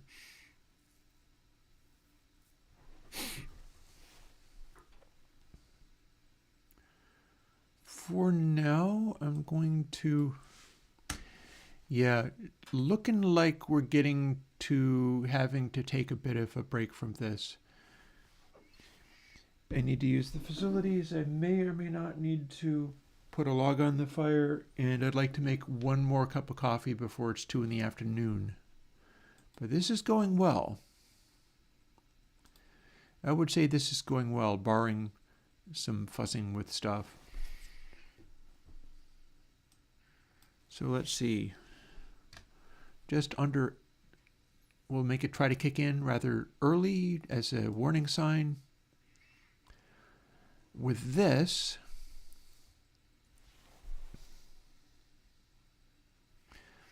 speeding up pitch scale was causing it to jam a little fast. So slowing it down should make, I felt like the breakbeats were still pushing a little hard. So I'm going to take it down to 294.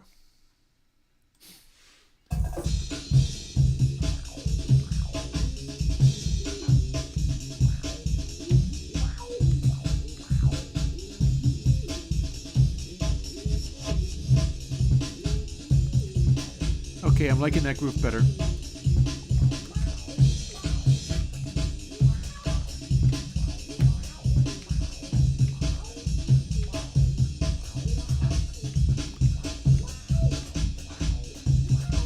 Trouble signs. When it starts to break the groove, you know you're in trouble. But it's kicking in too late. Oh, well, I'm pleased to hear it. No. That's kicking in too late. Let's go all the way to 4.0 so that we have more signs of trouble.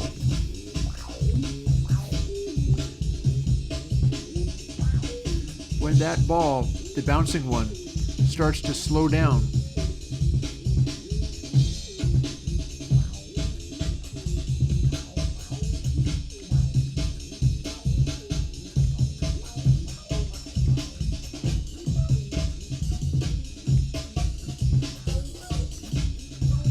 That's how you know you're in trouble.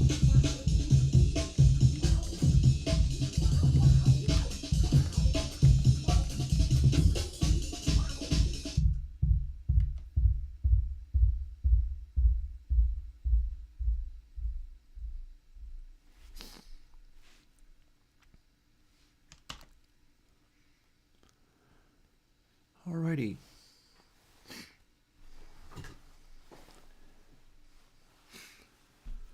So a brief moment of something else.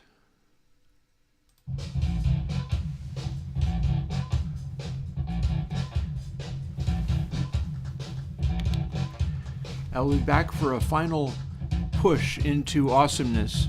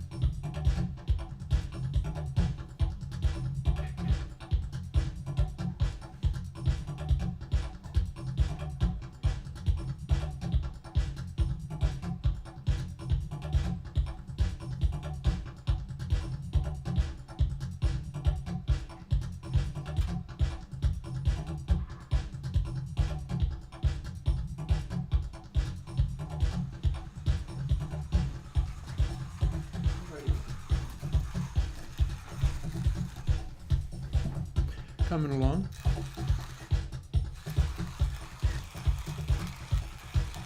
Now, some days I have a harder time hacking away for 8 hours without like stopping or. I mean, I know technically I can be like, okay, we're done, bye, but I am preferring to go that start at 9 and I go until 5. So final burst of coffee-fueled hacking. Probably are going to get a hell of a lot more done, but this is a big deal. The adding the breakbeat stuff, I didn't realize it was going to come together as easily as this.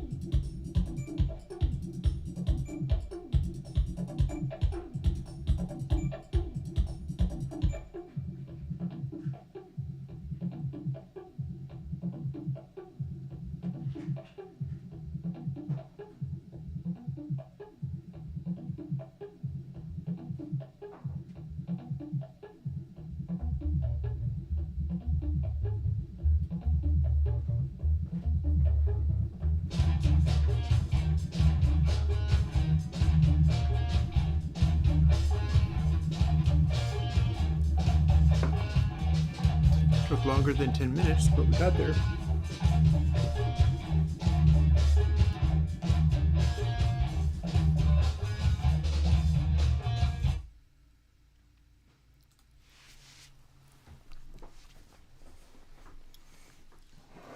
If that is Mel still there, then hi.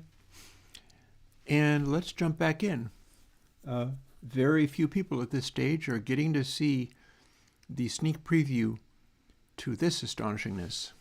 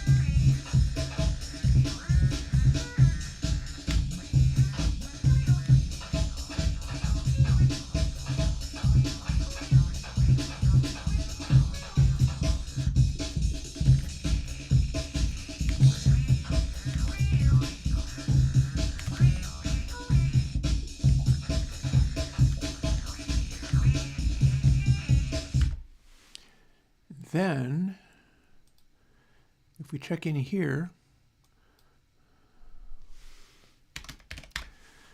we're going to make a bonus be a Boolean. And in fact, there's other stuff that we might look into as well.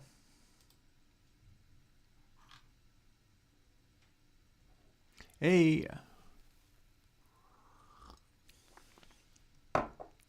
One of the things we were doing was looking into making some of these things be spelled out directly.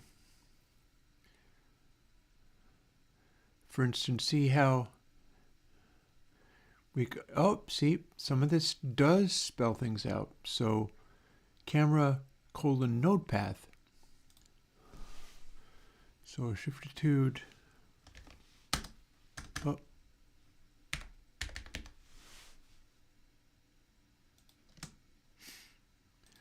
So we got some of this stuff going on, okay? Some of these things have, in fact, been spelling their things out. And we're going to get there. We're going to do stuff.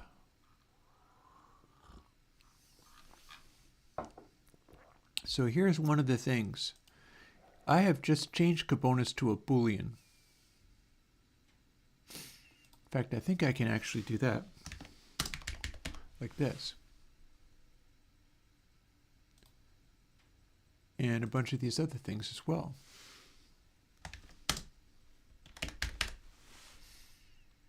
It's all to the good.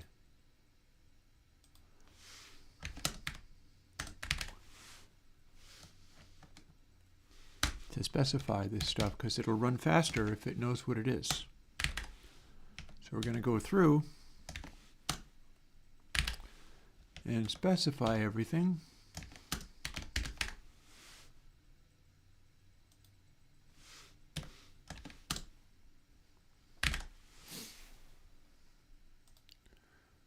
Where even does this show up, though? 300 or start A.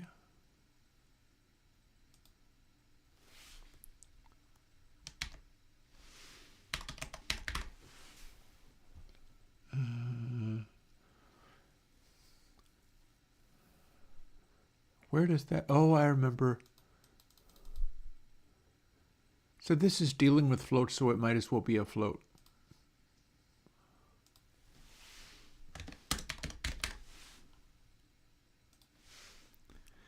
It might make it quicker to work with.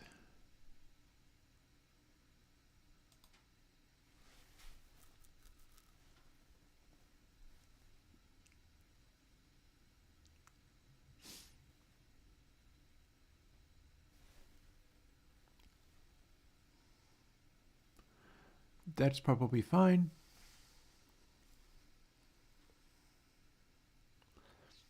Yeah, I run into similar problems. Like, I haven't been to university for coding, but when I start to dig through stuff that people do, I can get quite lost.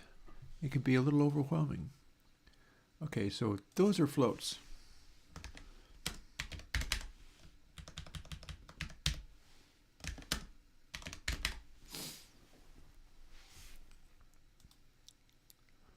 I wonder if you can tell something to be a vector too.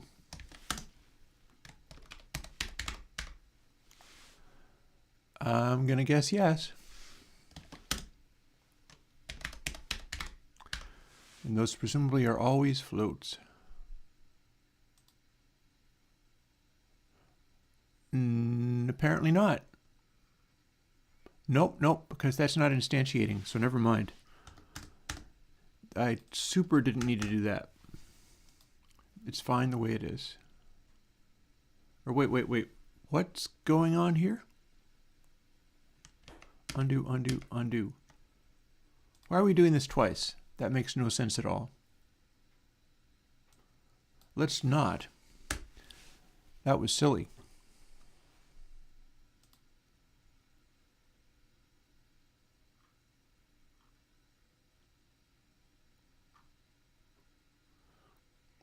So there's timing ball.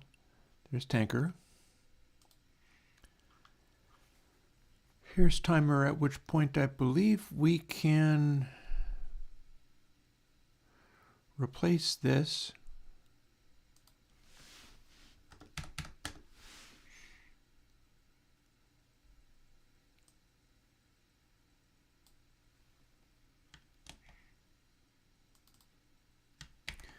With this, meaning we don't actually have to instantiate another variable, even if we're telling it what its value is. So cool.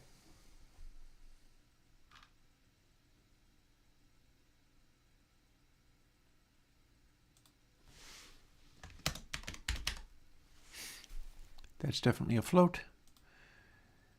And I'm not really quite sure what... Can you tell that it's a scene? Is that a thing?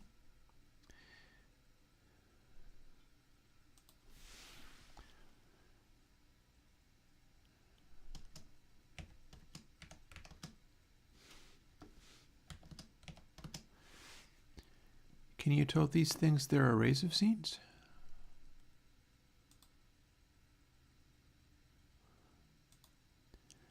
Maybe I'm going to leave that alone for the time being. And this is going to go away.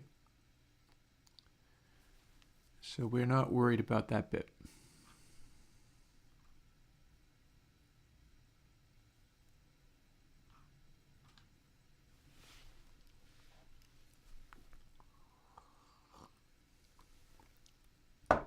Do we even need a score? Do we even need to display a score? Because it seems to me like this is more of an experience than getting a high score. Being able to restart it would be nice, but I'm not sure if this is the kind of thing where it really relates to being a score. This is like a cool thing with music and weirdness and stuff to interact with.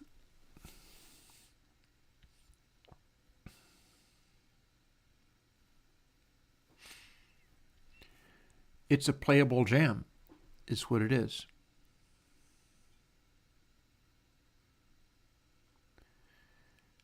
Huh.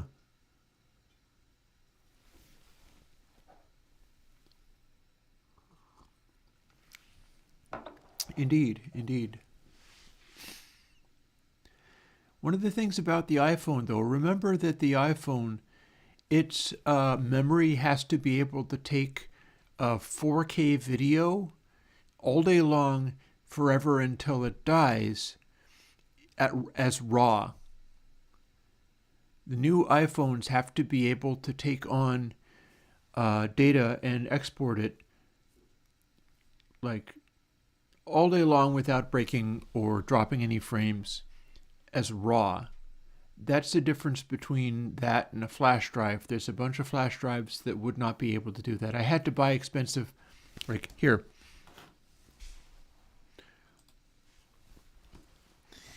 I've got multiple cards here.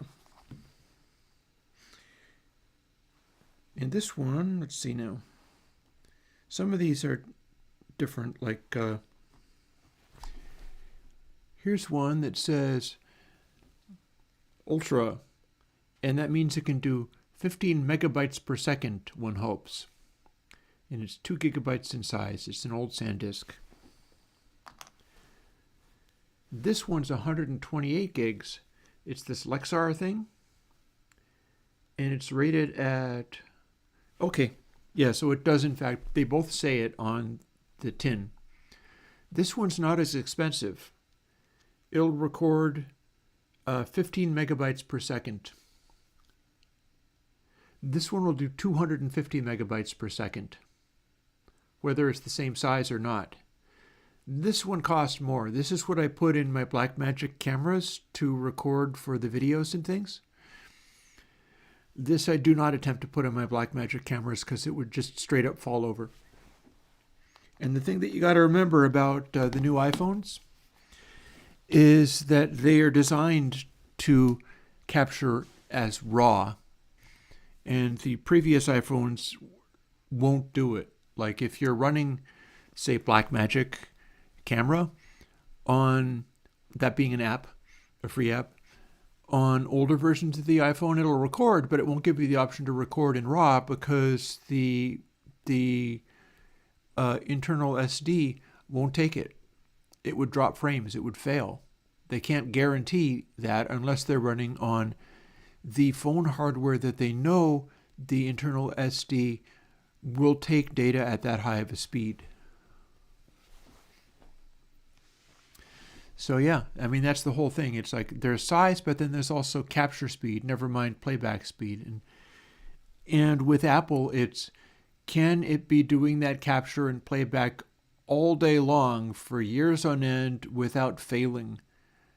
Because they don't want to deal with them failing, and they want people to be able to, oh, I did this feature film on my iPhone. Aren't I cool? It's like, well, you can't really do that if it breaks. Let's see, where were we at? I believe that increasing this will cause it to ramp up, and I think it was still feeling a little tense, so we're going to take that down. At some point, it's going to be time to take away this update score ball, so the score does actually have to still matter. Warp ball template doesn't matter. If I take away score ball, that doesn't matter either. So let's take away all of these things and remove score balls.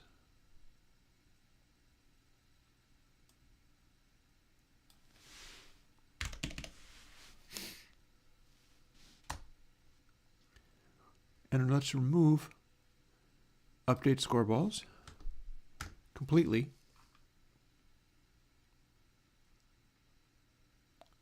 And let us remove that.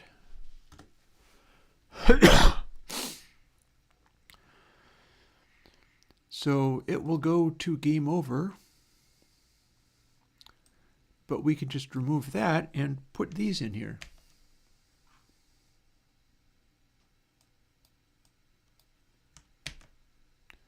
Got to step them over a little bit, true, but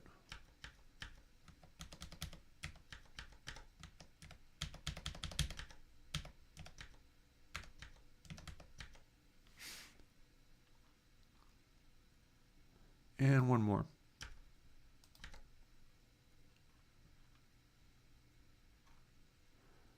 Meaning that we don't need this now. And we don't need this because there's nothing in it. Oh, I don't know. Maybe I don't want to remove this.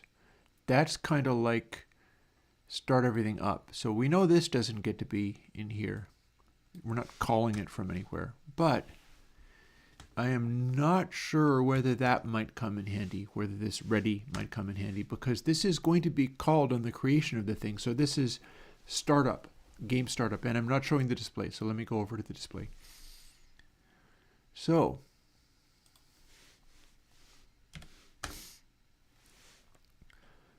now that we've got this, let's tighten up the top a little bit. Only variable we're exporting is frames between updates. That's a very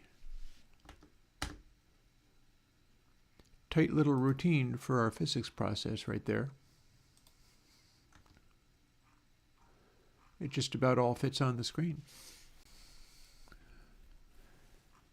And here's where we change maps.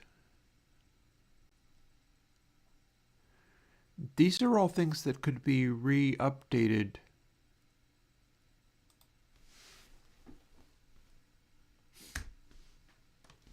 Note.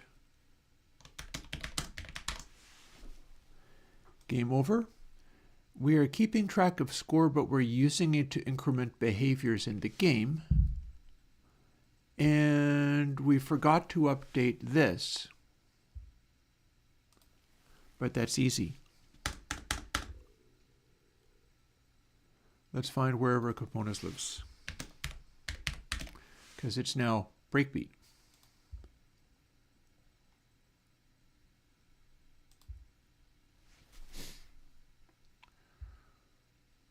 Okay, so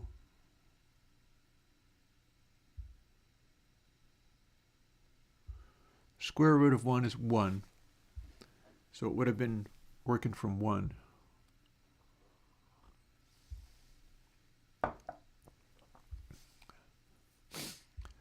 that works as a Boolean. Oh, we're quietly thumping away in the background because the program is still running. Okay. So that would be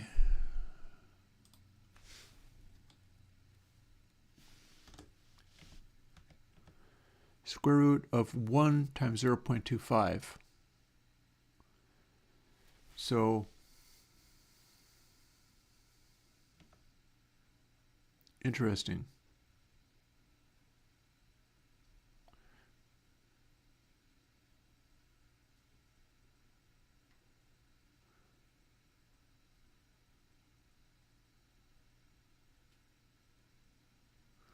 Interesting.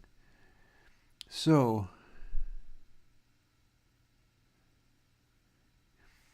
I'm not sure we need factor. Factor was a thing where you could control the balls more if you got into that breakbeat zone. You'd be able to make them go a little faster. You could still do that. But how important is it?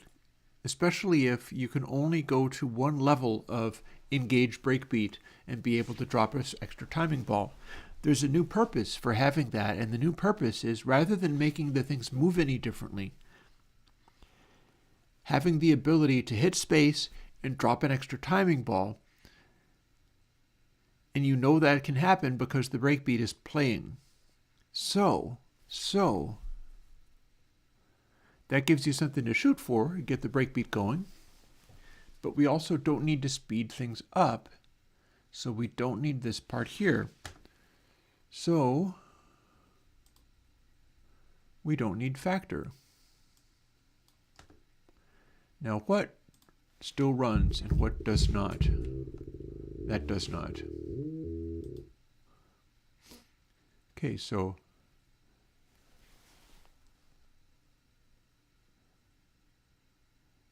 factor was 300.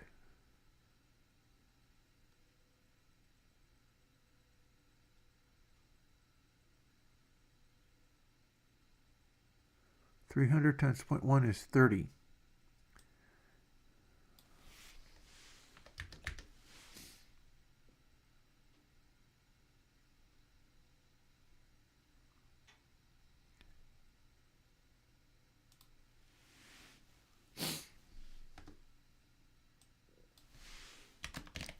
We're making this be Boolean. That's already Boolean, so that's fine.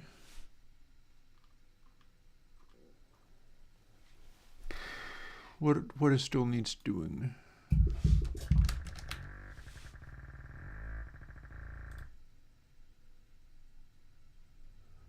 Oh, interesting. We've got all kinds of different numbers. Factor was 300, but 300 times negative 0.1618.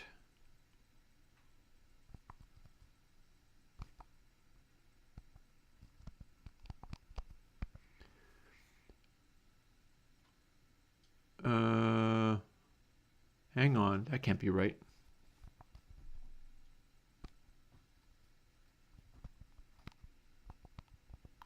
Maybe it can. 48. So it's going to be negative 48.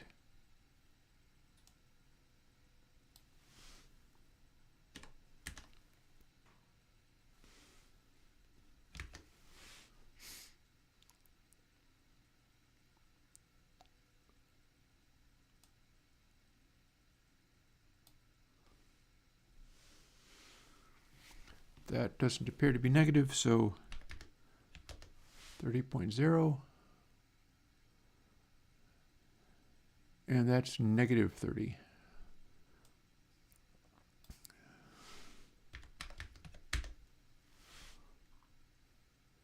And that should settle it. Oh, I'm not going to be making plugins that cost money. No, Mel. That's never happening. Not going to do it. Not going to do it. So this should have made everything work, but we're going to find out.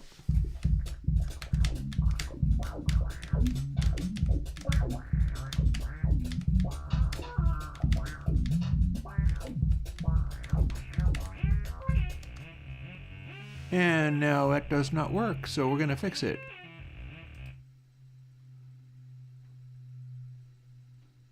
Plus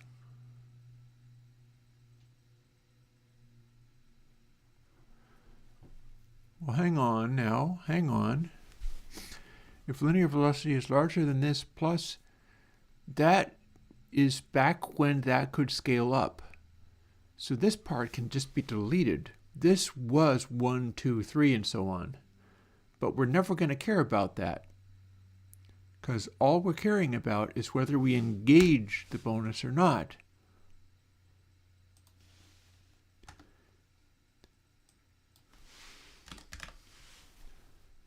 There, done. Oh, and we got a bit in here where that's going to do something too. Divided by max, meaning it has to be at least 1, so we're not doing this. So what sits here? Does this go all the way to the edge of the max? No, it does not. What about this? Interesting. Interesting.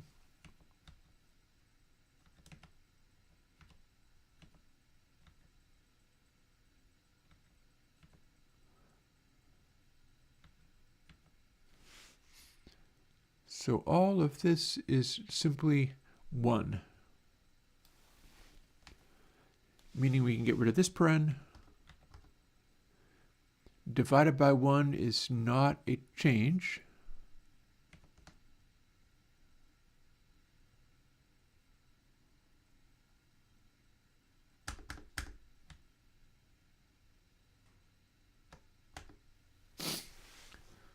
Score plus floor. Dude, it's just 1. This whole thing could be reduced to simply 1. Doesn't have to be anything else.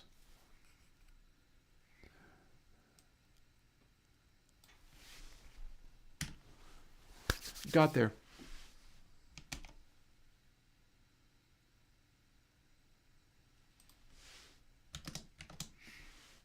That was simple.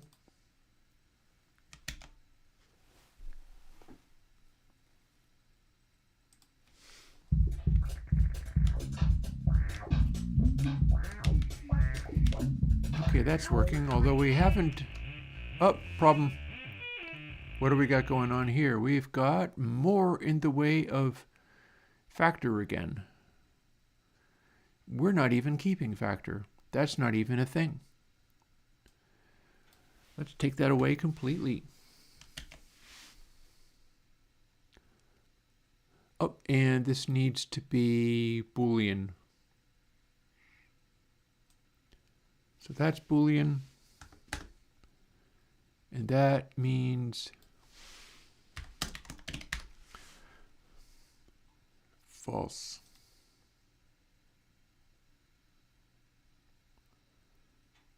Okay, so far so good. Also, I'm going to shut off the hello, have we already shut off the...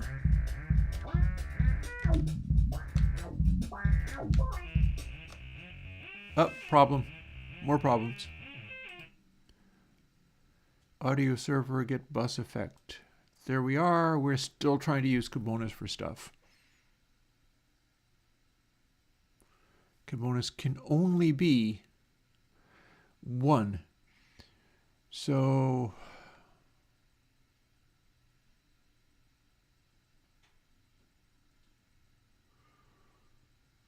we're going to leave this part out.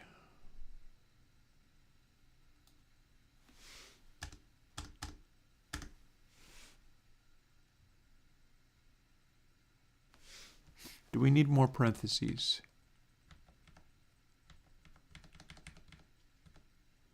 No, that should work. Okay, let's see whether we're functioning.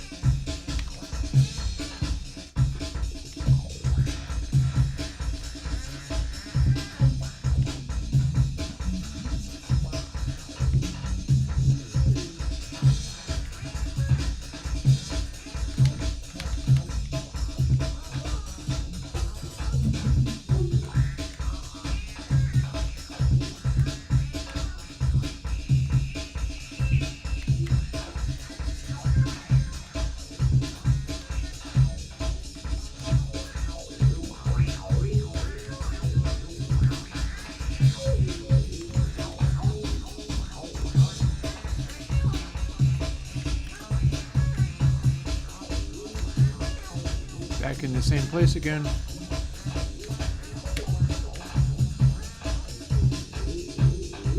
There we go.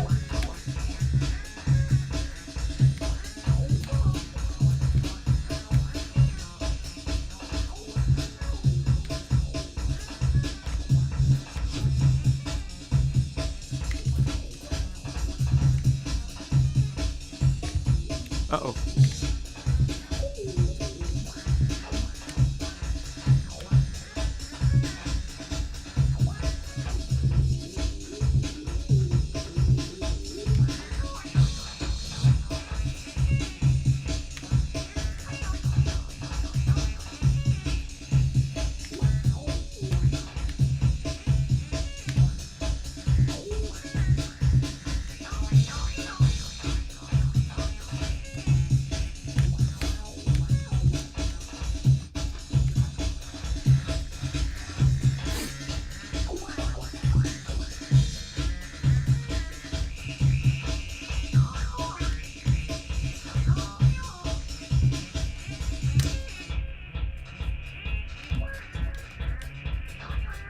And there we have switching to multiple balls. Sounds kind of crazy.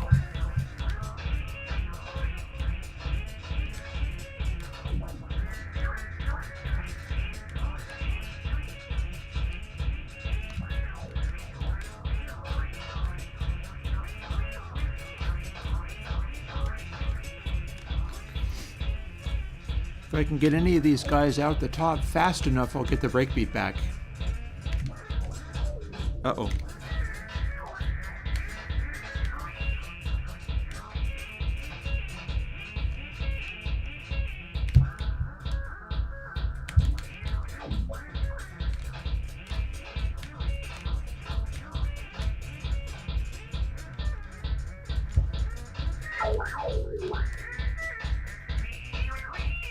Liking some of the crazy noises this can make. Uh-oh. Oh, still got one. Now we're back to 0. Let's get our breakbeat happening.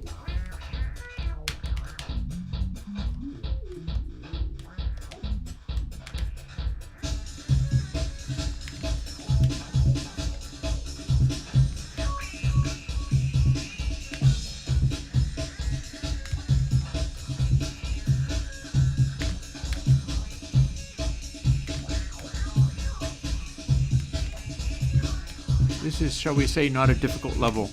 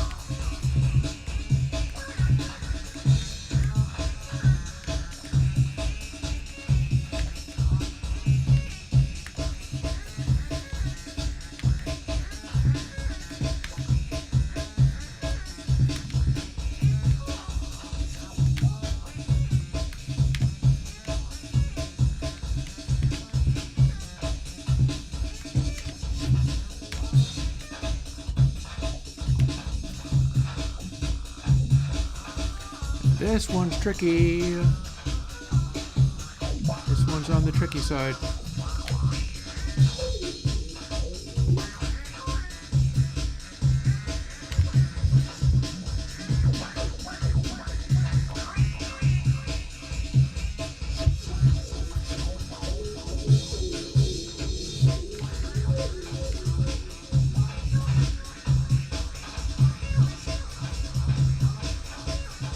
You go. Thank you.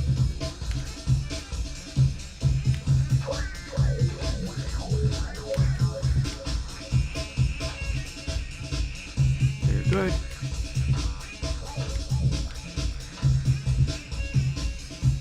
If you can control them just right, this one's easy. If you cannot, this one's far from easy.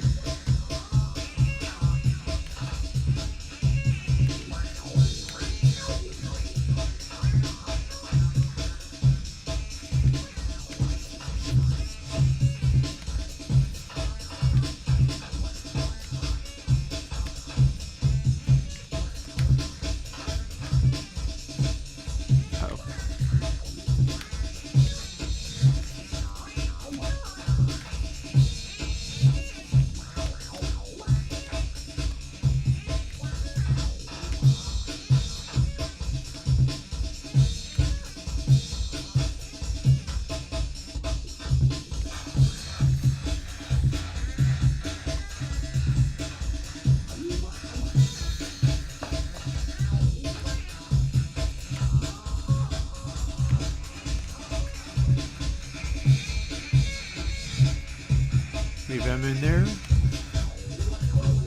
B.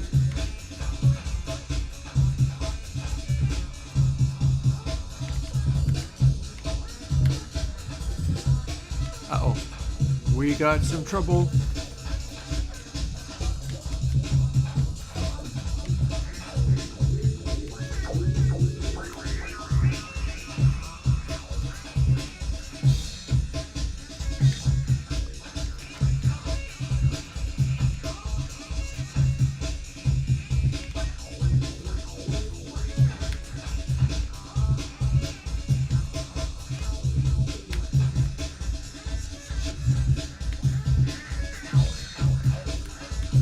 You gotta keep it moving, but the more it's moving, the more it can go to bad places.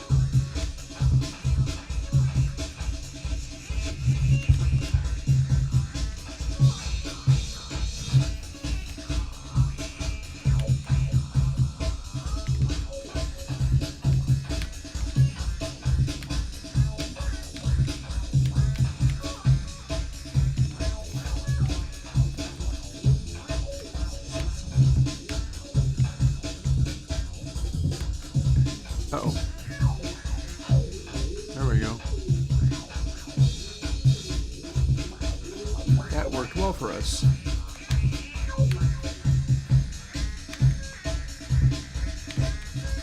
P, yes.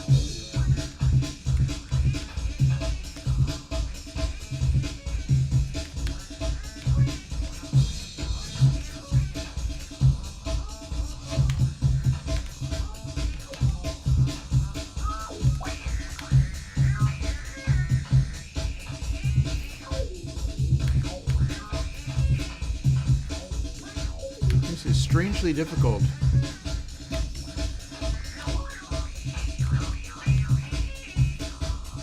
You keep missing this bit, right?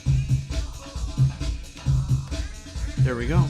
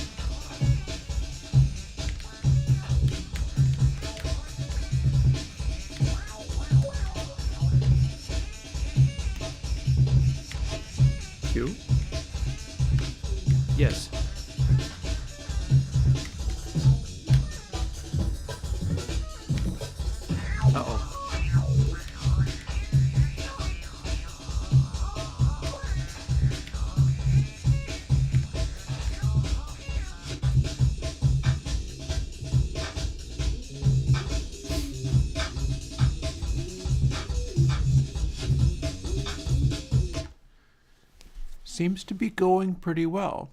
Seems to be going pretty well. My question now is, firstly,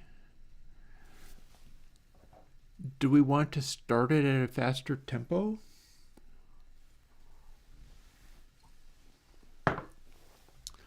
And secondly, can we make it so that we can restart after the game is over? Because it's kind of how it works. It's like it just runs. And we're no longer keeping score. We're just going and going and going. I feel like maybe it should ramp up faster. So let's see. If we...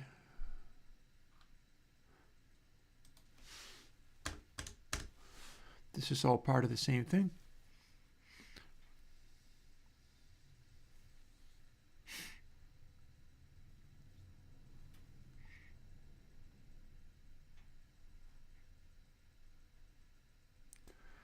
Oh, I know. Here's something we can do. Cut, paste.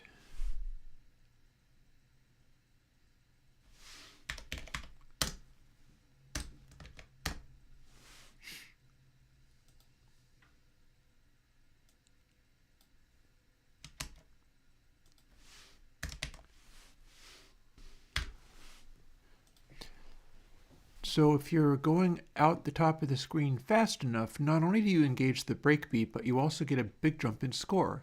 How much? Well, maybe enough to ramp the tempo. Otherwise, the tempo just ramps up much more slowly. What would happen if we ramped the tempo by 100 when we did that? What's that going to feel like?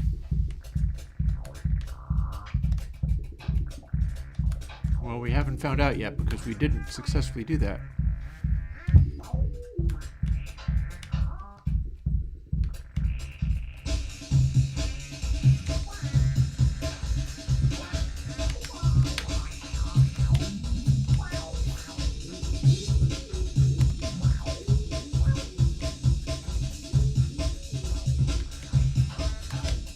I keep failing. I keep missing. Oh no, off it goes.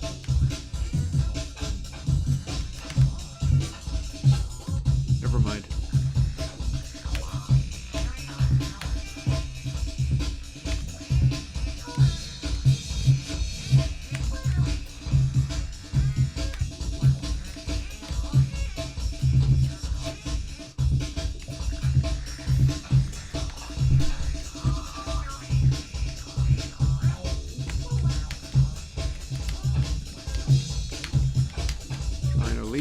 As fast as possible.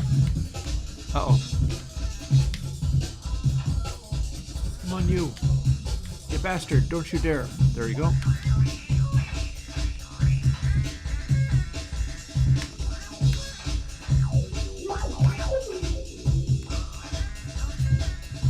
That slowed us down. That slowed us down. We're doing very poorly as far as getting these bonuses.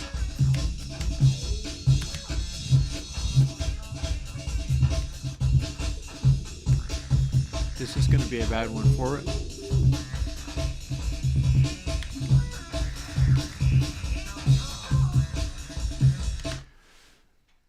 Let's just ramp it insanely. What happens if you play for a really long time and do lots of those to the point where the score starts to become astronomical? The tempo should increase enormously.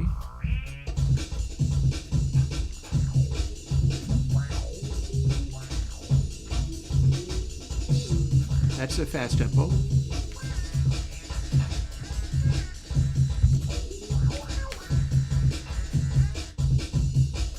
And then this hopefully should give us a couple of opportunities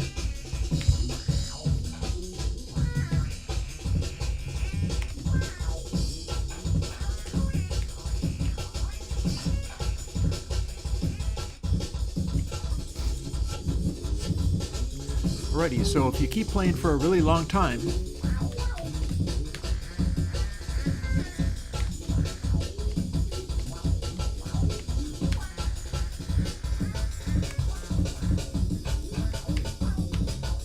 You get into the madness zone.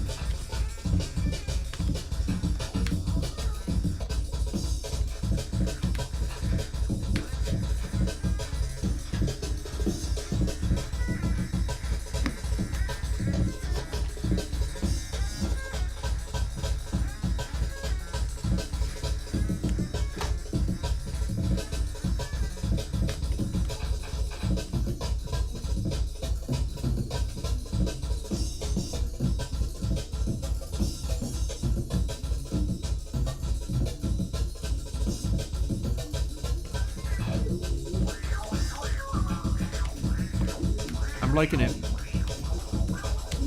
This feels like a good place to be able to get to with persistence.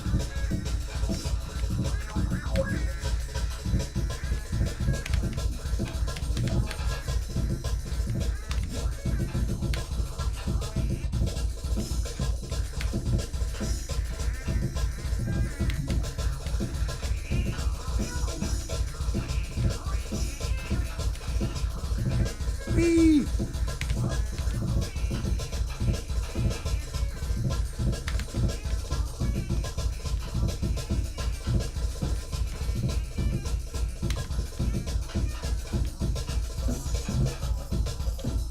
Uh-oh.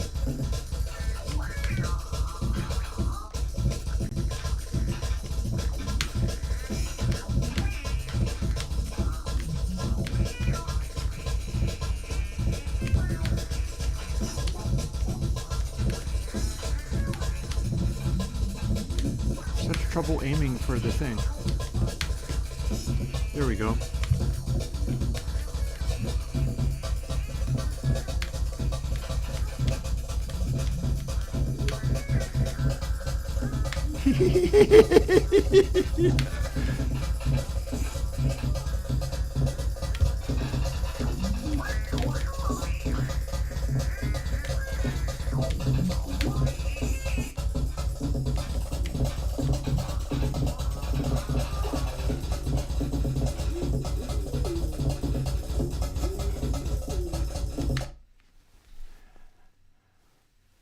I'm liking that. Let's just stick a tempo meter in here somewhere. I feel like we need a tempo meter in there somewhere. That's what's going to be cool.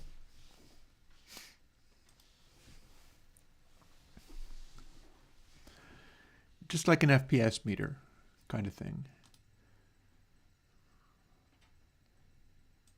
And we're going to track it through timer, so we'll add the child to there.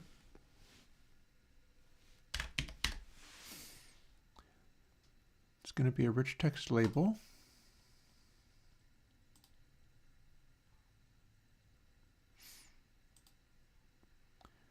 We're going to correctly place it, and we're going to, presumably through theme.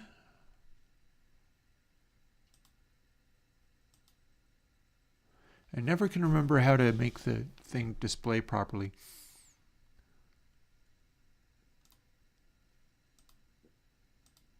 What do we get out of here? We get out a default font. So we're going to drag in a font that we've got in here because we've got some fonts. They're freely available fonts. Oh, we don't actually need Scrape anymore. We're not using it for anything.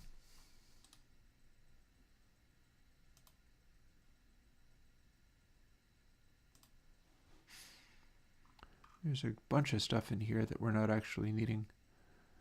I do not know whether we have sort by last modified, sort by first modified. So in theory, down here, nope, that's been a long time since it's been used. Here's the thing, Liberation Sans huge.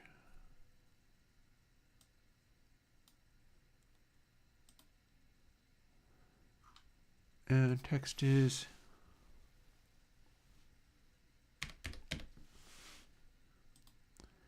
BPM. I may have called it huge, but it is at 0 pixels, so that's no good.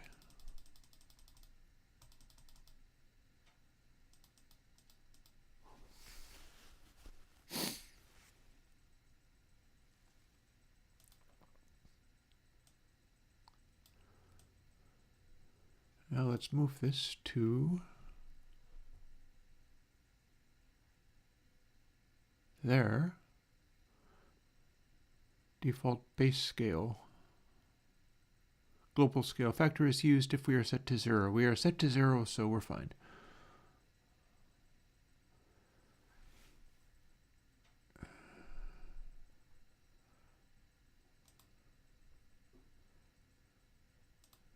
Resource, local to scene, path, that's fine, that's fine. That said, I'm not sure where we're getting this color. Here's a color. We'll set to default color.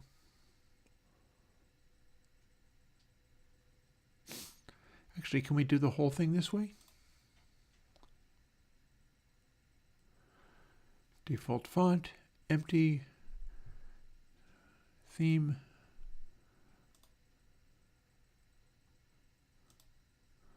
Let's clear the theme and build it with theme overrides. We do not care about this stuff. We're going to force it to be elsewhere by, let's see now. So default color. Selected. No, we don't care about that. Normal font.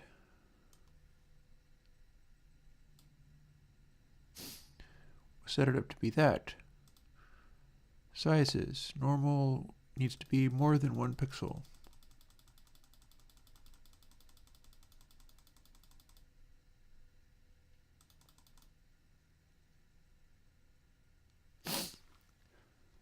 Styles. We do not need styles. It doesn't need to do any of those things.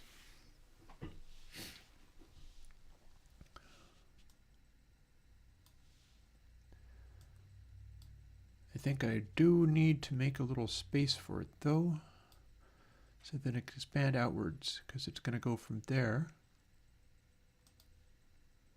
And then we're not doing anything with it yet, so we're going to be able to rename it quite easily.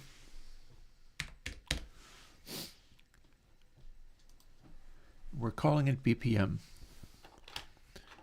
So I'm going to take my metronome and put the battery in.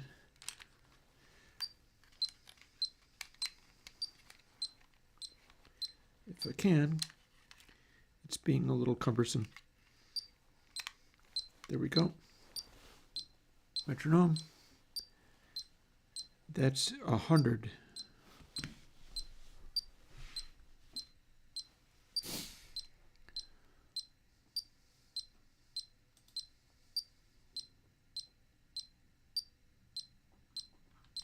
So we're going to be updating this as it goes. Oh, we're in the wrong place. That's the correct place.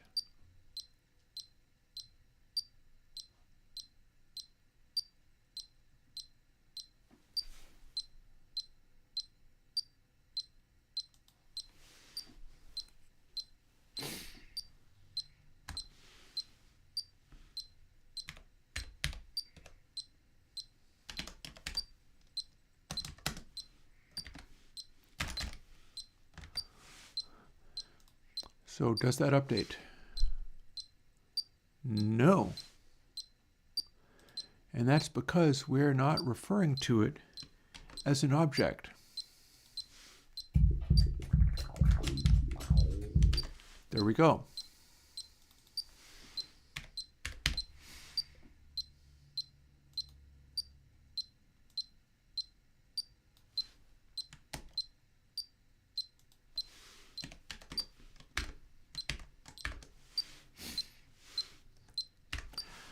Now that gives us something, but the question is it anything like accurate? Because it's not going to be anything like accurate. It's going to be a different number.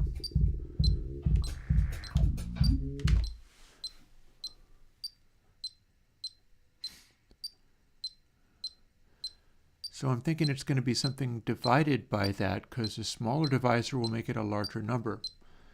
So how close are we if we do this? Well, firstly, let's kind of try to count that.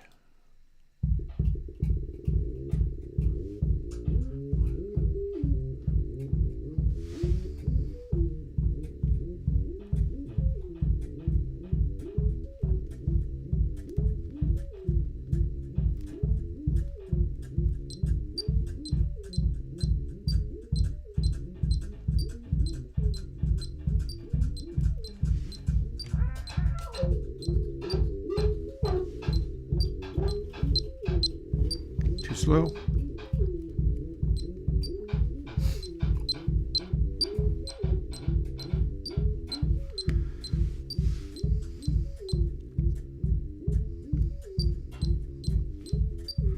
Slower than 140 though.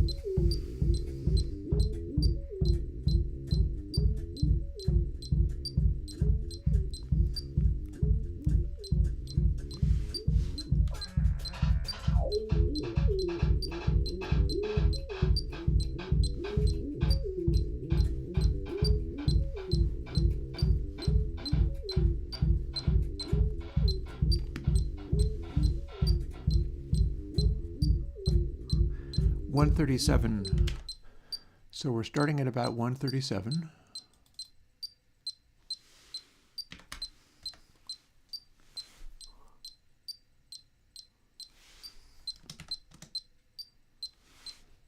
Divided by tempo.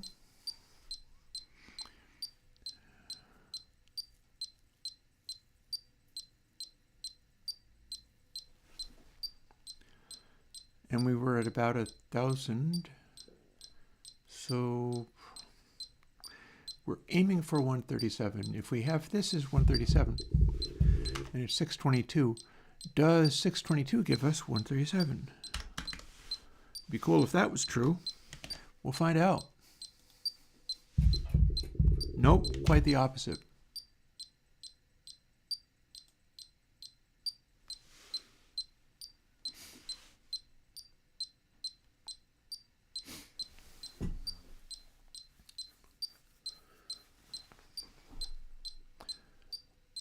It has to go the other way. So 0.22, meaning we got to take 137 and 0.22. 30.14. Now what do we got?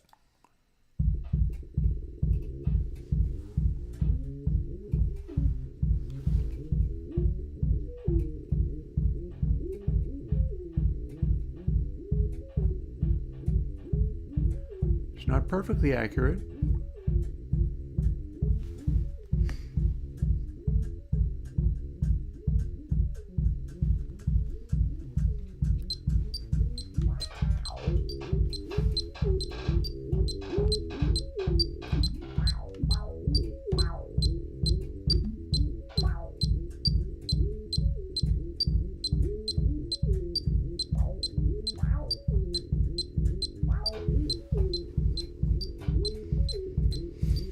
It would be nice to get it accurate.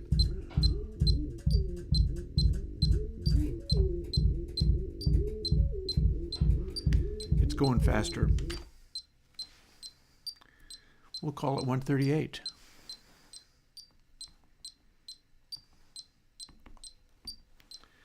$30.36.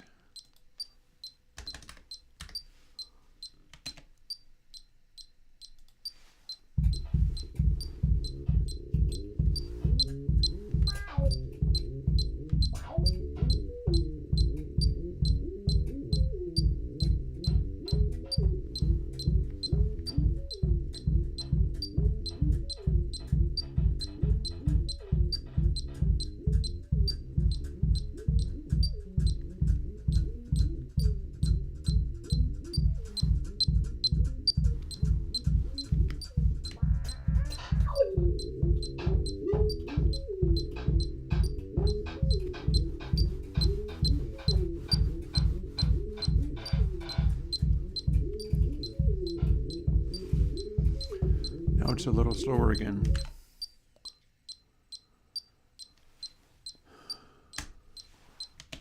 $30.3.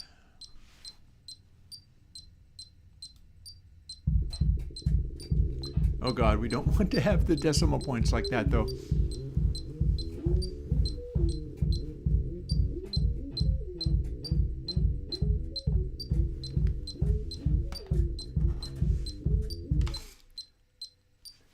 $30.4.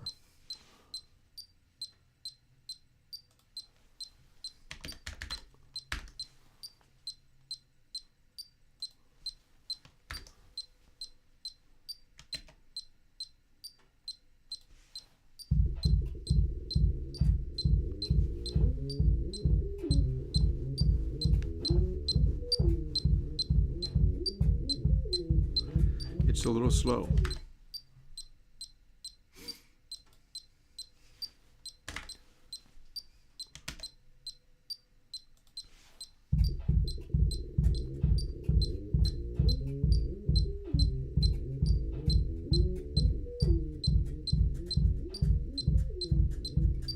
Now this one's fast.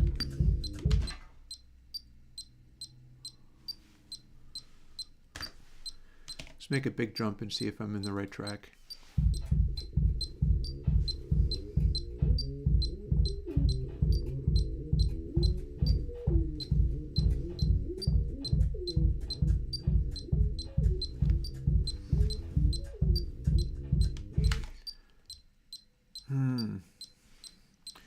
We're not going the right direction, I think. Let's see what happens if we call it this.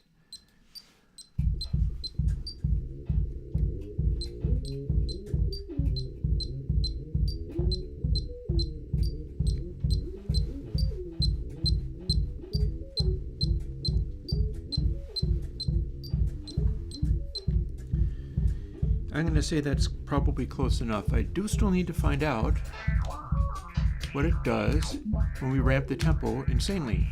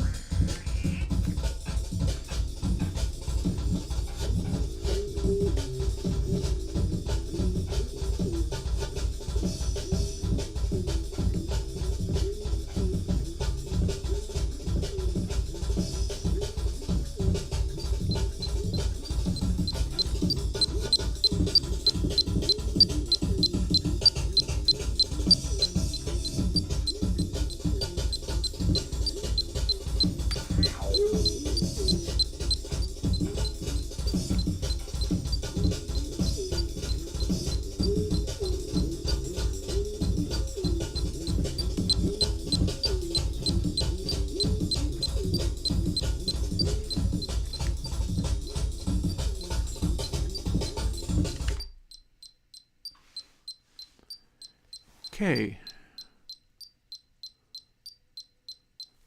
Time to revert to whole numbers. 136.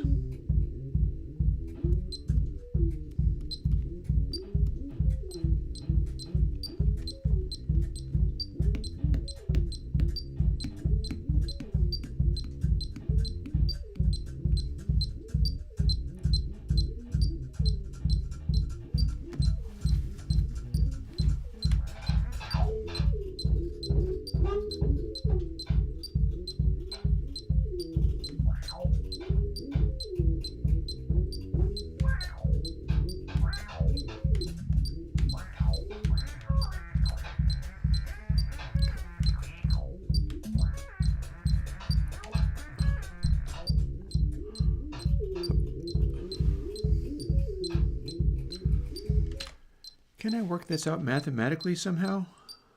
Surely. I mean, we're dealing with like milliseconds here.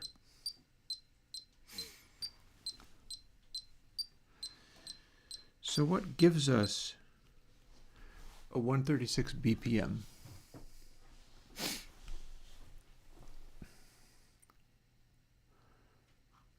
Frames between updates runs like this.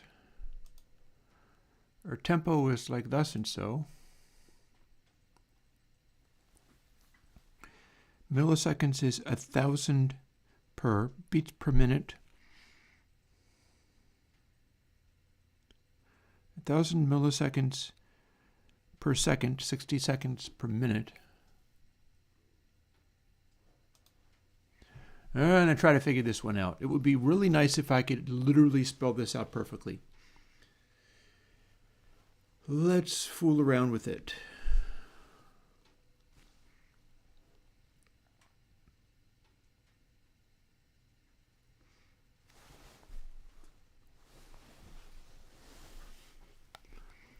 In frames between updates, delta, physics process is being called like 60 times a second. Frames between updates goes to tempo.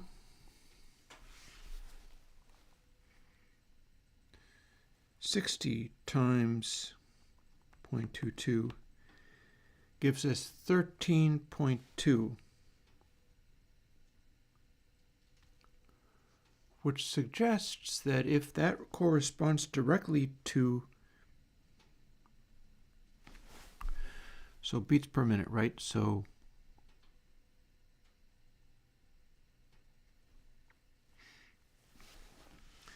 would that mean that we're actually at 132 BPM?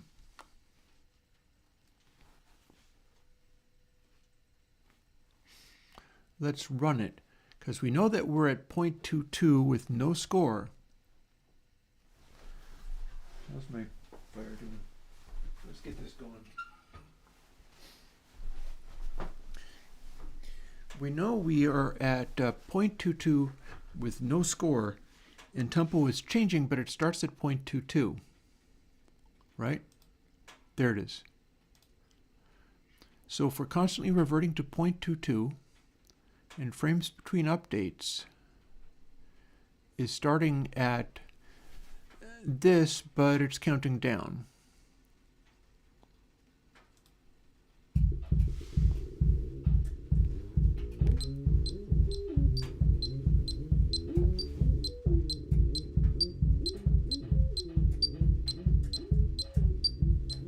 It's a backbeat.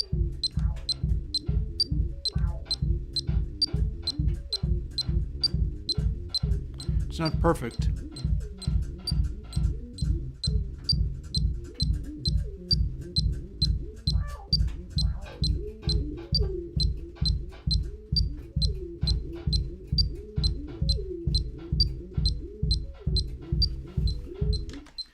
That's a lot closer. So we worked out what the tempo actually is for 0.22. So what do we got to do to get 132 BPM out of global's tempo?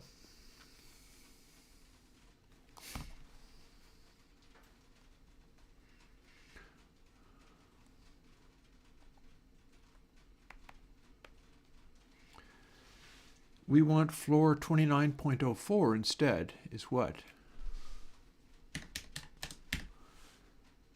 If we do that, it's displaying 132 BPM, which this is pretty close to, at least close enough. This is a video game. We don't care whether it's really accurate. We just still care whether it's really active, especially since there's a breakbeat going on, right? Or at least there soon shall be.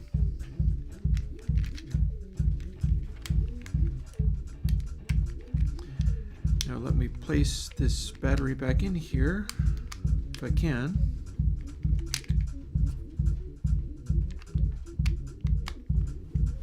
There we go. Put that aside for later.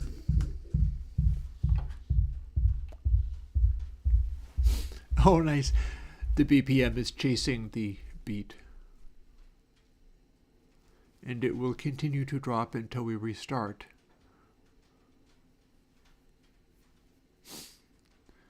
I'm wondering whether the corner is the right place for that, or might be. Here's the inspector.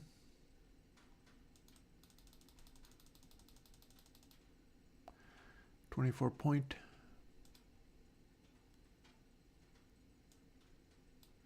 We're not going to need this frame to be this big. And let's tuck it neatly right into the corner. But maybe not quite that far over. And let us see what we got. Yeah, so it's not always going to be visible, but whenever it is visible, it's a little reminder of how high we got, and that's the score. So now that we're doing that, immediately to 145.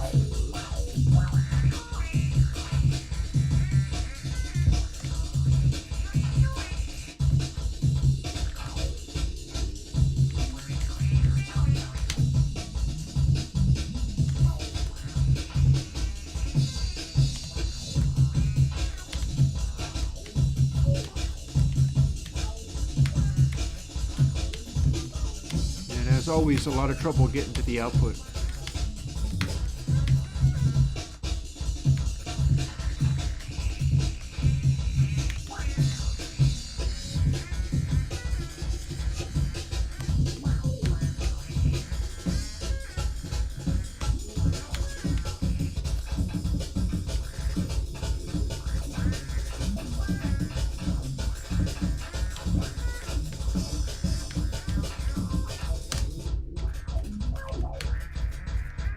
.84 BPM.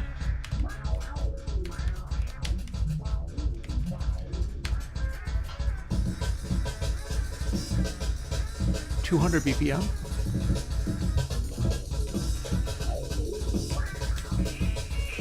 .211.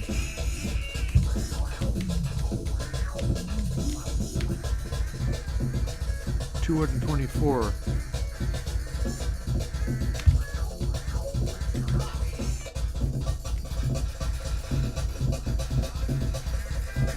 .240. Gabber.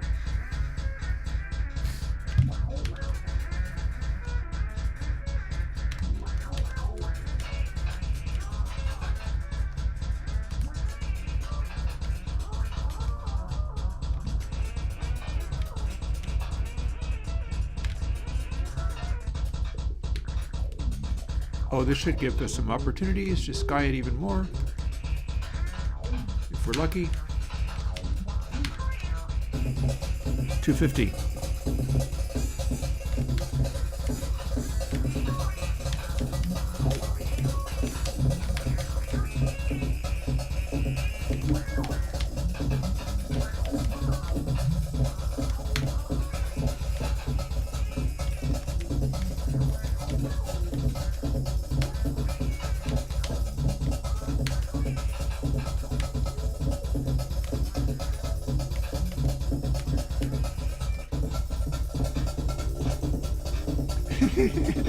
.300 BPM.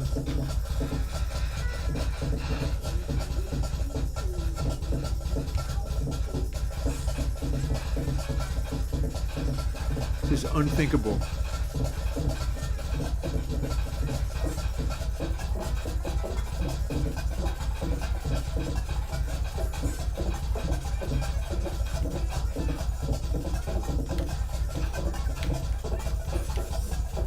And let's hear what it does.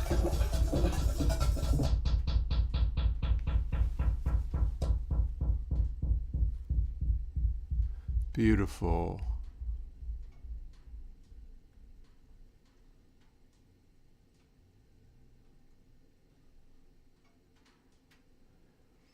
And then let's fire the kick based on the BPM. This can just keep going down, but we don't need to be firing the kick every single time, because I feel like that's producing maybe a thump. So over to timer.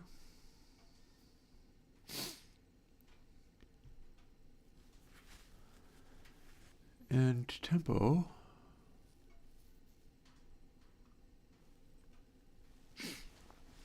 Oh, we could fire the kick if the tempo escalates beyond a certain amount. So we're starting, but we could bring the kick in at like 140. Wouldn't that be, that might be cool. That might be cool. You start playing the game, and then all of a sudden you've got a kick drum rather than just your background noises. And it starts out very chill, but then things start coming in as you go. Let's see. Let's see what we can make happen here. Breakbeat player.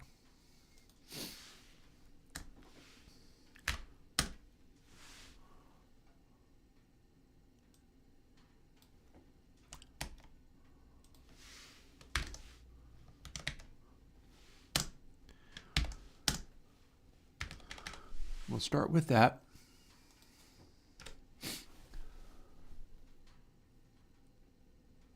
That is legit code, except for I do need to put the colon in there. Pretty soon I'm going to get ready to defrost some food for dinner, but we are making some lovely progress here to the point where it's almost getting to where I could be like, yeah, this is done. Here, have this for Sunday. Anybody watching would like to be surprised with this for Sunday?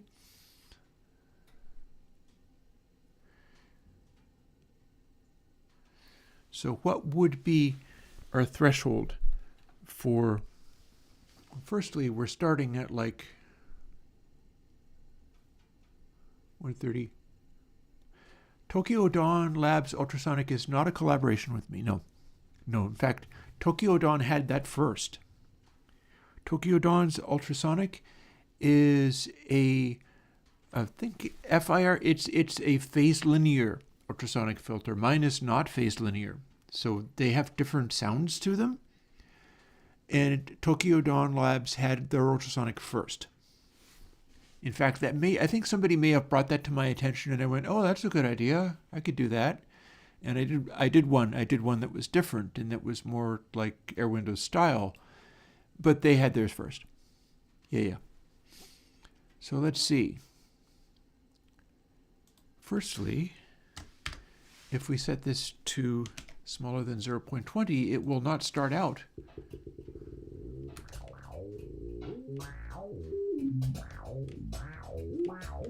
With a kick.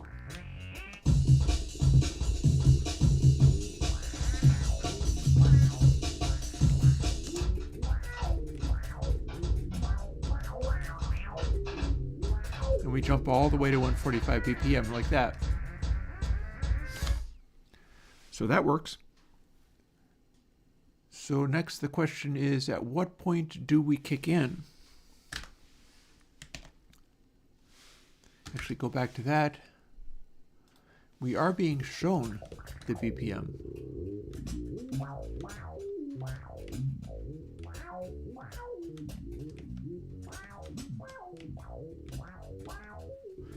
In fact,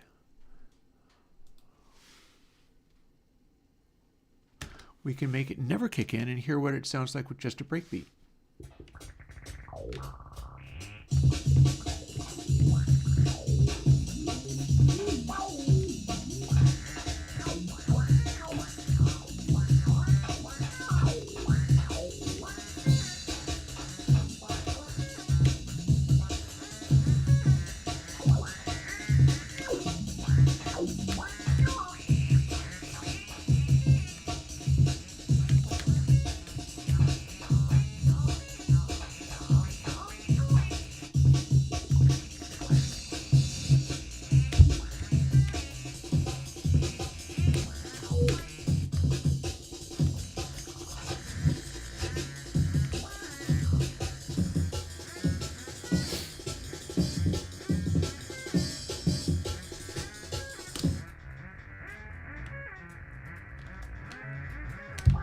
So we can do this.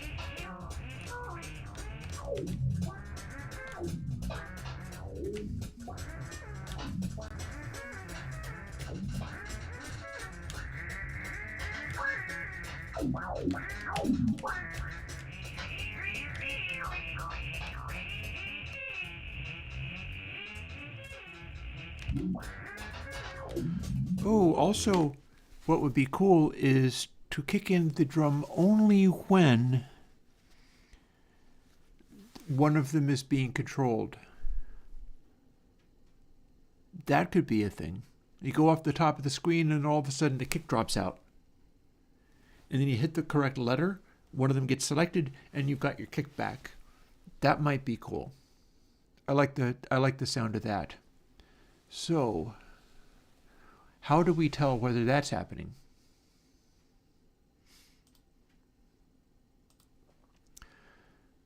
And we can also go back to this long enough to sort this question out.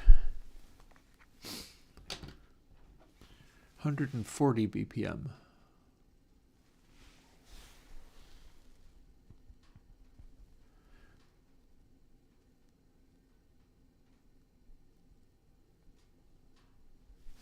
Well, hang on a second. So 29 divided by 140. Would it be? 29.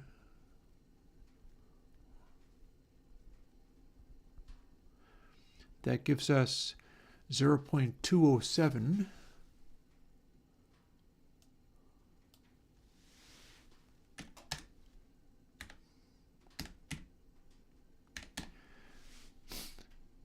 So if the tempo breaks this number, we've passed 140 BPM, which might not happen instantly, but it will end up happening.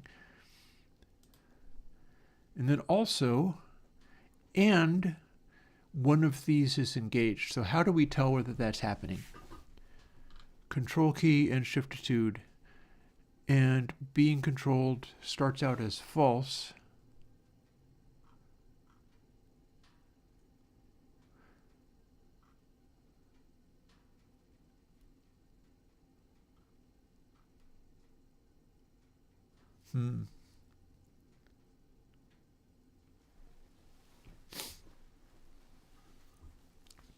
We could have another Boolean in globals. If we have a Boolean in globals, that could work. Because then as we exit there with self queue free, we can shut the global off, and then it turns on again as soon as there is a thing being controlled, because you can't actually switch away from one of them being active once it's on.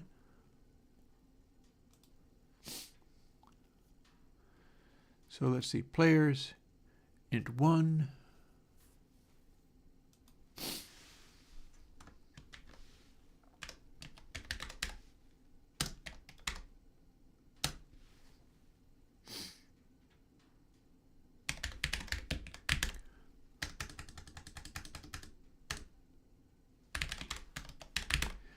Interacting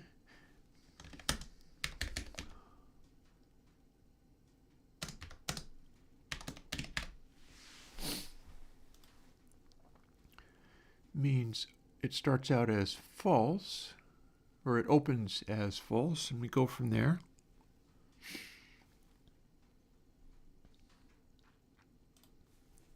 And then timer, where are we at? Okay, so here. No. Here.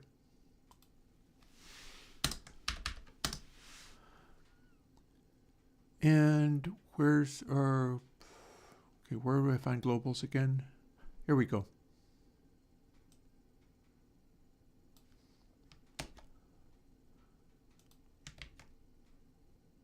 Oh, I had it right up there.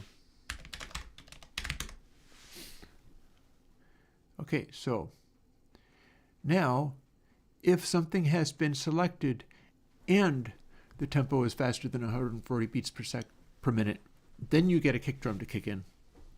But until you hit a key and get something going, you don't. I think it doesn't start out with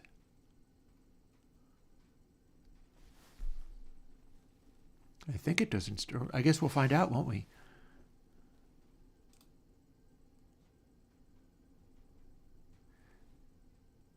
I think we have to engage it by turning it on here. So first of all, let's go and find where globals lives, which is here. And here's where we turn it back off again.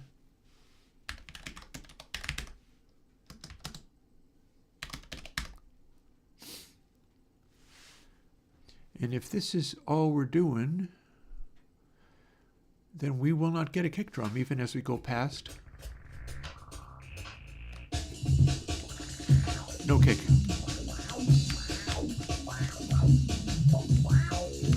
But if we do engage the kick, let's see, where's our action pressed and so on? Because we're doing something with this being controlled. Being controlled means you've done something.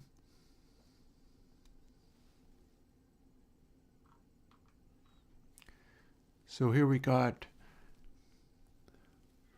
oh, so we got this going on, so we can actually turn it on here. It doesn't even fire all the time, but we can fire it now. If you hit the backbeat, that's when it turns on the kick. So it'll start with a hat and then go from there.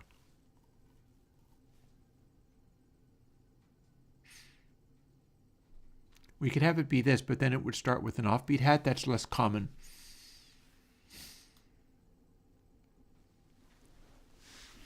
And did we copy that? Yes, we did.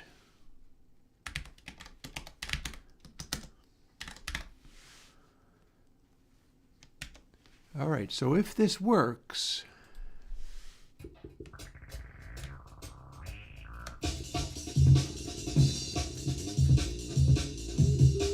as soon as I hit a key and the hat starts, the kick will start.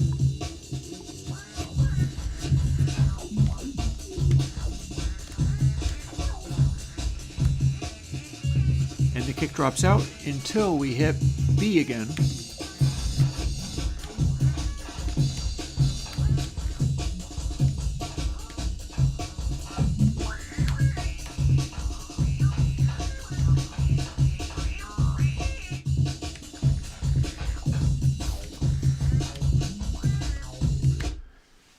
And lastly, let's dial back some of the bits. Let's dial back, see, we're in tanker again. And we had increased the score by an astronomical amount, but instead we can increase the score by 10x if you're able to leave the screen rapidly. Otherwise, the score will just slowly go up one by one. See, like this.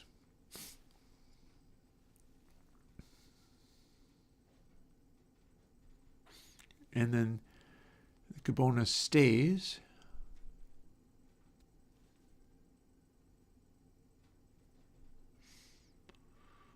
So now it's going to go up more slowly. All the other stuff is still engaged.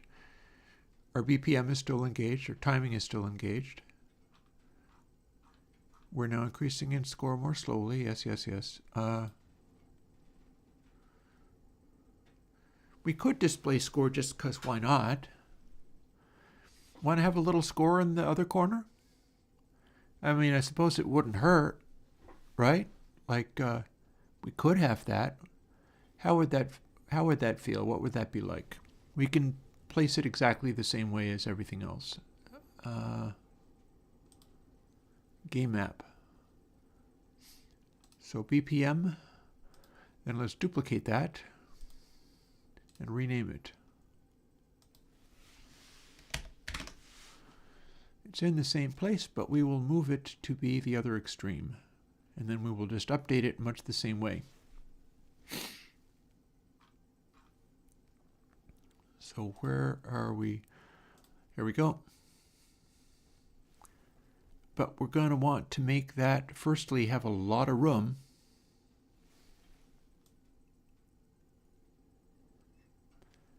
And secondly, we want it to be justified to the right.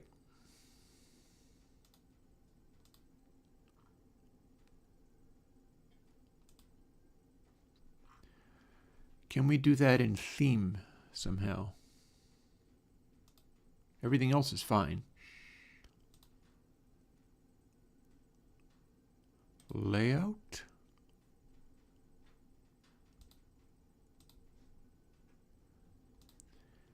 Anchors preset, that's not going to be what I'm wanting, I don't think. I just want this to be left aligned. How can we do this? Scroll active, no. Nor for you, thank you. No scroll bars on that, thank you.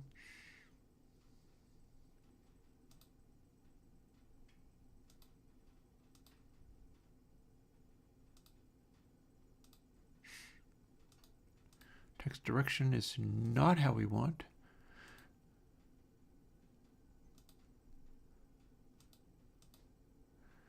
We are looking for something else.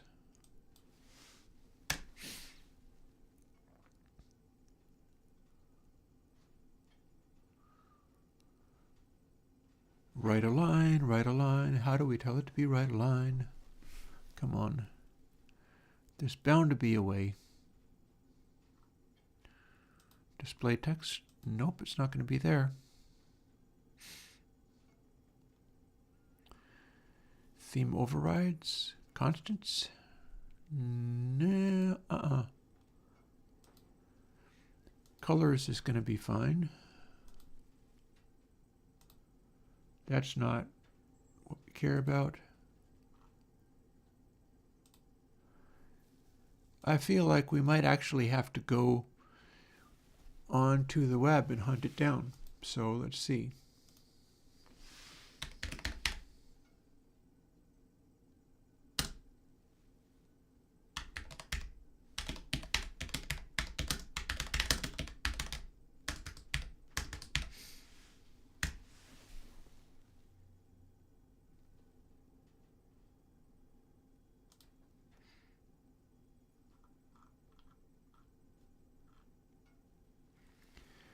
BB code?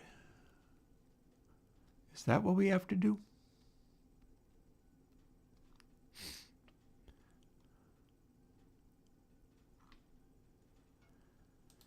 BB code and rich text label. Oh, you can only do that. Well, I want to do that to the entire label. In fact, we're using a rich text label, so it's more complicated.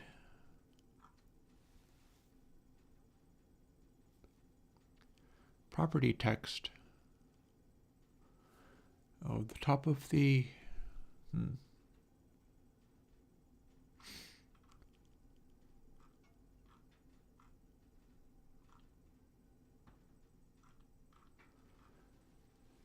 This is not helping as much as I would like.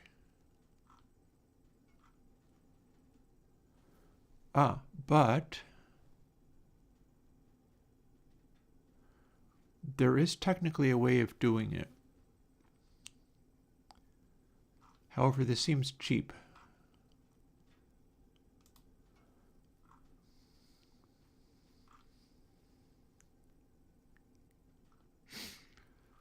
Theme properties, property descriptions,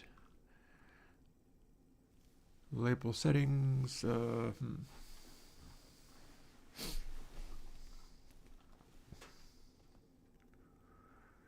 I could make the text draw backwards, but that's not what we want.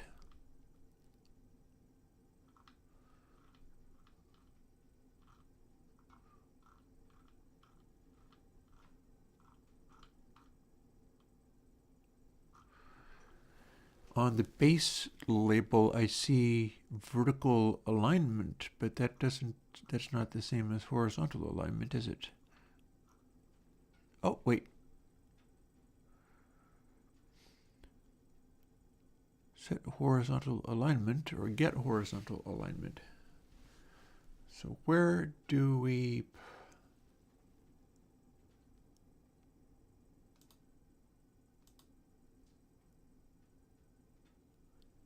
Container sizing.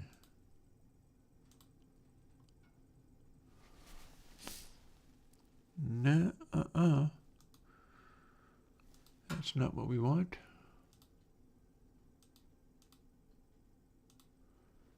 If we tell that anchor preset to be top right, what happens? Oh, that's not useful at all.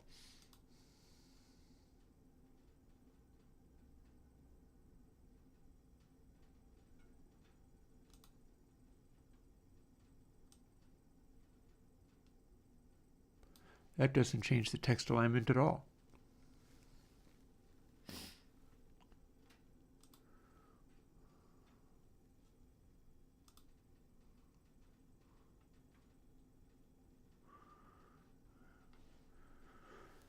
So I found some data here.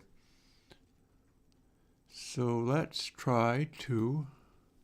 We're getting close to the time that I have to go and get some food ready. but that time has not yet arrived. We're going to go into the, oh, what is it jumping around like that for? You didn't need to jump around like that.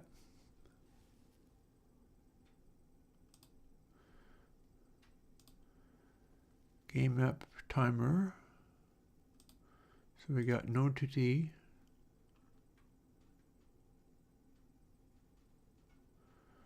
These things are children of timer.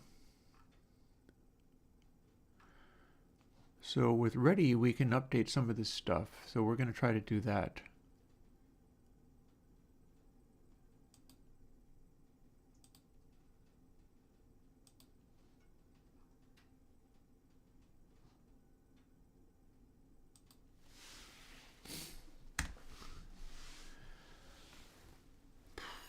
BPM. Where are we adjusting BPM? Because it's going to be the same for score.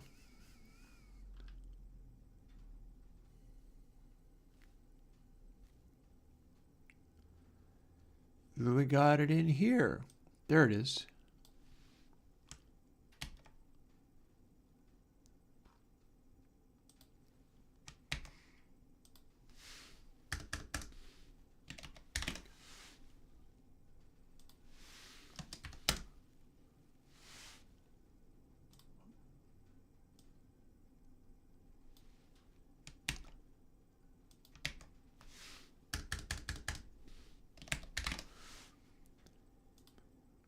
Got to make it a string though. str. Oh, got there. So now that we have that, that will make us a score. But what we want to do also is to update that to be left aligned. So let's find out whether we can do that in ready. We will throw it in here just so that we know that we can have this updating. Hello, what's going on here? Did that do something wrong? Now what? Are you supposed to be here? I think it's supposed to be there. There we go.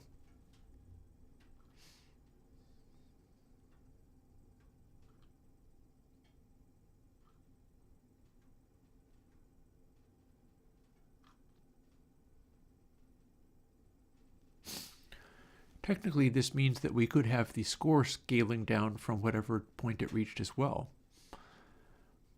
That would be maybe a little sad, but effective.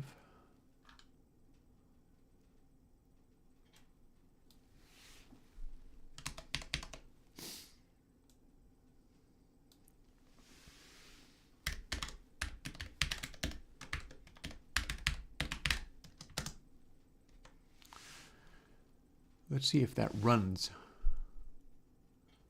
No, it does not. It needs to be a constant. I don't know if that actually value of type int. So horizontal alignment right. Let's see if it pays attention to this. Hang on.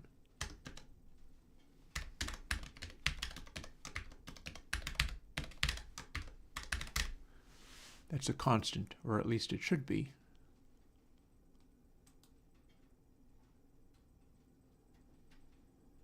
I'm gonna say we did that wrong. Now let's see if it's any happier about it.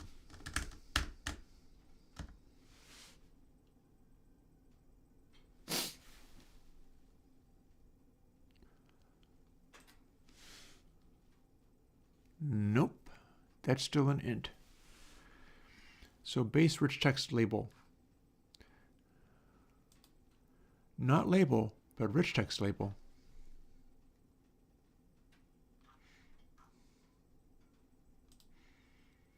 Let's see what options that has. Properties, bool.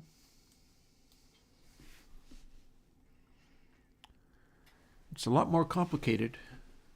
I'm not sure if I'm happy about that. I wonder if I can change these. Oh, hang on. Please stop with your nonsense. Thank you. Let's actually drag that out so that I can kind of see all of the things. I can't see at the moment whether... Yep. Looks like I got Mel hanging out, and that's it.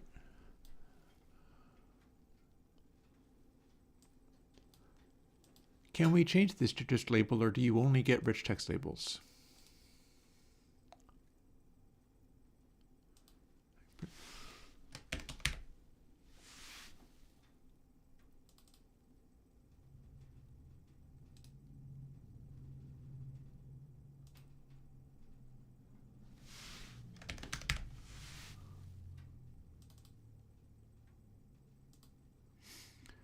So if we do this, does it run? I see a 1, and I assume there's a BPM marking. It's just that they are invisible because we have changed them in such a way that actually horizontal alignment works now. Interesting. Let's go right back here and update this stuff a little bit. That's definitely more along the lines of horizontal alignment than it was. It's just a tiny, tiny little letter.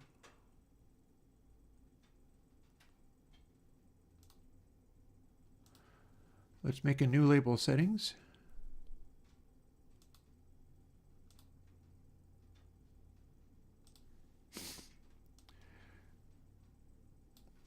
Drag in a font and assign a color.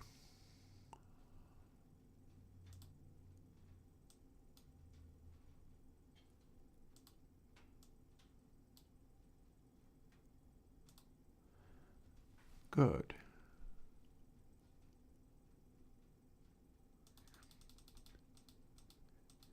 I think we were at 24 pixels.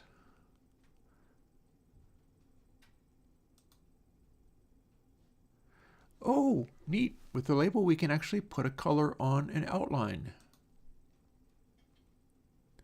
So that can look kind of cool. We can make it a little bit more fancy.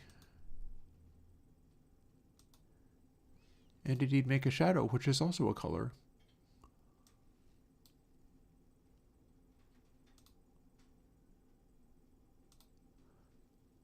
Except it has to be like that.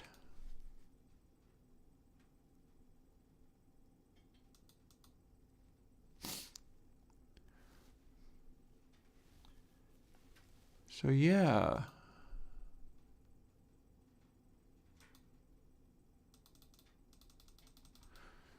We can make a big old background shadow. 0 and 1. 1 is kind of neat. And then can we duplicate these settings?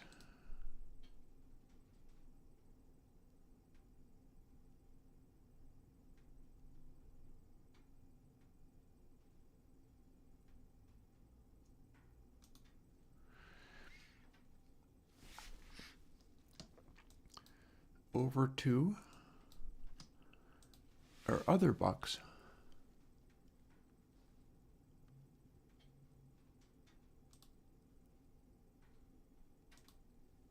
Bam, got there.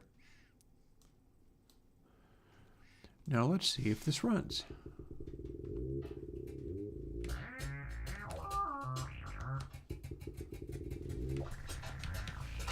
Neat.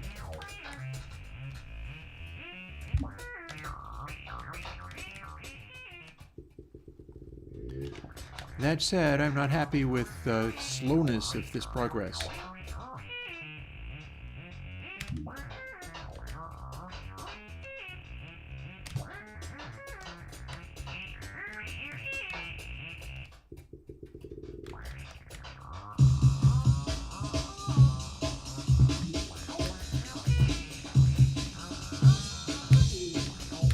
And this breakbeat is way too loud now.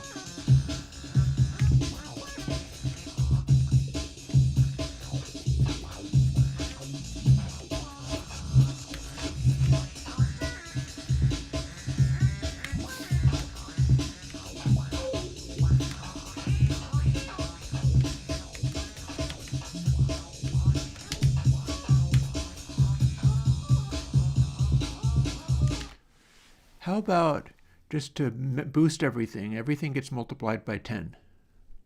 How's that sound? So if we go to script, we go to Tinker, we go to where we start getting scores. It's plus 10 for little minor scores, and plus 100 for if you engage the breakbeat.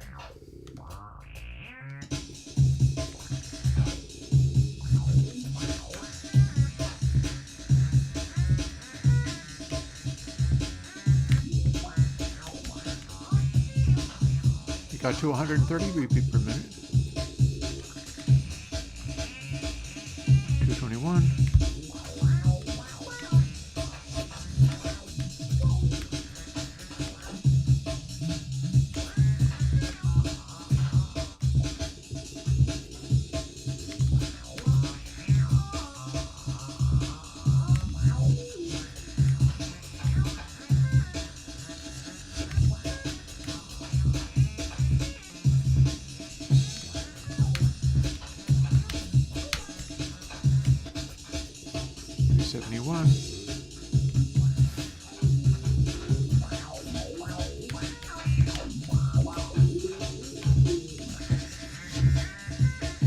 Thirty-seven beats per minute.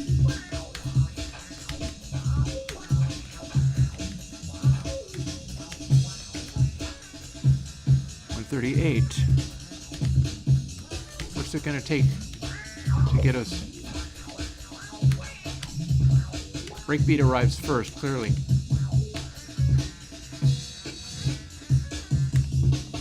139. 140. I don't hear the kick. There it is.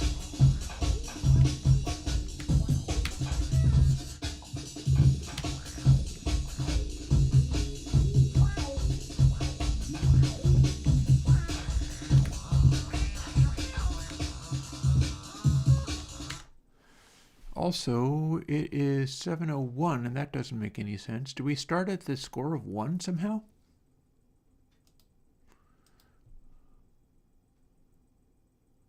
We did.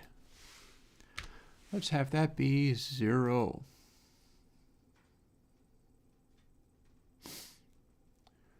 Level B 0.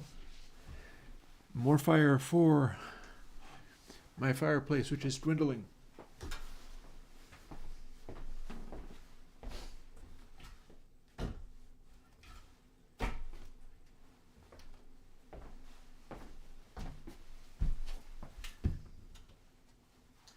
I can see that we absolutely have to have the kick coming in before 140 BPM.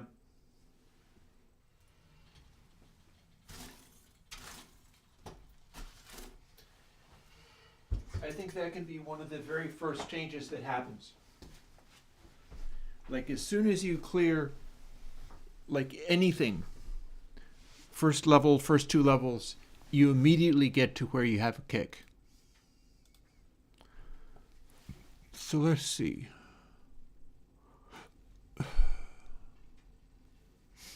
It's got to be interacting. So that's already good.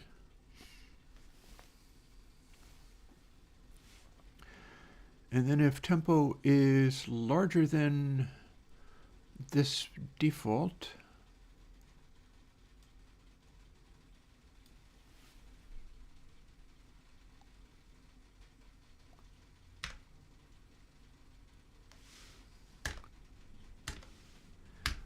just barely off. Let's see where this goes.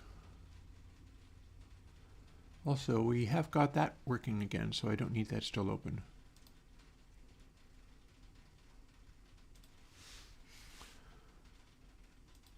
Off we roll.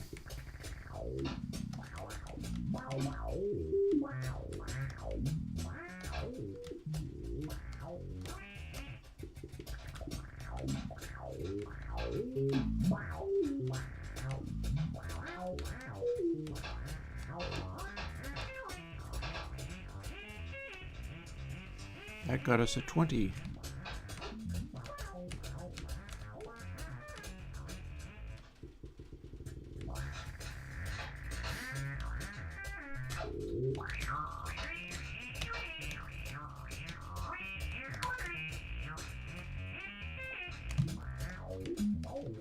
132. What's it gonna be? Got there.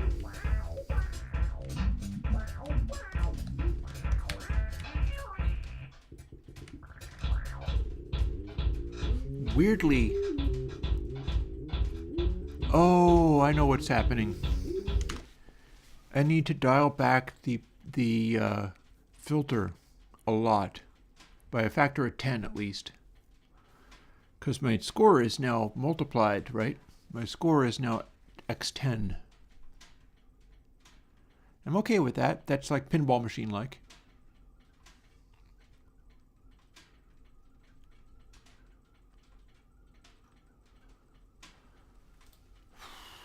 Cutoff hertz. Oh my, it's a power. That's why that's doing that. That is why that's doing that. So let's have it be its power, but let's have it go from here. Also, all the feedback delay stuff is going to be screwed up.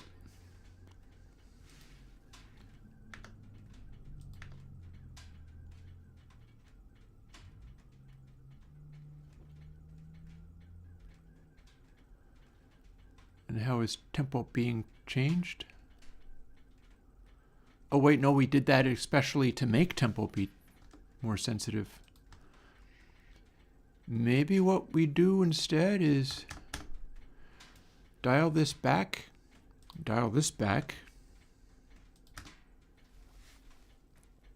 and then simply ramp the tempo faster. That might do it.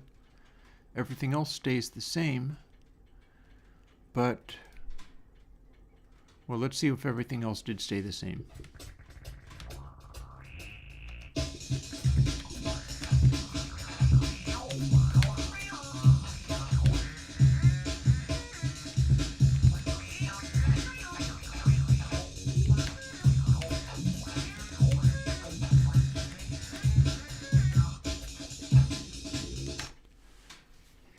So here's where we ramp up the tempo.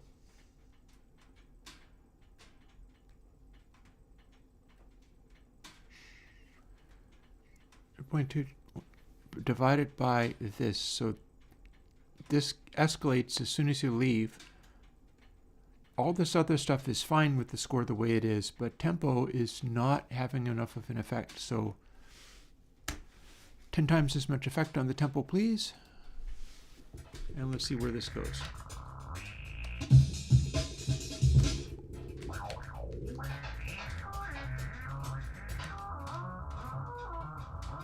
That got us to 133, which engages our kick. Oh wait, it went back to 132. What's going on? Why would that be doing that? Have I got it multiple places?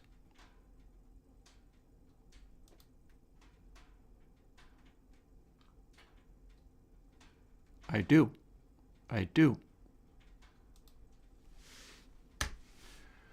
Score times 001. Score times 001. Now they match. I think that's the only two places.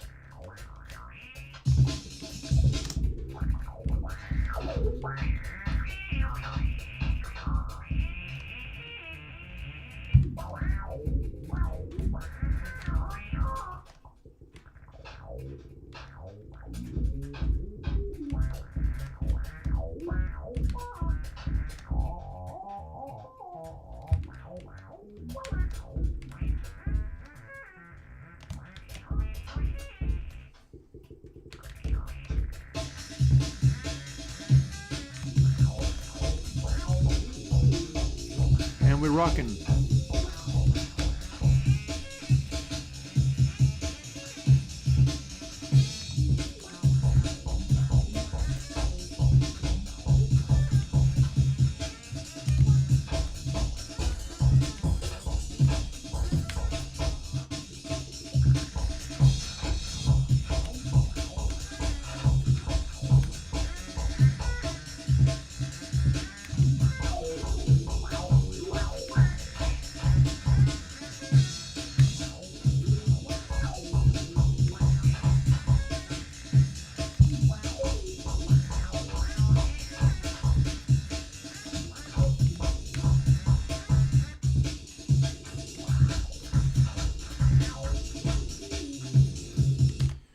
filtering is going up really, really, really, really, really fast. What's up with that?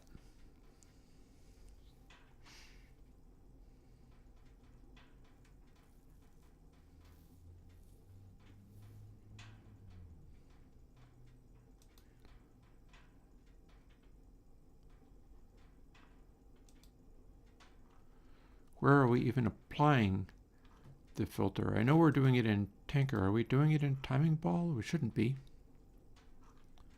No? No?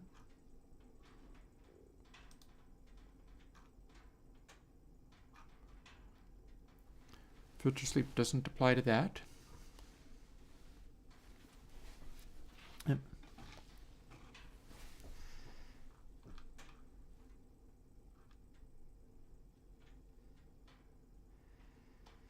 All in all, this is working out just fine. Ooh, hello.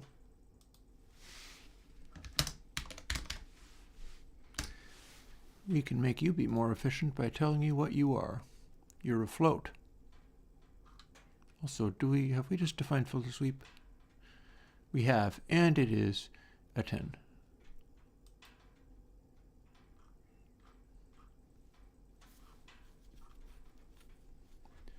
Although I feel we can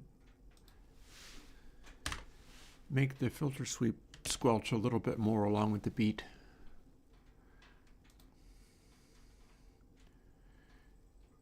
Only when the kick drum is happening, though. Only when the kick drum is happening.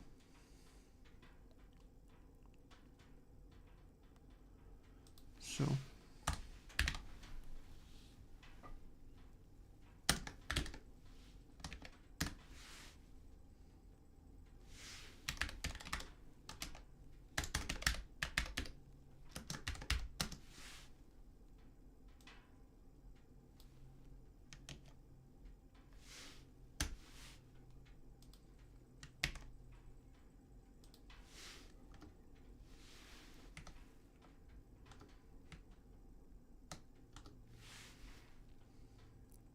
See, this is how we get the thing to interact and be interesting. Now, we had something engaged where we turned it on and it is interacting. So we can talk to that here. And it's a Boolean. And that means only when that's interacting,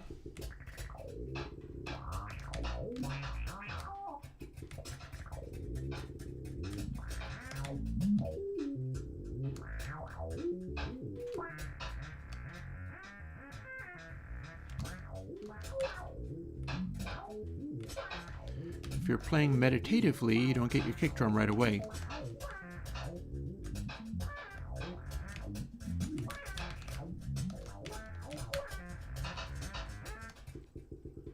That got us to 3. Let's specify this, right? Let's make it be specifically 133. We're starting at 132.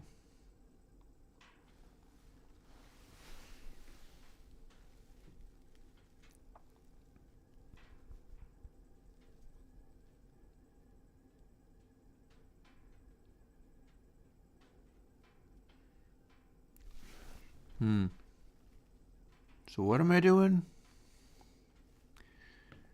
132. Tempo is less than 0.219.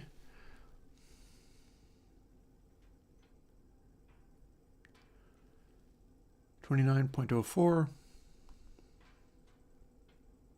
Oh no, wait, no. I'm going to do it the other way around. 29.04 divided by 132 is what got me 0.22. So 29.04 divided by 133 gets me another number, and that's the one I care about. 21834. 5.8.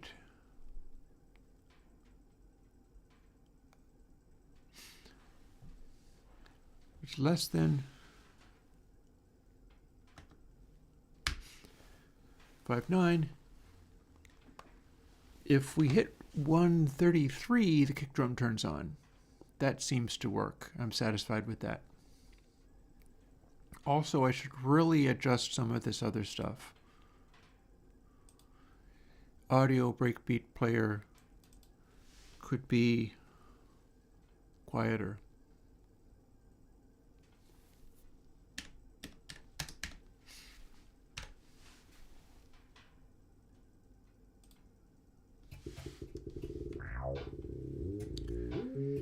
So we start out figuring what to do.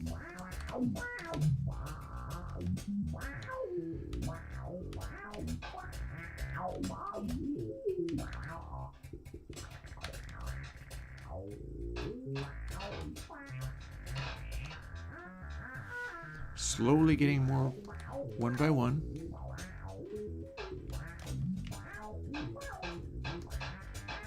Not really seeing the point of all this, but we know what to do. Finding our way to the top. We're trying to. Score of 4. I'm going to see how many it takes to get to 133 at the lowest possible setting.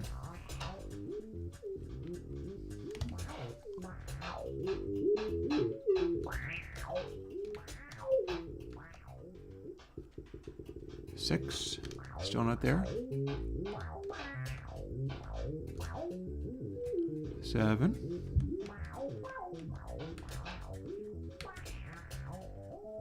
8.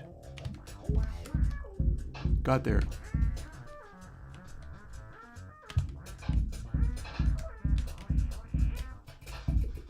10.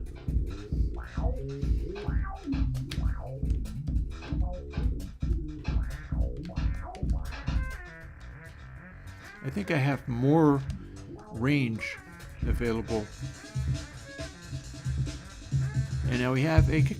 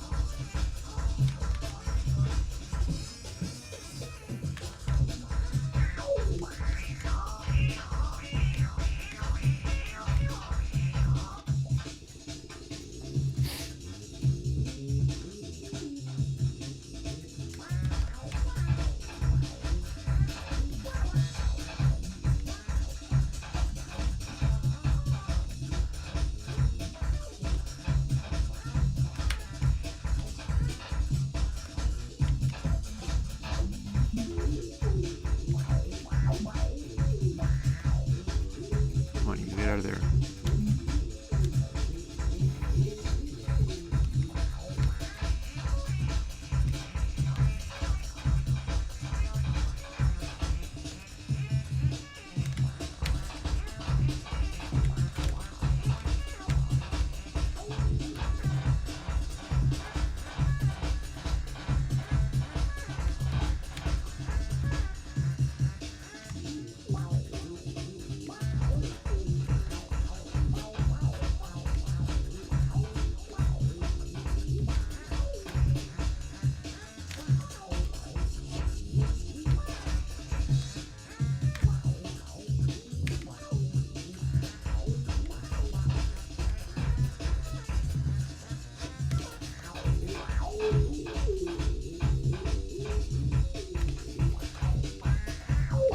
Okay, strats.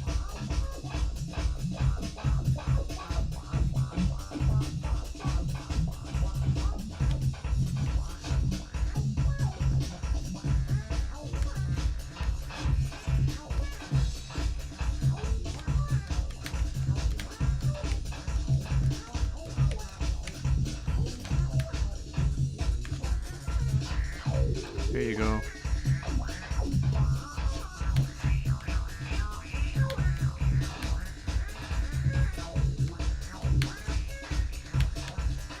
Got there?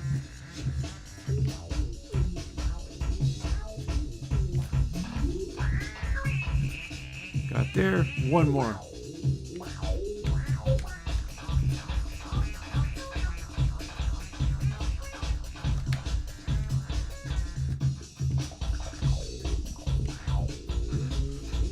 Man, that kick is bright. I feel like that kick shouldn't be this bright.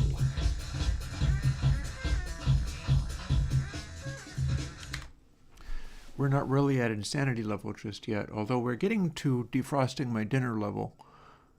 Cutoff hurts. POW score 2. Alrighty, so how about 200 plus just straight up score?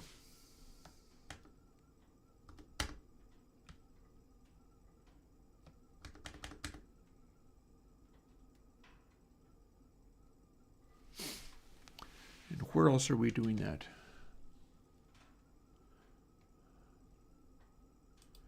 Are we doing it here? That's going to be a yes. I think that's the only other place. So now, cutoff hertz doesn't go that high, and let's also cut it right down again so that it doesn't start too high.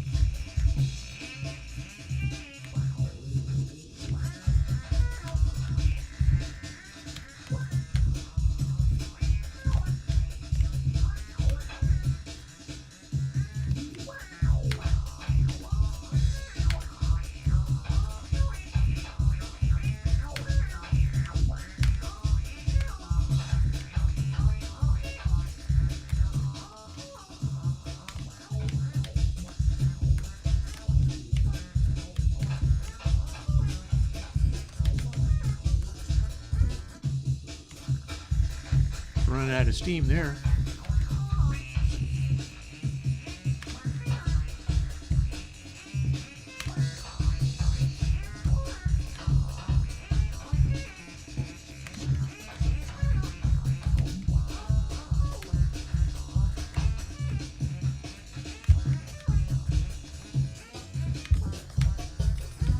Uh-oh.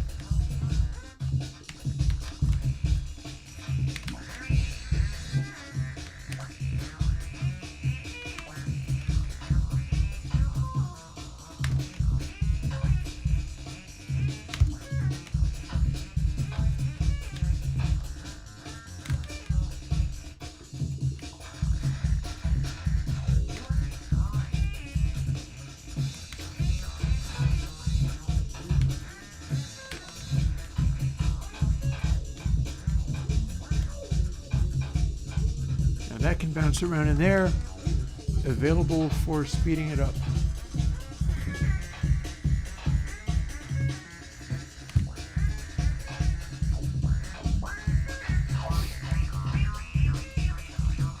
tempo strats.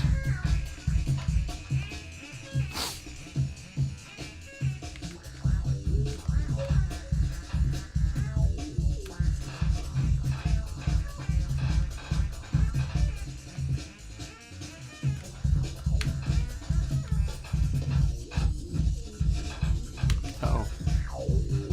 There we go.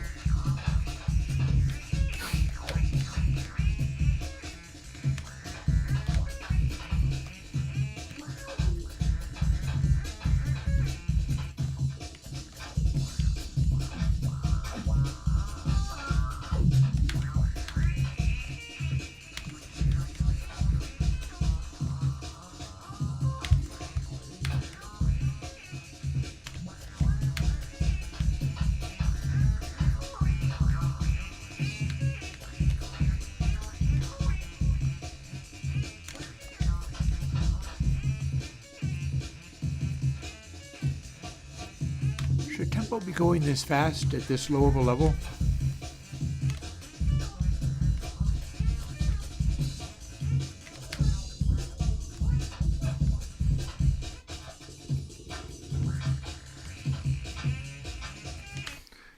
I'm really not sure tempo should be going that fast at that low of a level.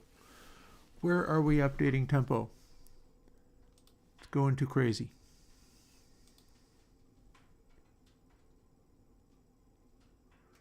I mean, that part is fine, but it's ramping so fast. Here we are.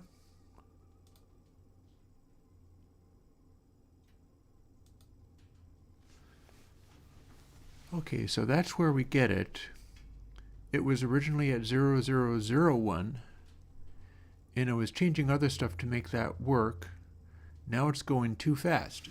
So let's make it half as effective. It's in two places. I feel like it shouldn't really have to be in two places, but it is.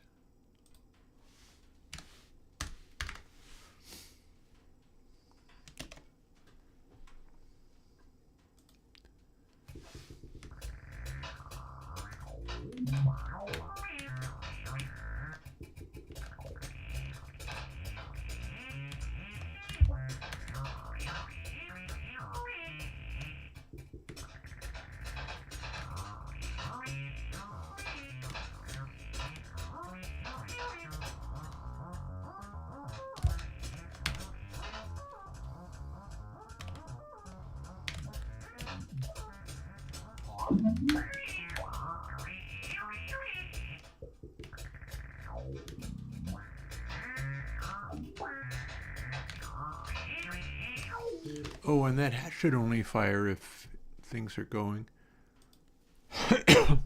Excuse me.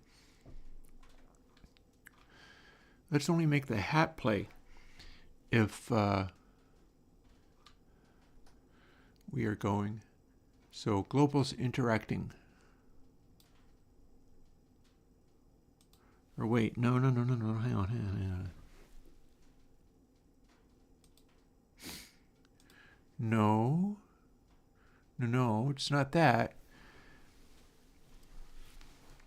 It is tempo above this. Otherwise, we don't get a hat if we don't get a kick. So here's where the kick cuts in. If you have the hat, by definition, you're interacting. So what we're going to do is take that out.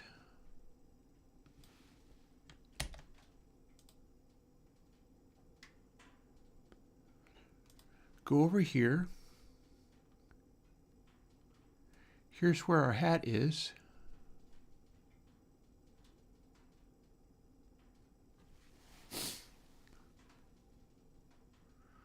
What are we already doing here? Oh, we're testing for tempo. So that has to be acceptable. And we have an and. We've got another condition. And so we can have an and. All of the above.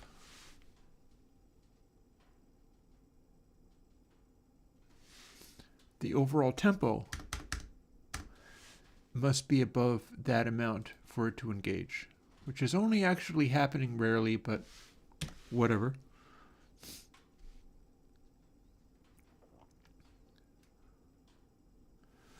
What happens if we have only that backbeat?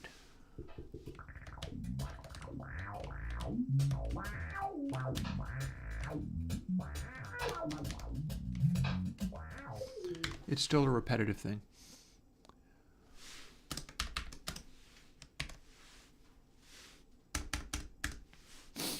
Now if we do it,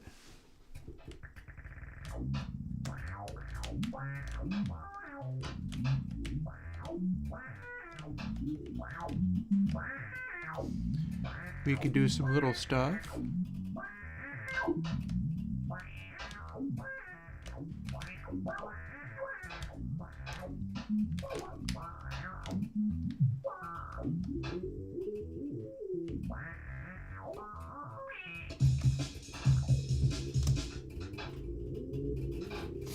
Now we have two of them.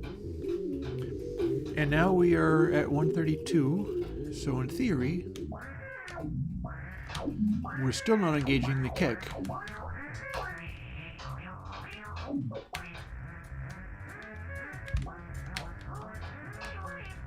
But if we get to 133, I think.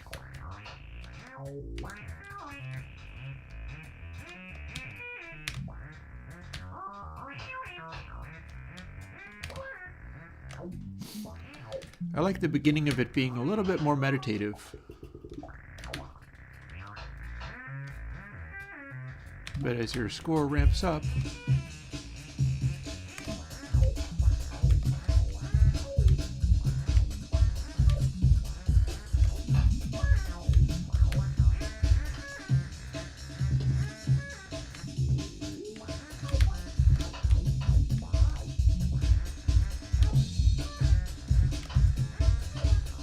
you got a jam.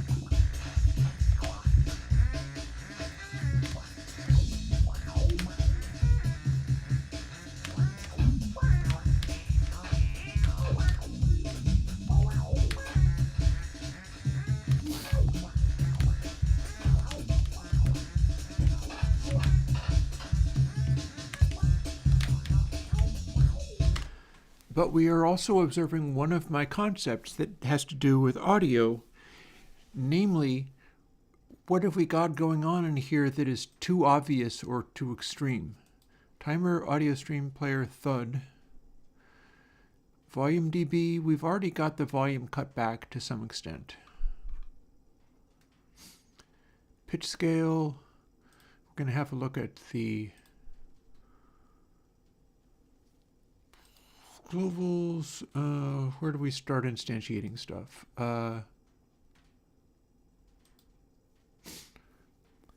So there's our kick. And here is where we're telling resonance on the kick drum to be rather high. We've overridden the kick drum so that its resonance is now 3.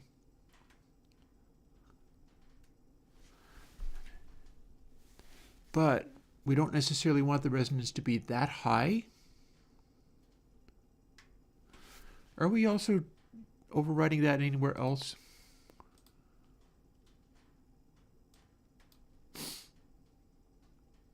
Sure are. If we are down to... Oh no, that's audio 1. Resonance for audio bus 1. That's going to be timing Zox. That's resetting that. And that's if we exited the thing. So it's bus cutoff hertz. Timing ball does not update that one. Globals doesn't. Game map instantiates it. This is where we set the kick drum to a resonance of 3 and then never change it. So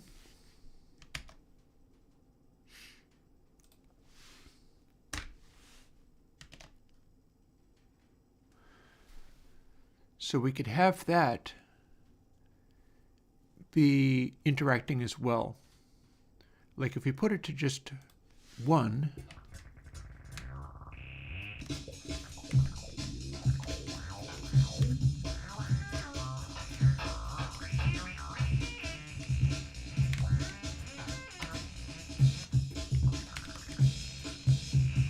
Now we've got kick.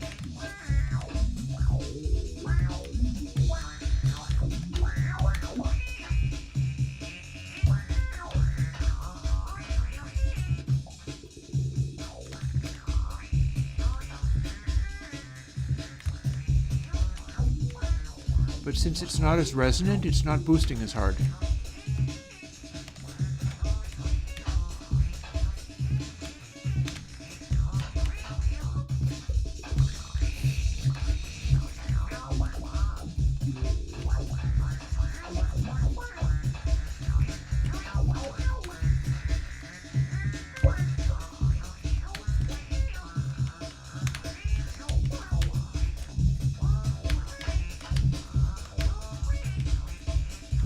You troublemaker.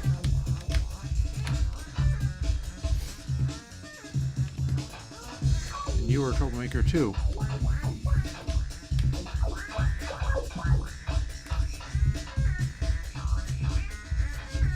Come on, you can do it, you can do it, go ahead.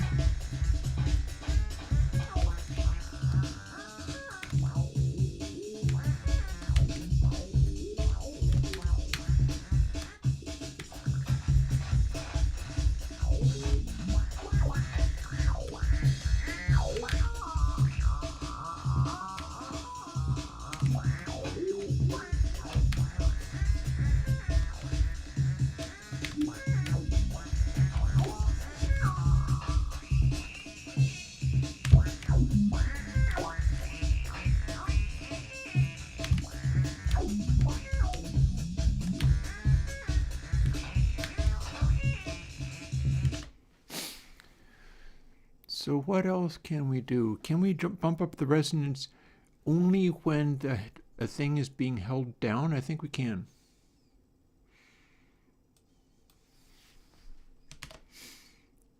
That's going to be in Tanker specifically.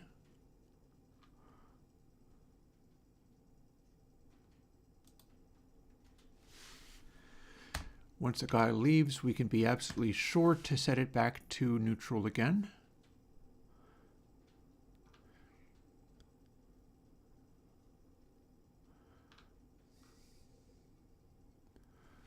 But, okay, so that velocity, this exit, this is correct. Interacting is false if we exit.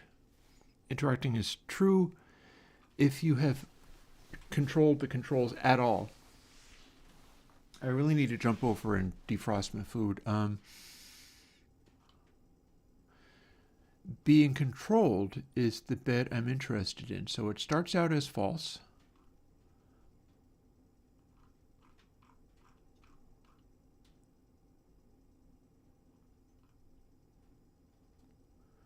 So this means something is happening,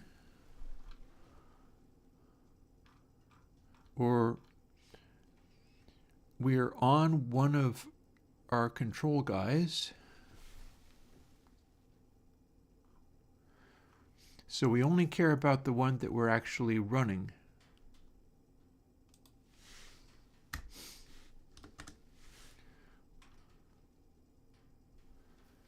So being controlled, this is how we know to fire this.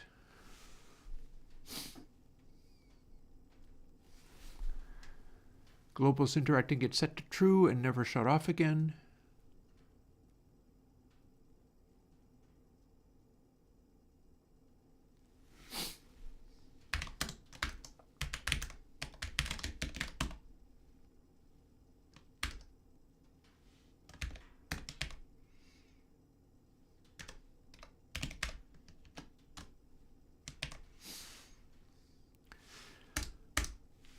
See what we got. Back to the loud. In theory, if this works, we will fire up a bigger resonance only when that's actually engaged.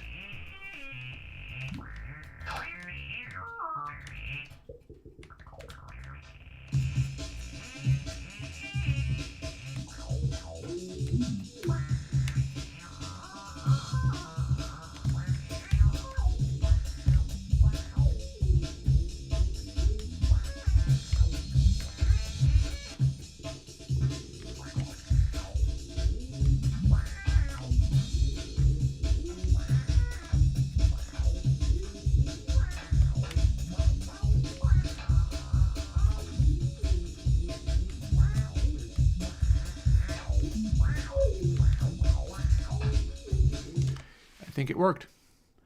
One change. Resonance should be golden ratio, because that's Butterworth.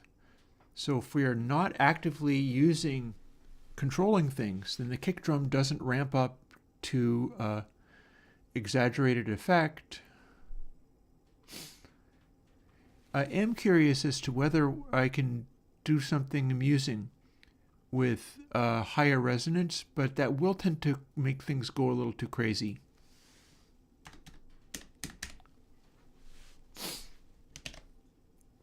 And we can set it to startup.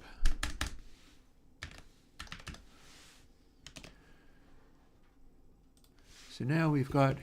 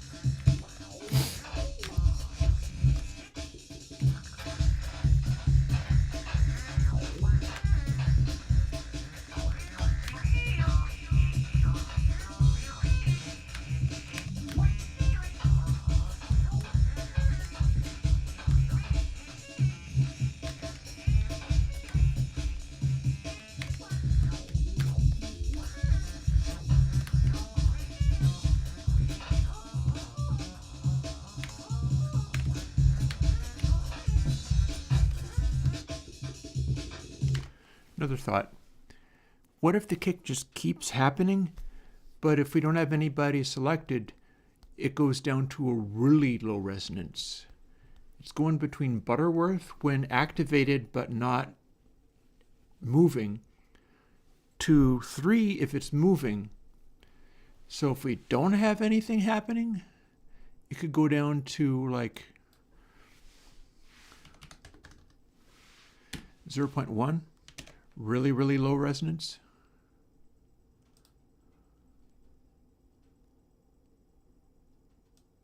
Same as this other resonance, in fact.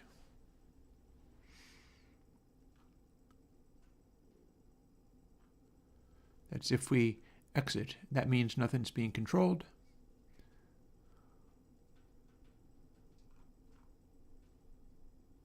We've updated tempo. We've updated that resonance. But not until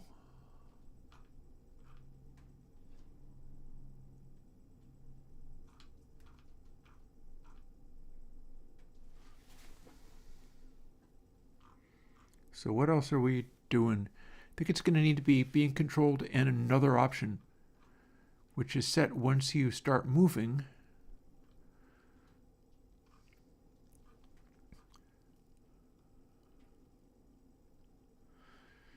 Here's our being controlled.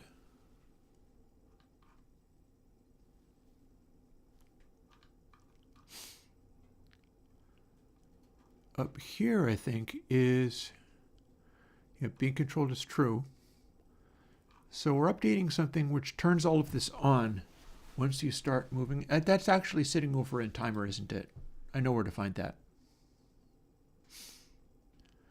So global is interacting. Global interacting only fires when you put being controlled on. So instead, we'll just automatically engage it.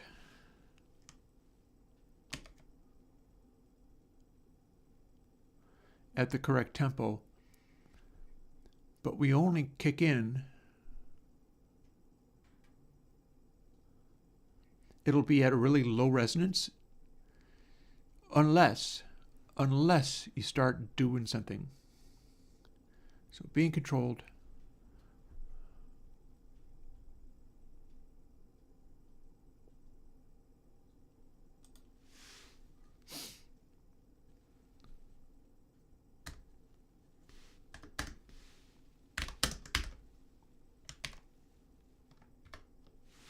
Don't need that ampersand. So interacting. Then we do this. And only then do we set a resonance, whether it be the lower or the higher, but it's got to be used to kick in.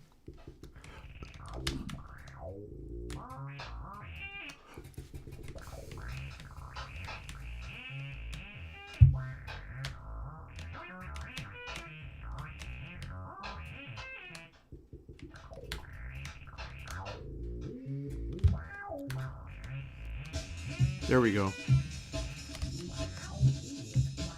But we're not at 133 BPM yet.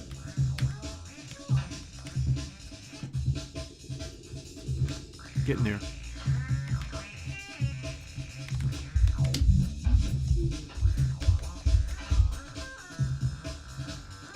Now in theory, we're supposed to still be hearing that kick.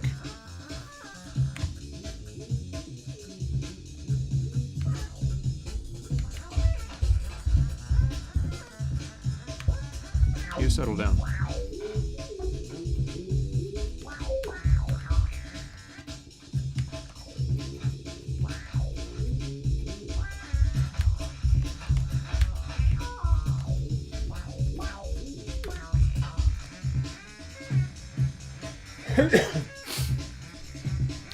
So in theory, we should still hear that kick.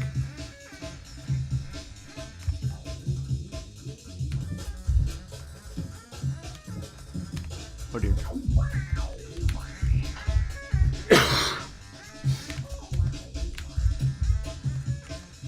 Let's see if we can get it up a little bit in score.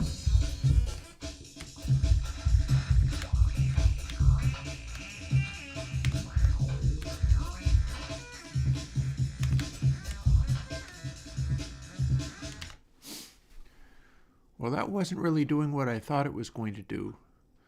Therefore, let's go to where we might be resetting the resonance down to too low to register.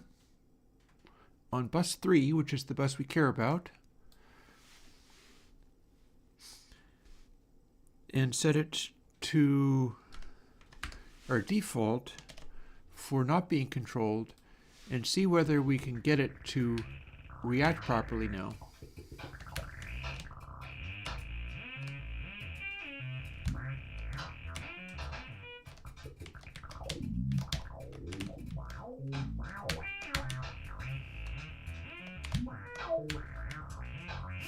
First levels.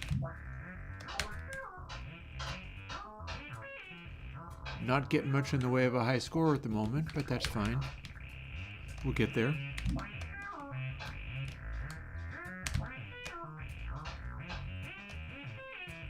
Nine. Got there. Now, are we still going to hear the thump once A leaves?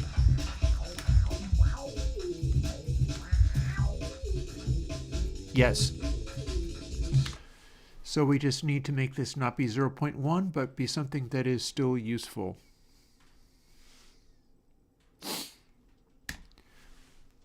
.5 maybe?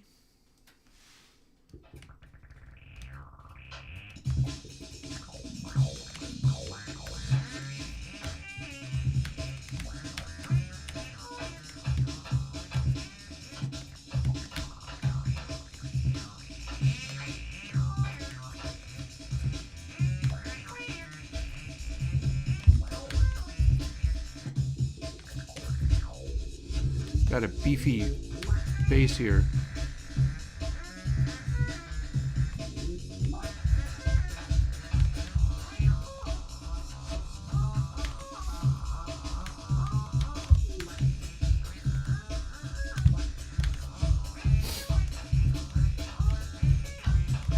beating up the old subwoofers.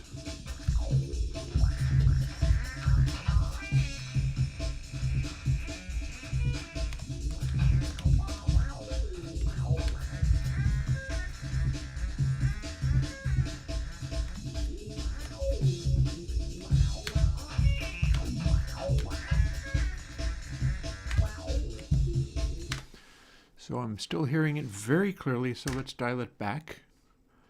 618, so how about half of that? It's 309. Also, let's start it at that. I'm pretty sure that in game map we are setting it to so low that it's unregisterable. And let's start it up so that it's actually making an audible noise, even at its lowest settings.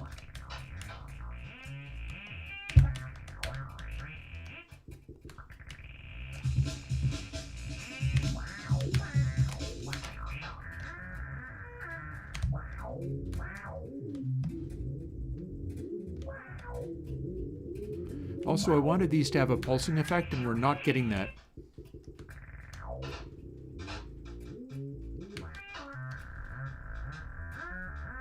There we go. That's a low frequency rumble, and no mistake.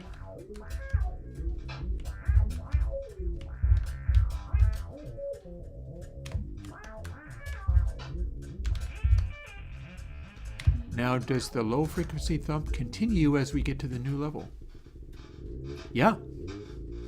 Just a bit. Just a bit. Once you select one, it gets going.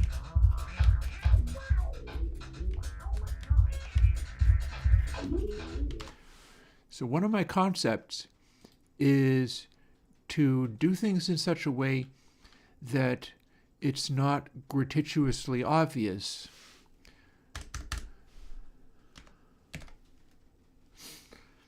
A resonance of that high on the kick made it start jumping out, grabbing attention.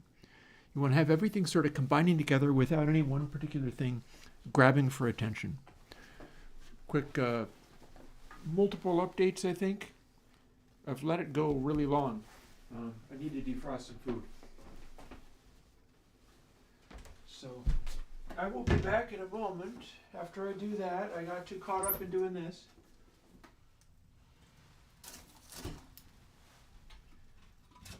Ain't nothing wrong with that other than I do still have to eat, you know. So let's start dealing with that as best we can.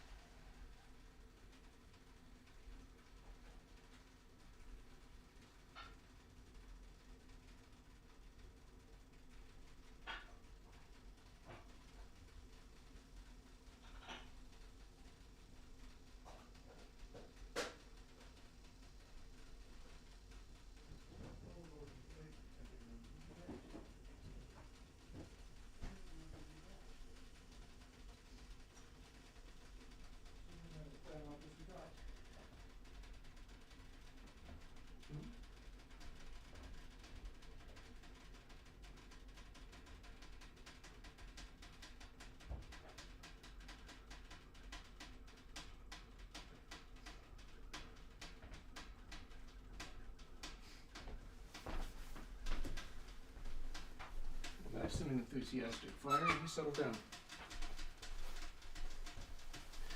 Okay.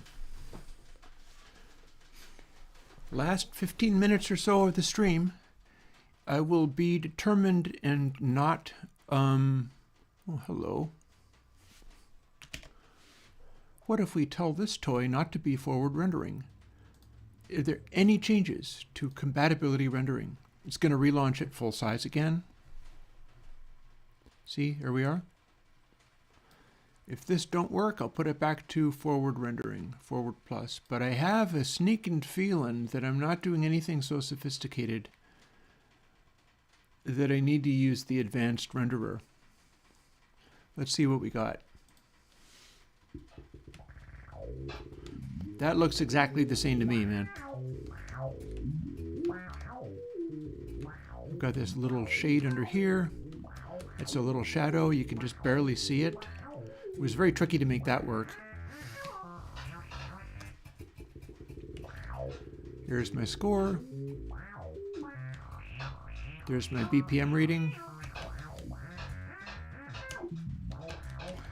I think this is getting into the zone. I think this is getting ready to be a thing. We do need to be able to restart it once it dies, though. But I'm not really sure I need to have that.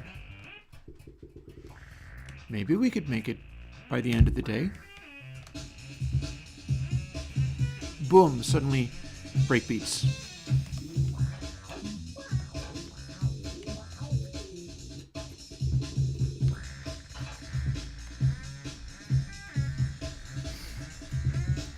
And the score for getting into drums and things is about 16.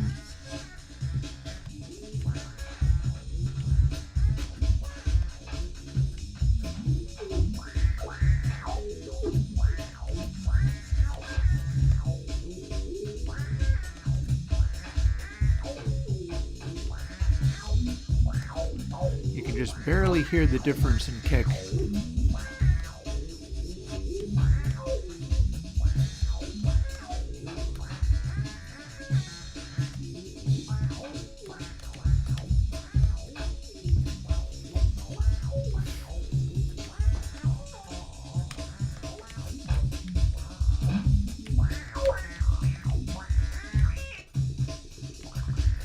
It's a pity it has to break tempo for that, but I don't think there's any other way.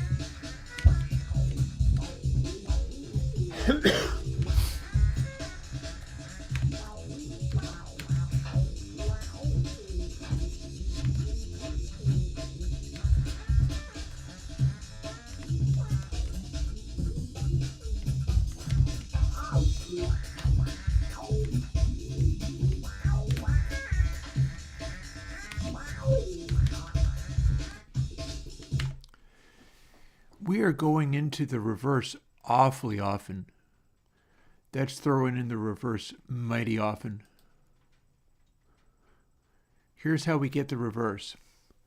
We get the reverse by not firing breakbeat player every single time. So if random F is less than 0.5 and it's not playing, or it's not playing, you automatically have to play. So if it is playing, then, okay, hang on. That's not an and, that's an or. So if it is playing, then playing is not equal to false, so that's false. Then if it's less than 0.5, that's also false. But if it's greater than 0.5, it's true. And therefore you play.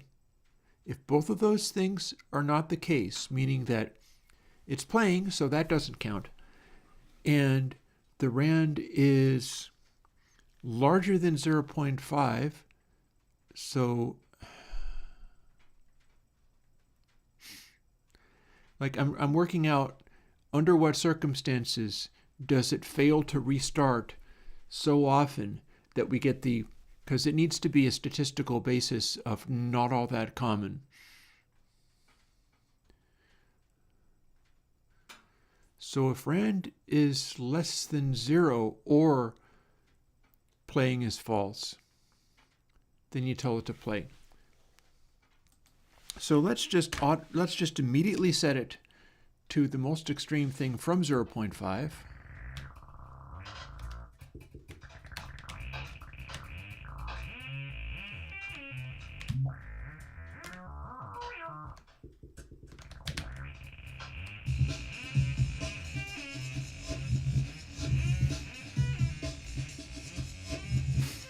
And now it's just plain 1.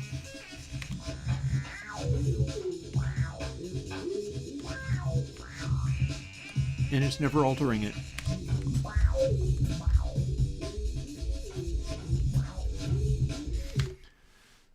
But if we put it to less than 1, it's literally always going to alter it, meaning that we're never going to get to the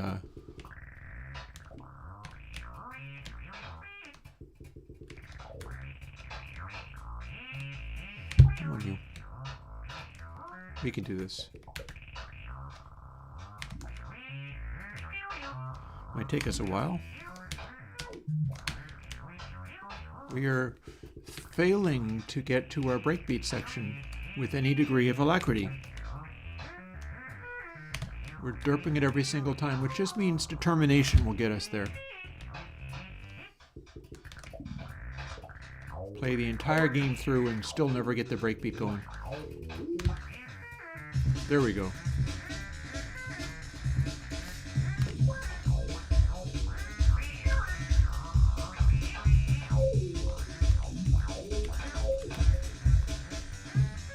So what this means is no reverses ever.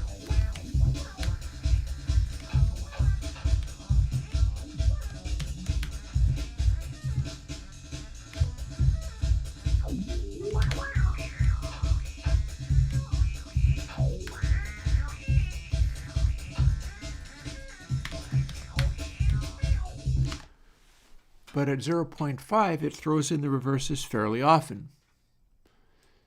So let's try 0.75 and kind of narrow in on how often we want it to throw in our turntablism. Because all this is doing a job. Oh, also, hang on.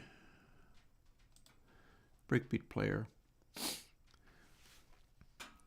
This is kind of awesome. Let's make it be louder. Minus 3.04.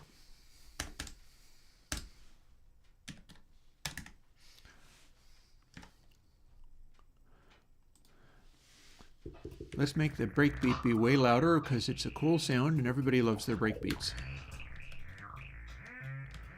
Or at least we do. We'll get there eventually.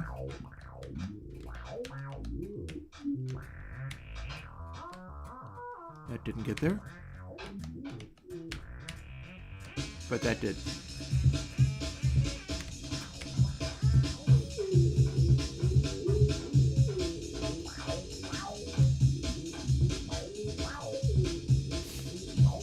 Now, how long is it going to take to start throwing in some funky things?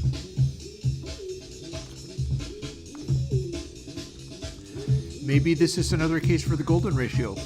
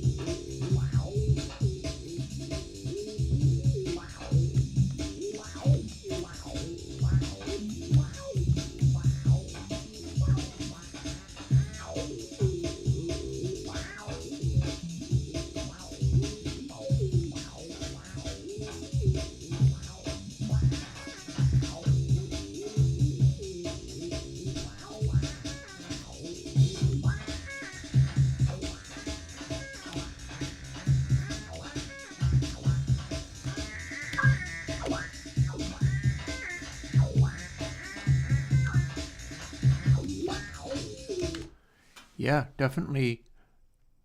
Let's dial it back. Let's try the golden ratio and see if that happens to be our lucky break, because 0.5 throws the turntablism a little bit too often, and 0.75 seems never to throw it at all. So we'll see whether it just happens to coincide. Also, I have an idea from Timing Ball. Volume DB could be cutting back a lot because we've got more things happening than just the asset now.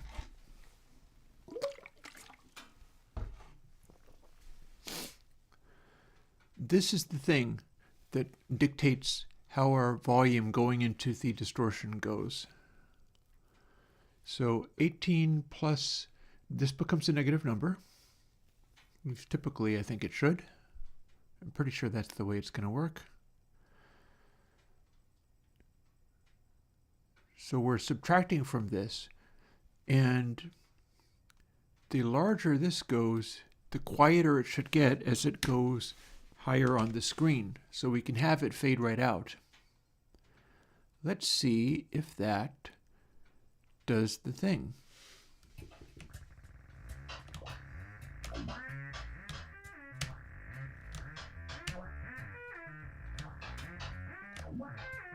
We can also make it go and distort harder.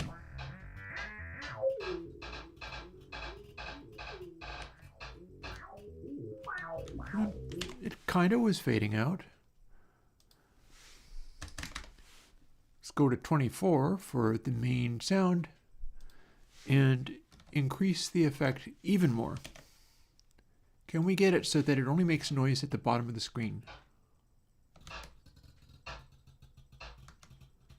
We've made it not make noise at all. Okay, 0, 1.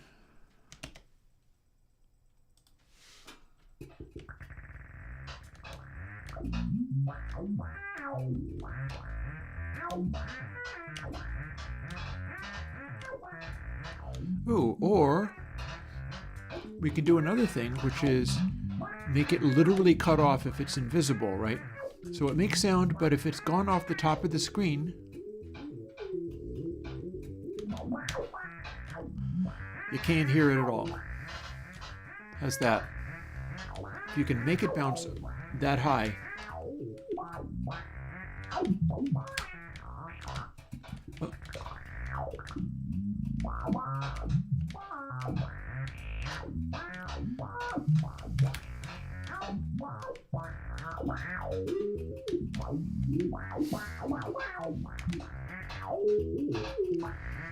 Screw it, let's... We've got that made louder. We've also adjusted the volume of the breakbeat to make that louder too. Let's see if we can knock this guy off the screen.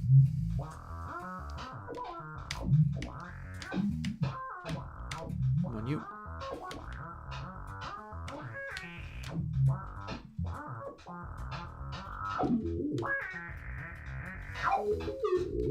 Up you go. Not sure it's quite working. Well, making it 0, 1 was way too much, so how about just doubling the effectiveness? Seeing if we can cut it off that way.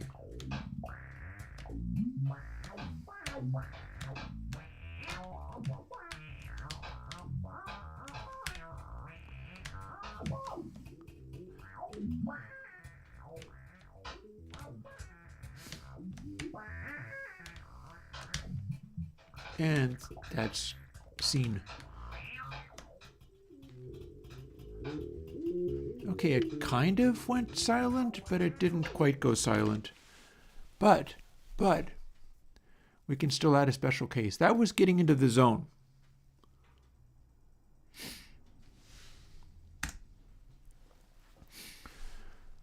What would self-position Y be if it was literally off of the screen?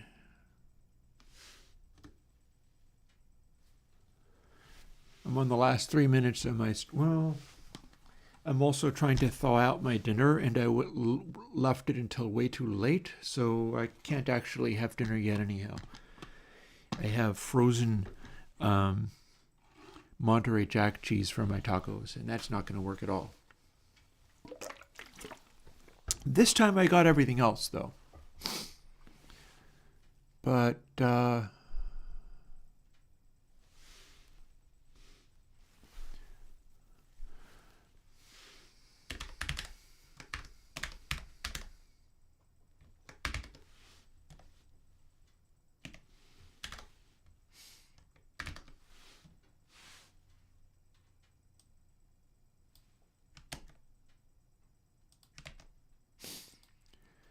Okay, so there's something. It's going to fill the debugger with messages.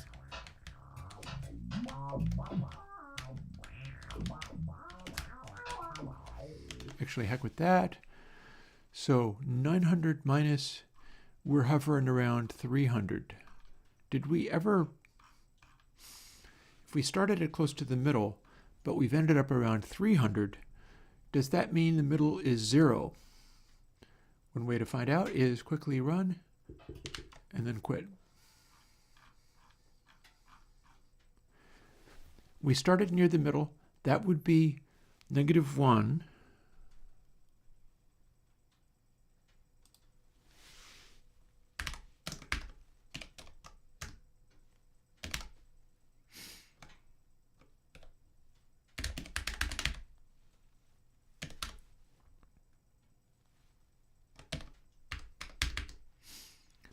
I don't think it's going to be 300 either, but that's fine.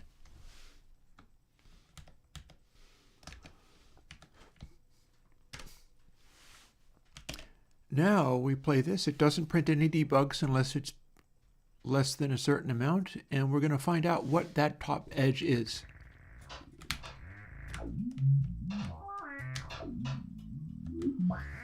By trying to knock it up to the point where it goes that high. If we can. It's worth it up, and it did. So, quickly quit. Where do we get?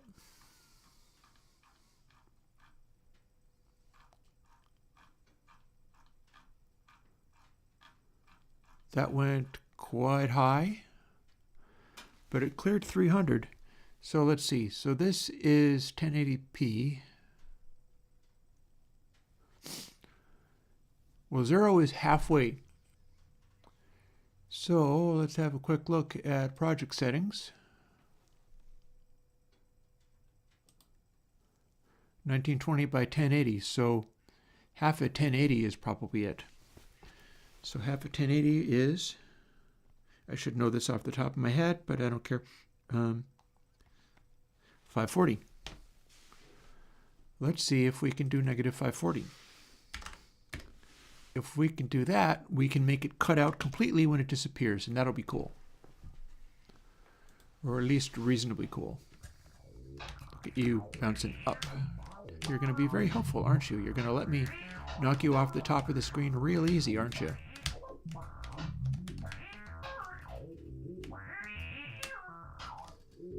And that counts. And that counts again. Cool. That worked. That did it. Oh, 1 minute warning on an ad. And we're running a little bit over time, but that's fine.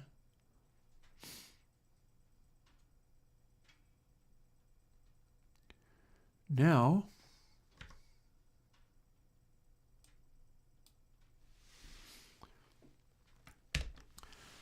if cell position is greater than -540, the player volume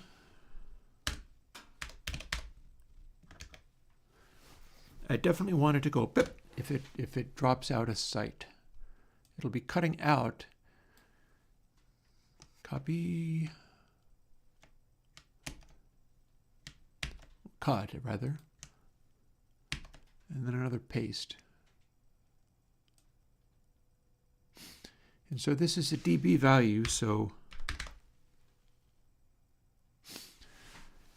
instead we're going to just straight up update that. So if the velocity length is long enough for size changes, pitch continually changes. And if it's on screen, it does the volume thing we were doing. But if it's gone off of the screen, bip, immediately we are -192 dB. So we should be able to make that funny noisy sound disappear. Can we bully this up to the top of the screen? Nope, we just won the game. And this first one is easier to deal with, so we're going to go back to the first level. Do not win, not yet.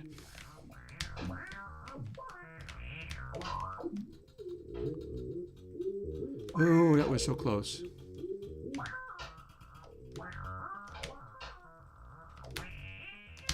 Oh, we won. Not only that, we won so hard that we got a breakbeat. We have not yet tested how loud that is, but we're doing all of the things at once, so it's cool. Beautiful, beautiful.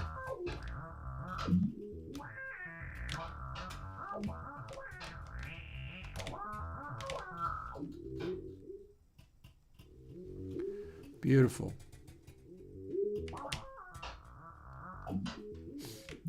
We're trying to make as many changes as possible happen so that it's a more amusing thing. And it's gone, and it's back.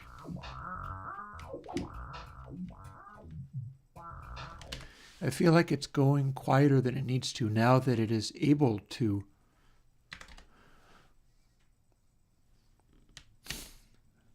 silence itself by going off the screen.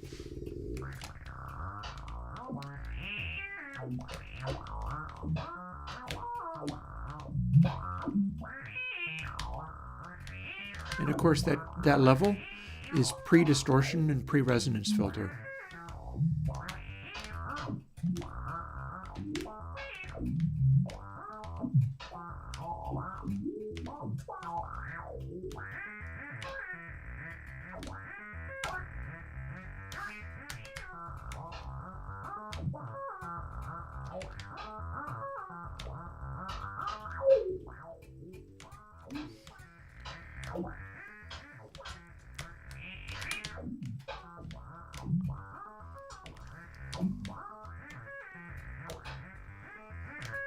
There was no momentum to that at all. Damn.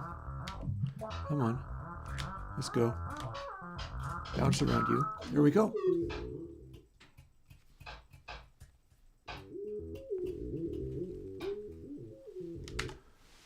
Okay, let's go back to 0.1.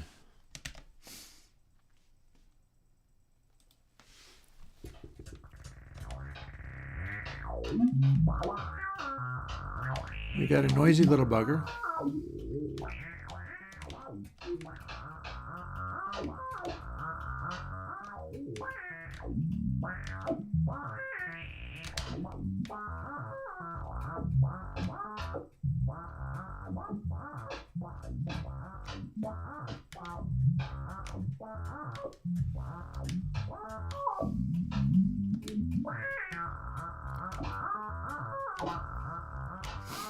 Remember, we can also change the whole sequence of this. I've already updated the sequence too. It's not just the original sequence. It skips a couple of notes in a useful way.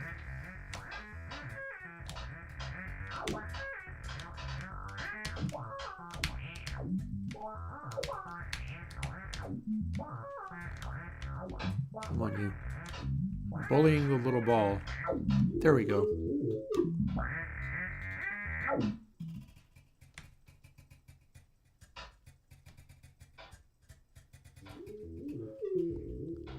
Those noises should also not be happening if it's off screen. All the noises should not be happening when it's off screen. So this is the one. And here's how we do that.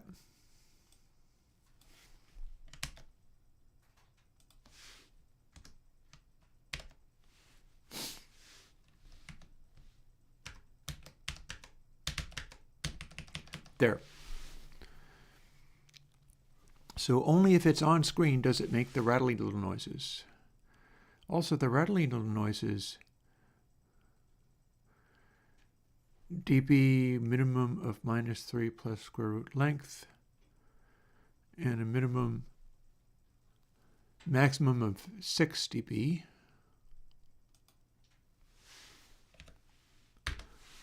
We'll, of course, make that a 6.08 so that it is a bed shift behavior. -3 plus the square root length. Wait a minute. What's going on here?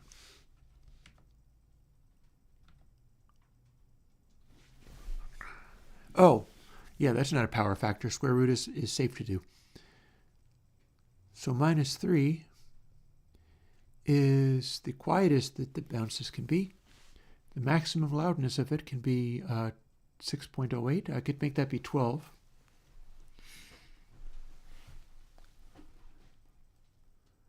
But we could have the minimum also be louder than that, simply by making it be just either the minimum of that, which is 0 at its least.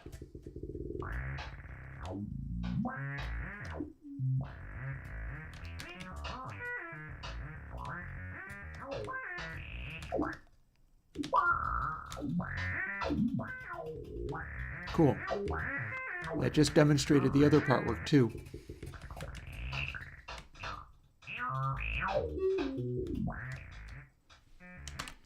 Plus, I'm not sure if this is going to the right place, so let's quickly go over to,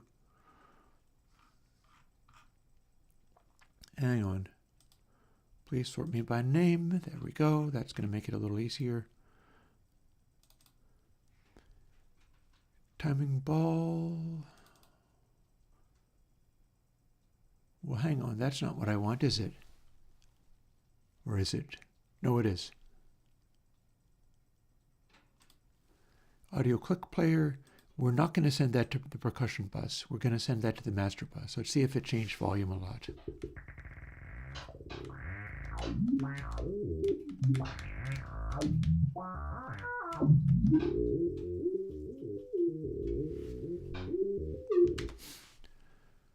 Which means, now that we're sending it to the master bus, let's bump the maximum volume up a little bit.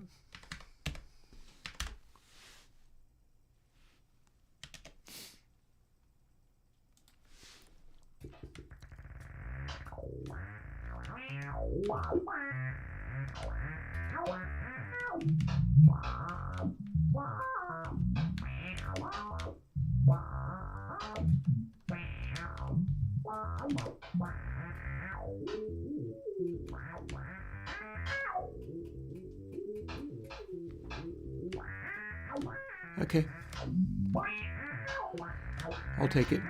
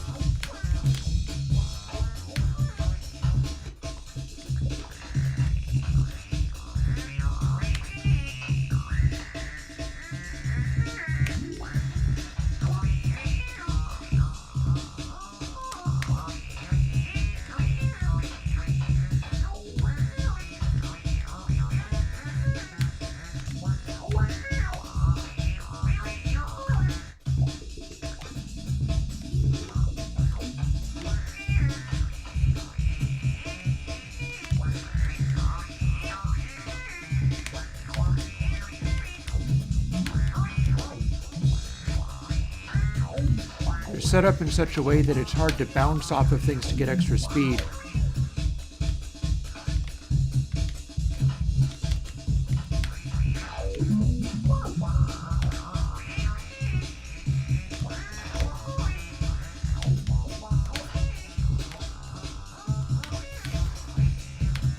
Time to get a advanced score as fast as I can. Oh, we're getting up to the 140 level.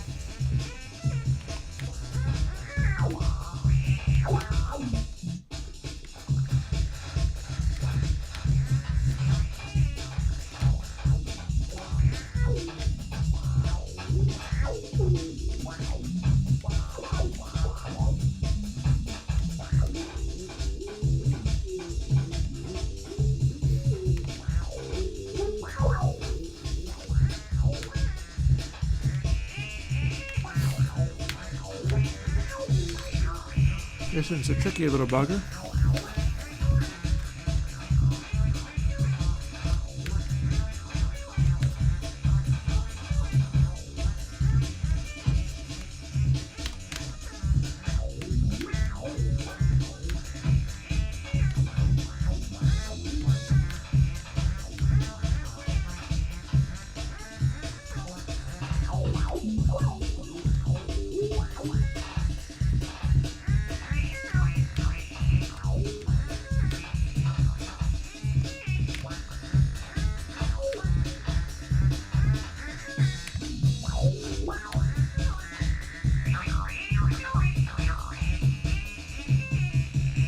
I'm gonna try to listen for the breakbeat doing reverses.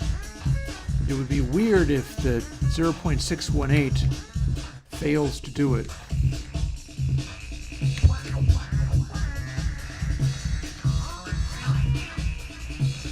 No, that was the reverse. Cool. That is another. Nice.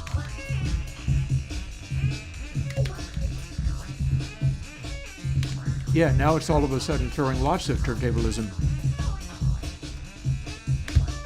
as we ramp up the beat burn.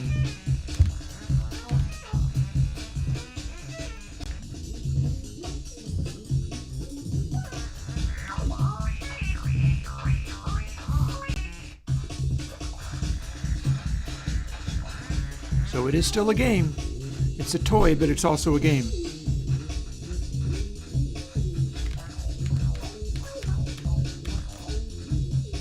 With wind strats and things.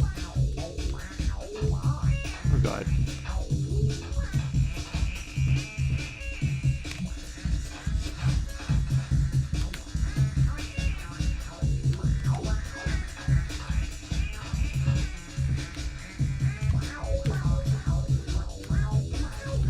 Also notice how there's a lot of echo on? That's because it's a high level, but there's still lots of these guys in here. As soon as there's an advanced level, but there's not as many of the guys in there, the reverb on the Zoc starts going away. But when it's a really full, busy thing,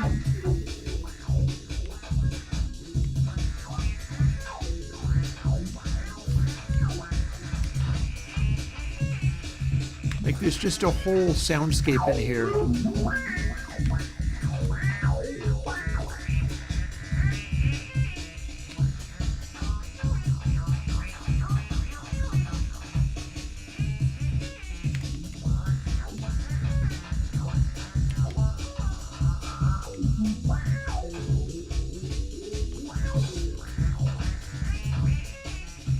Here we go. J next after we make it move. There you go.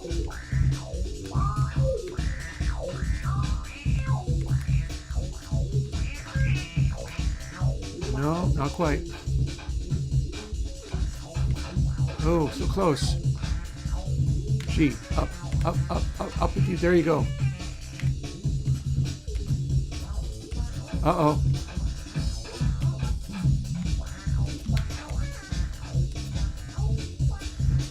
Bam. Now bounce around for a while while I get this out. Got there.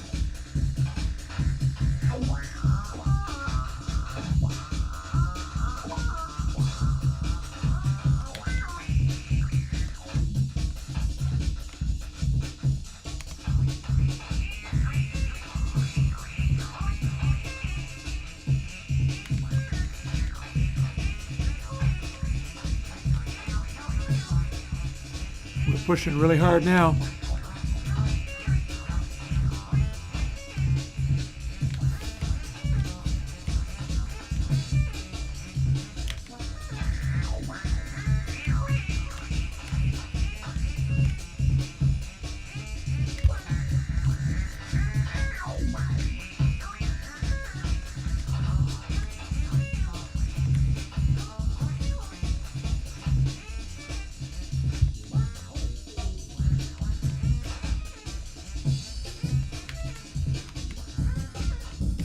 Uh-oh, go.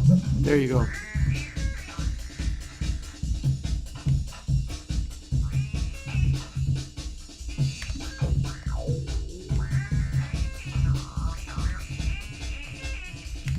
You can also listen for the resonance. If it's real acidy, that means it's safe because it's moving fast.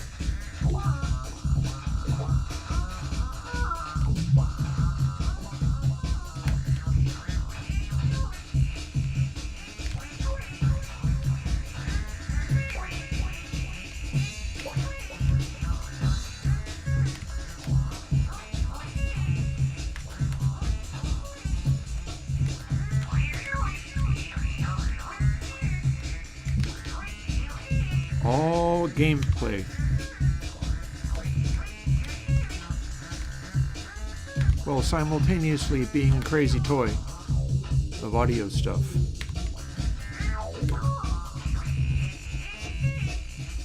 Now hear how it is not as crunchy as it was?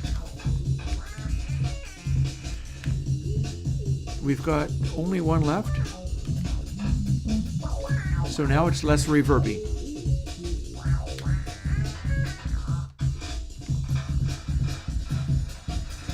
And now we've got all these guys, so it's very reverby.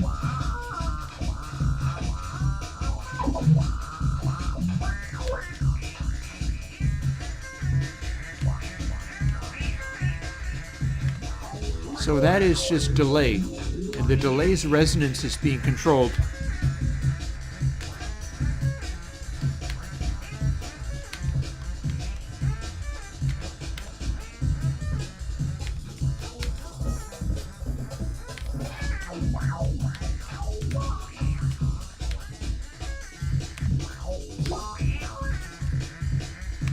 So if the resonance is down, the pitch of the cycle is up and the breakbeat starts going crazy, you're about to lose.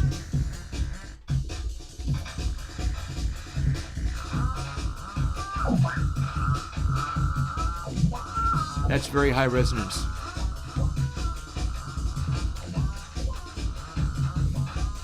Bouncing around, bullying these guys and making some of them fly up.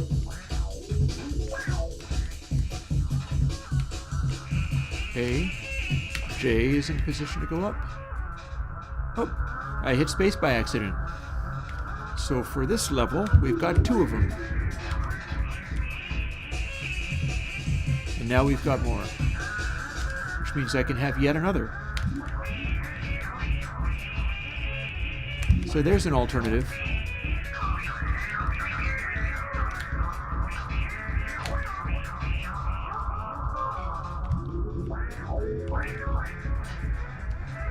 And if I have any of these guys go out the top fast enough,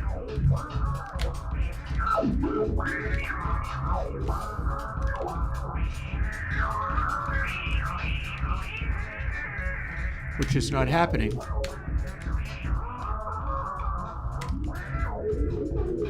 And the smallest ones can run out of steam and it's fine. So here we have a sort of interlude.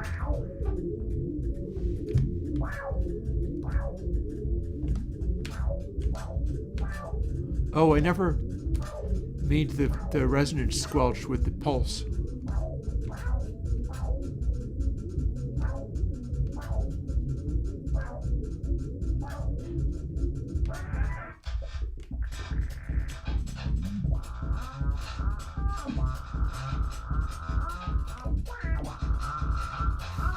This is going to be a very hard one to go off the top of the screen at a high rate.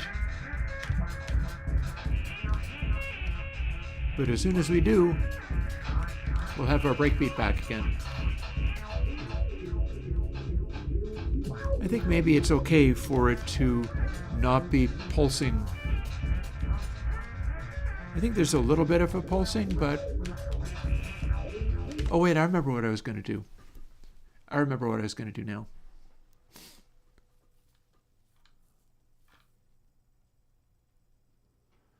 So if being controlled and filter sweep, and if global's interacting,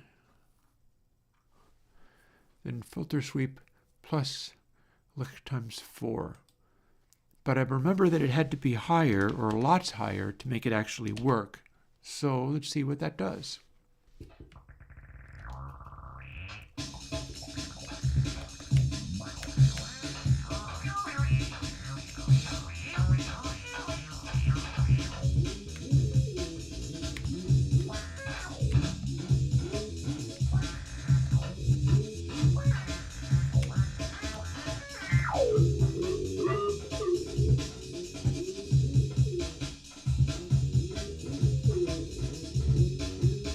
It's not going squelch, squelch, squelch, squelch.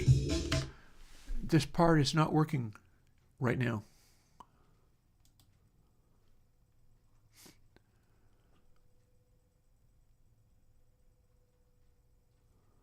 Why is that not doing the thing?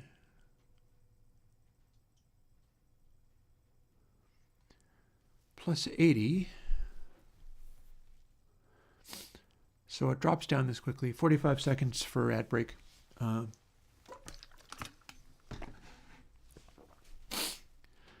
then plus equals licked. Licked is not necessarily a high number.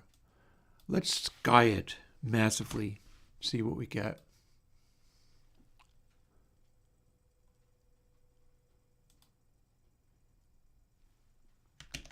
Let's make it a really enormous number.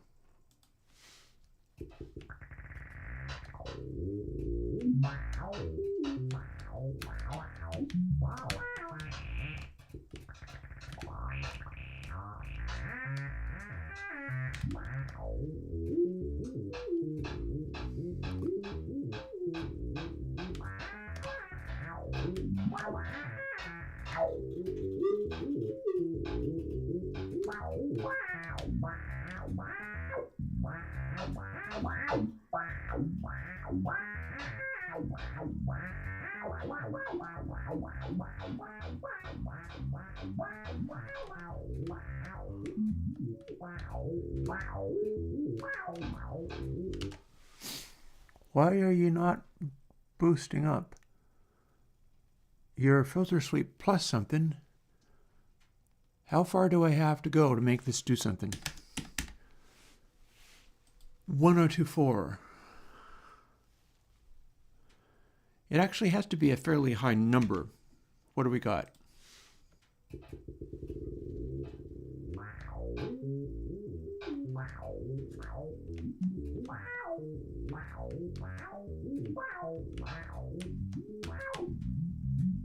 This is able to suppress it. We've got it interacting. Why is that not doing? If I just run it directly, it will always apply, at which point do we get an effect? We sure do. So that's what I want to happen only when is action pressed. So this part's clearly not working. This part can be diminished. I could do something funny like the velocity of how fast we're moving. That could be cool. That could be very cool. Shall we try to do that? We have to get up to a large number, but we can do that. Self-linear velocity. So we're going to look for self-linear velocity and the total velocity, which I believe is going to play into around here somewhere.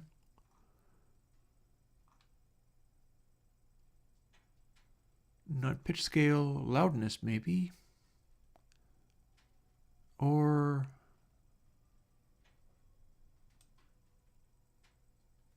nope, not that.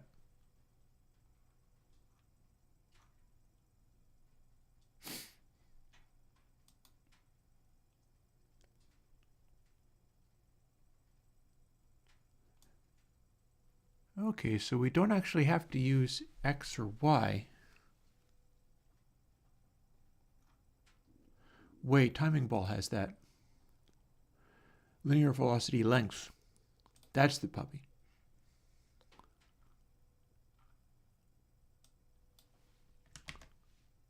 Oh, hang on, not that one.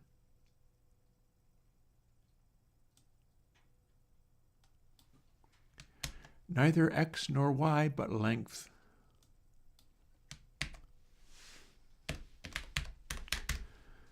And it is a method, so we gotta put the parentheses on to make it go. Now, all of these things are happening.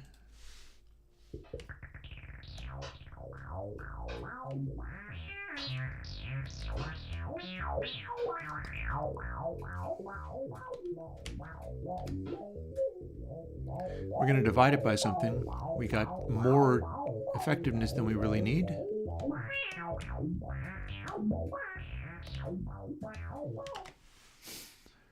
So that's cool.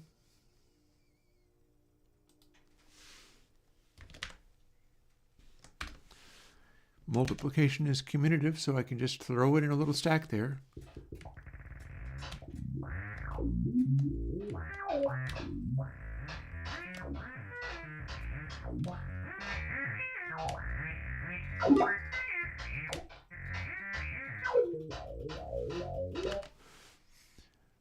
That is maybe not enough of an effect. So let's take it to a quarter of our initial pew.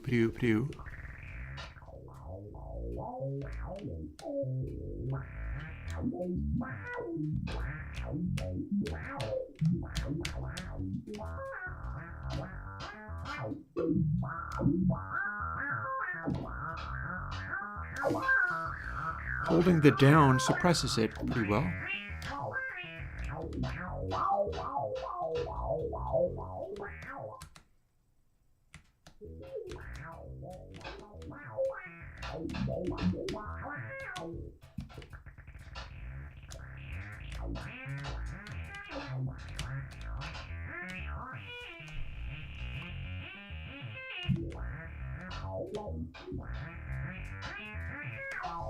Maybe even more than that.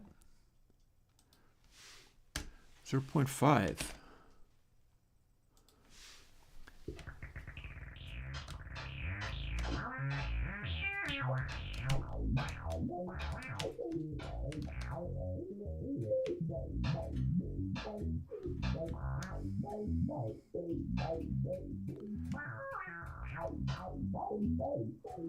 See, if you're holding down, it kind of bounces.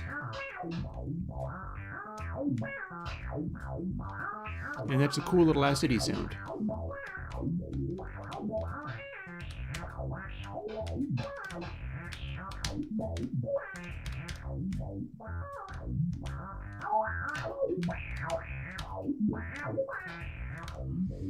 So this is now being affected by lots of things. It's being affected by your controls directly. But the filter resonance is how fast the bouncy ball is moving.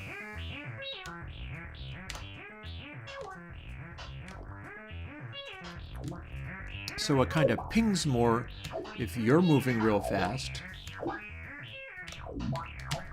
And then if we have guys around, like large numbers of guys, it starts to become resonant.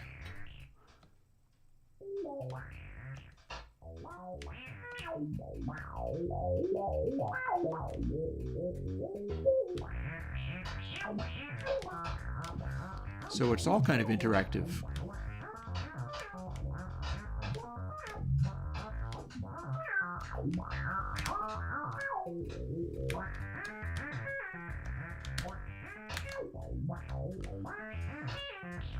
And it doing this means you're controlling something. Oh, are we going to lose? No. No, we're not going to lose.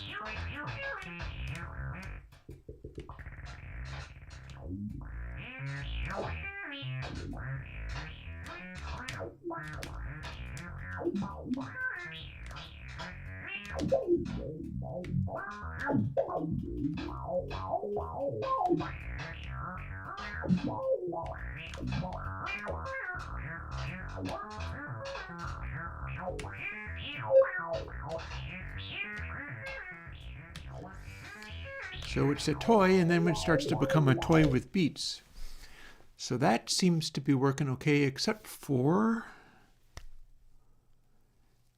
I don't know if I need to care about making it only kick in when you're interacting, because it drops out of effect pretty quickly. So let's not even worry about that.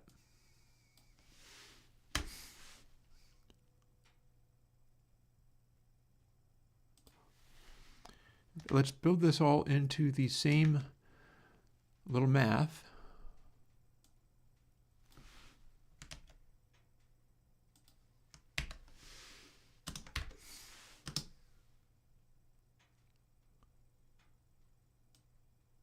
Take this out. Save this.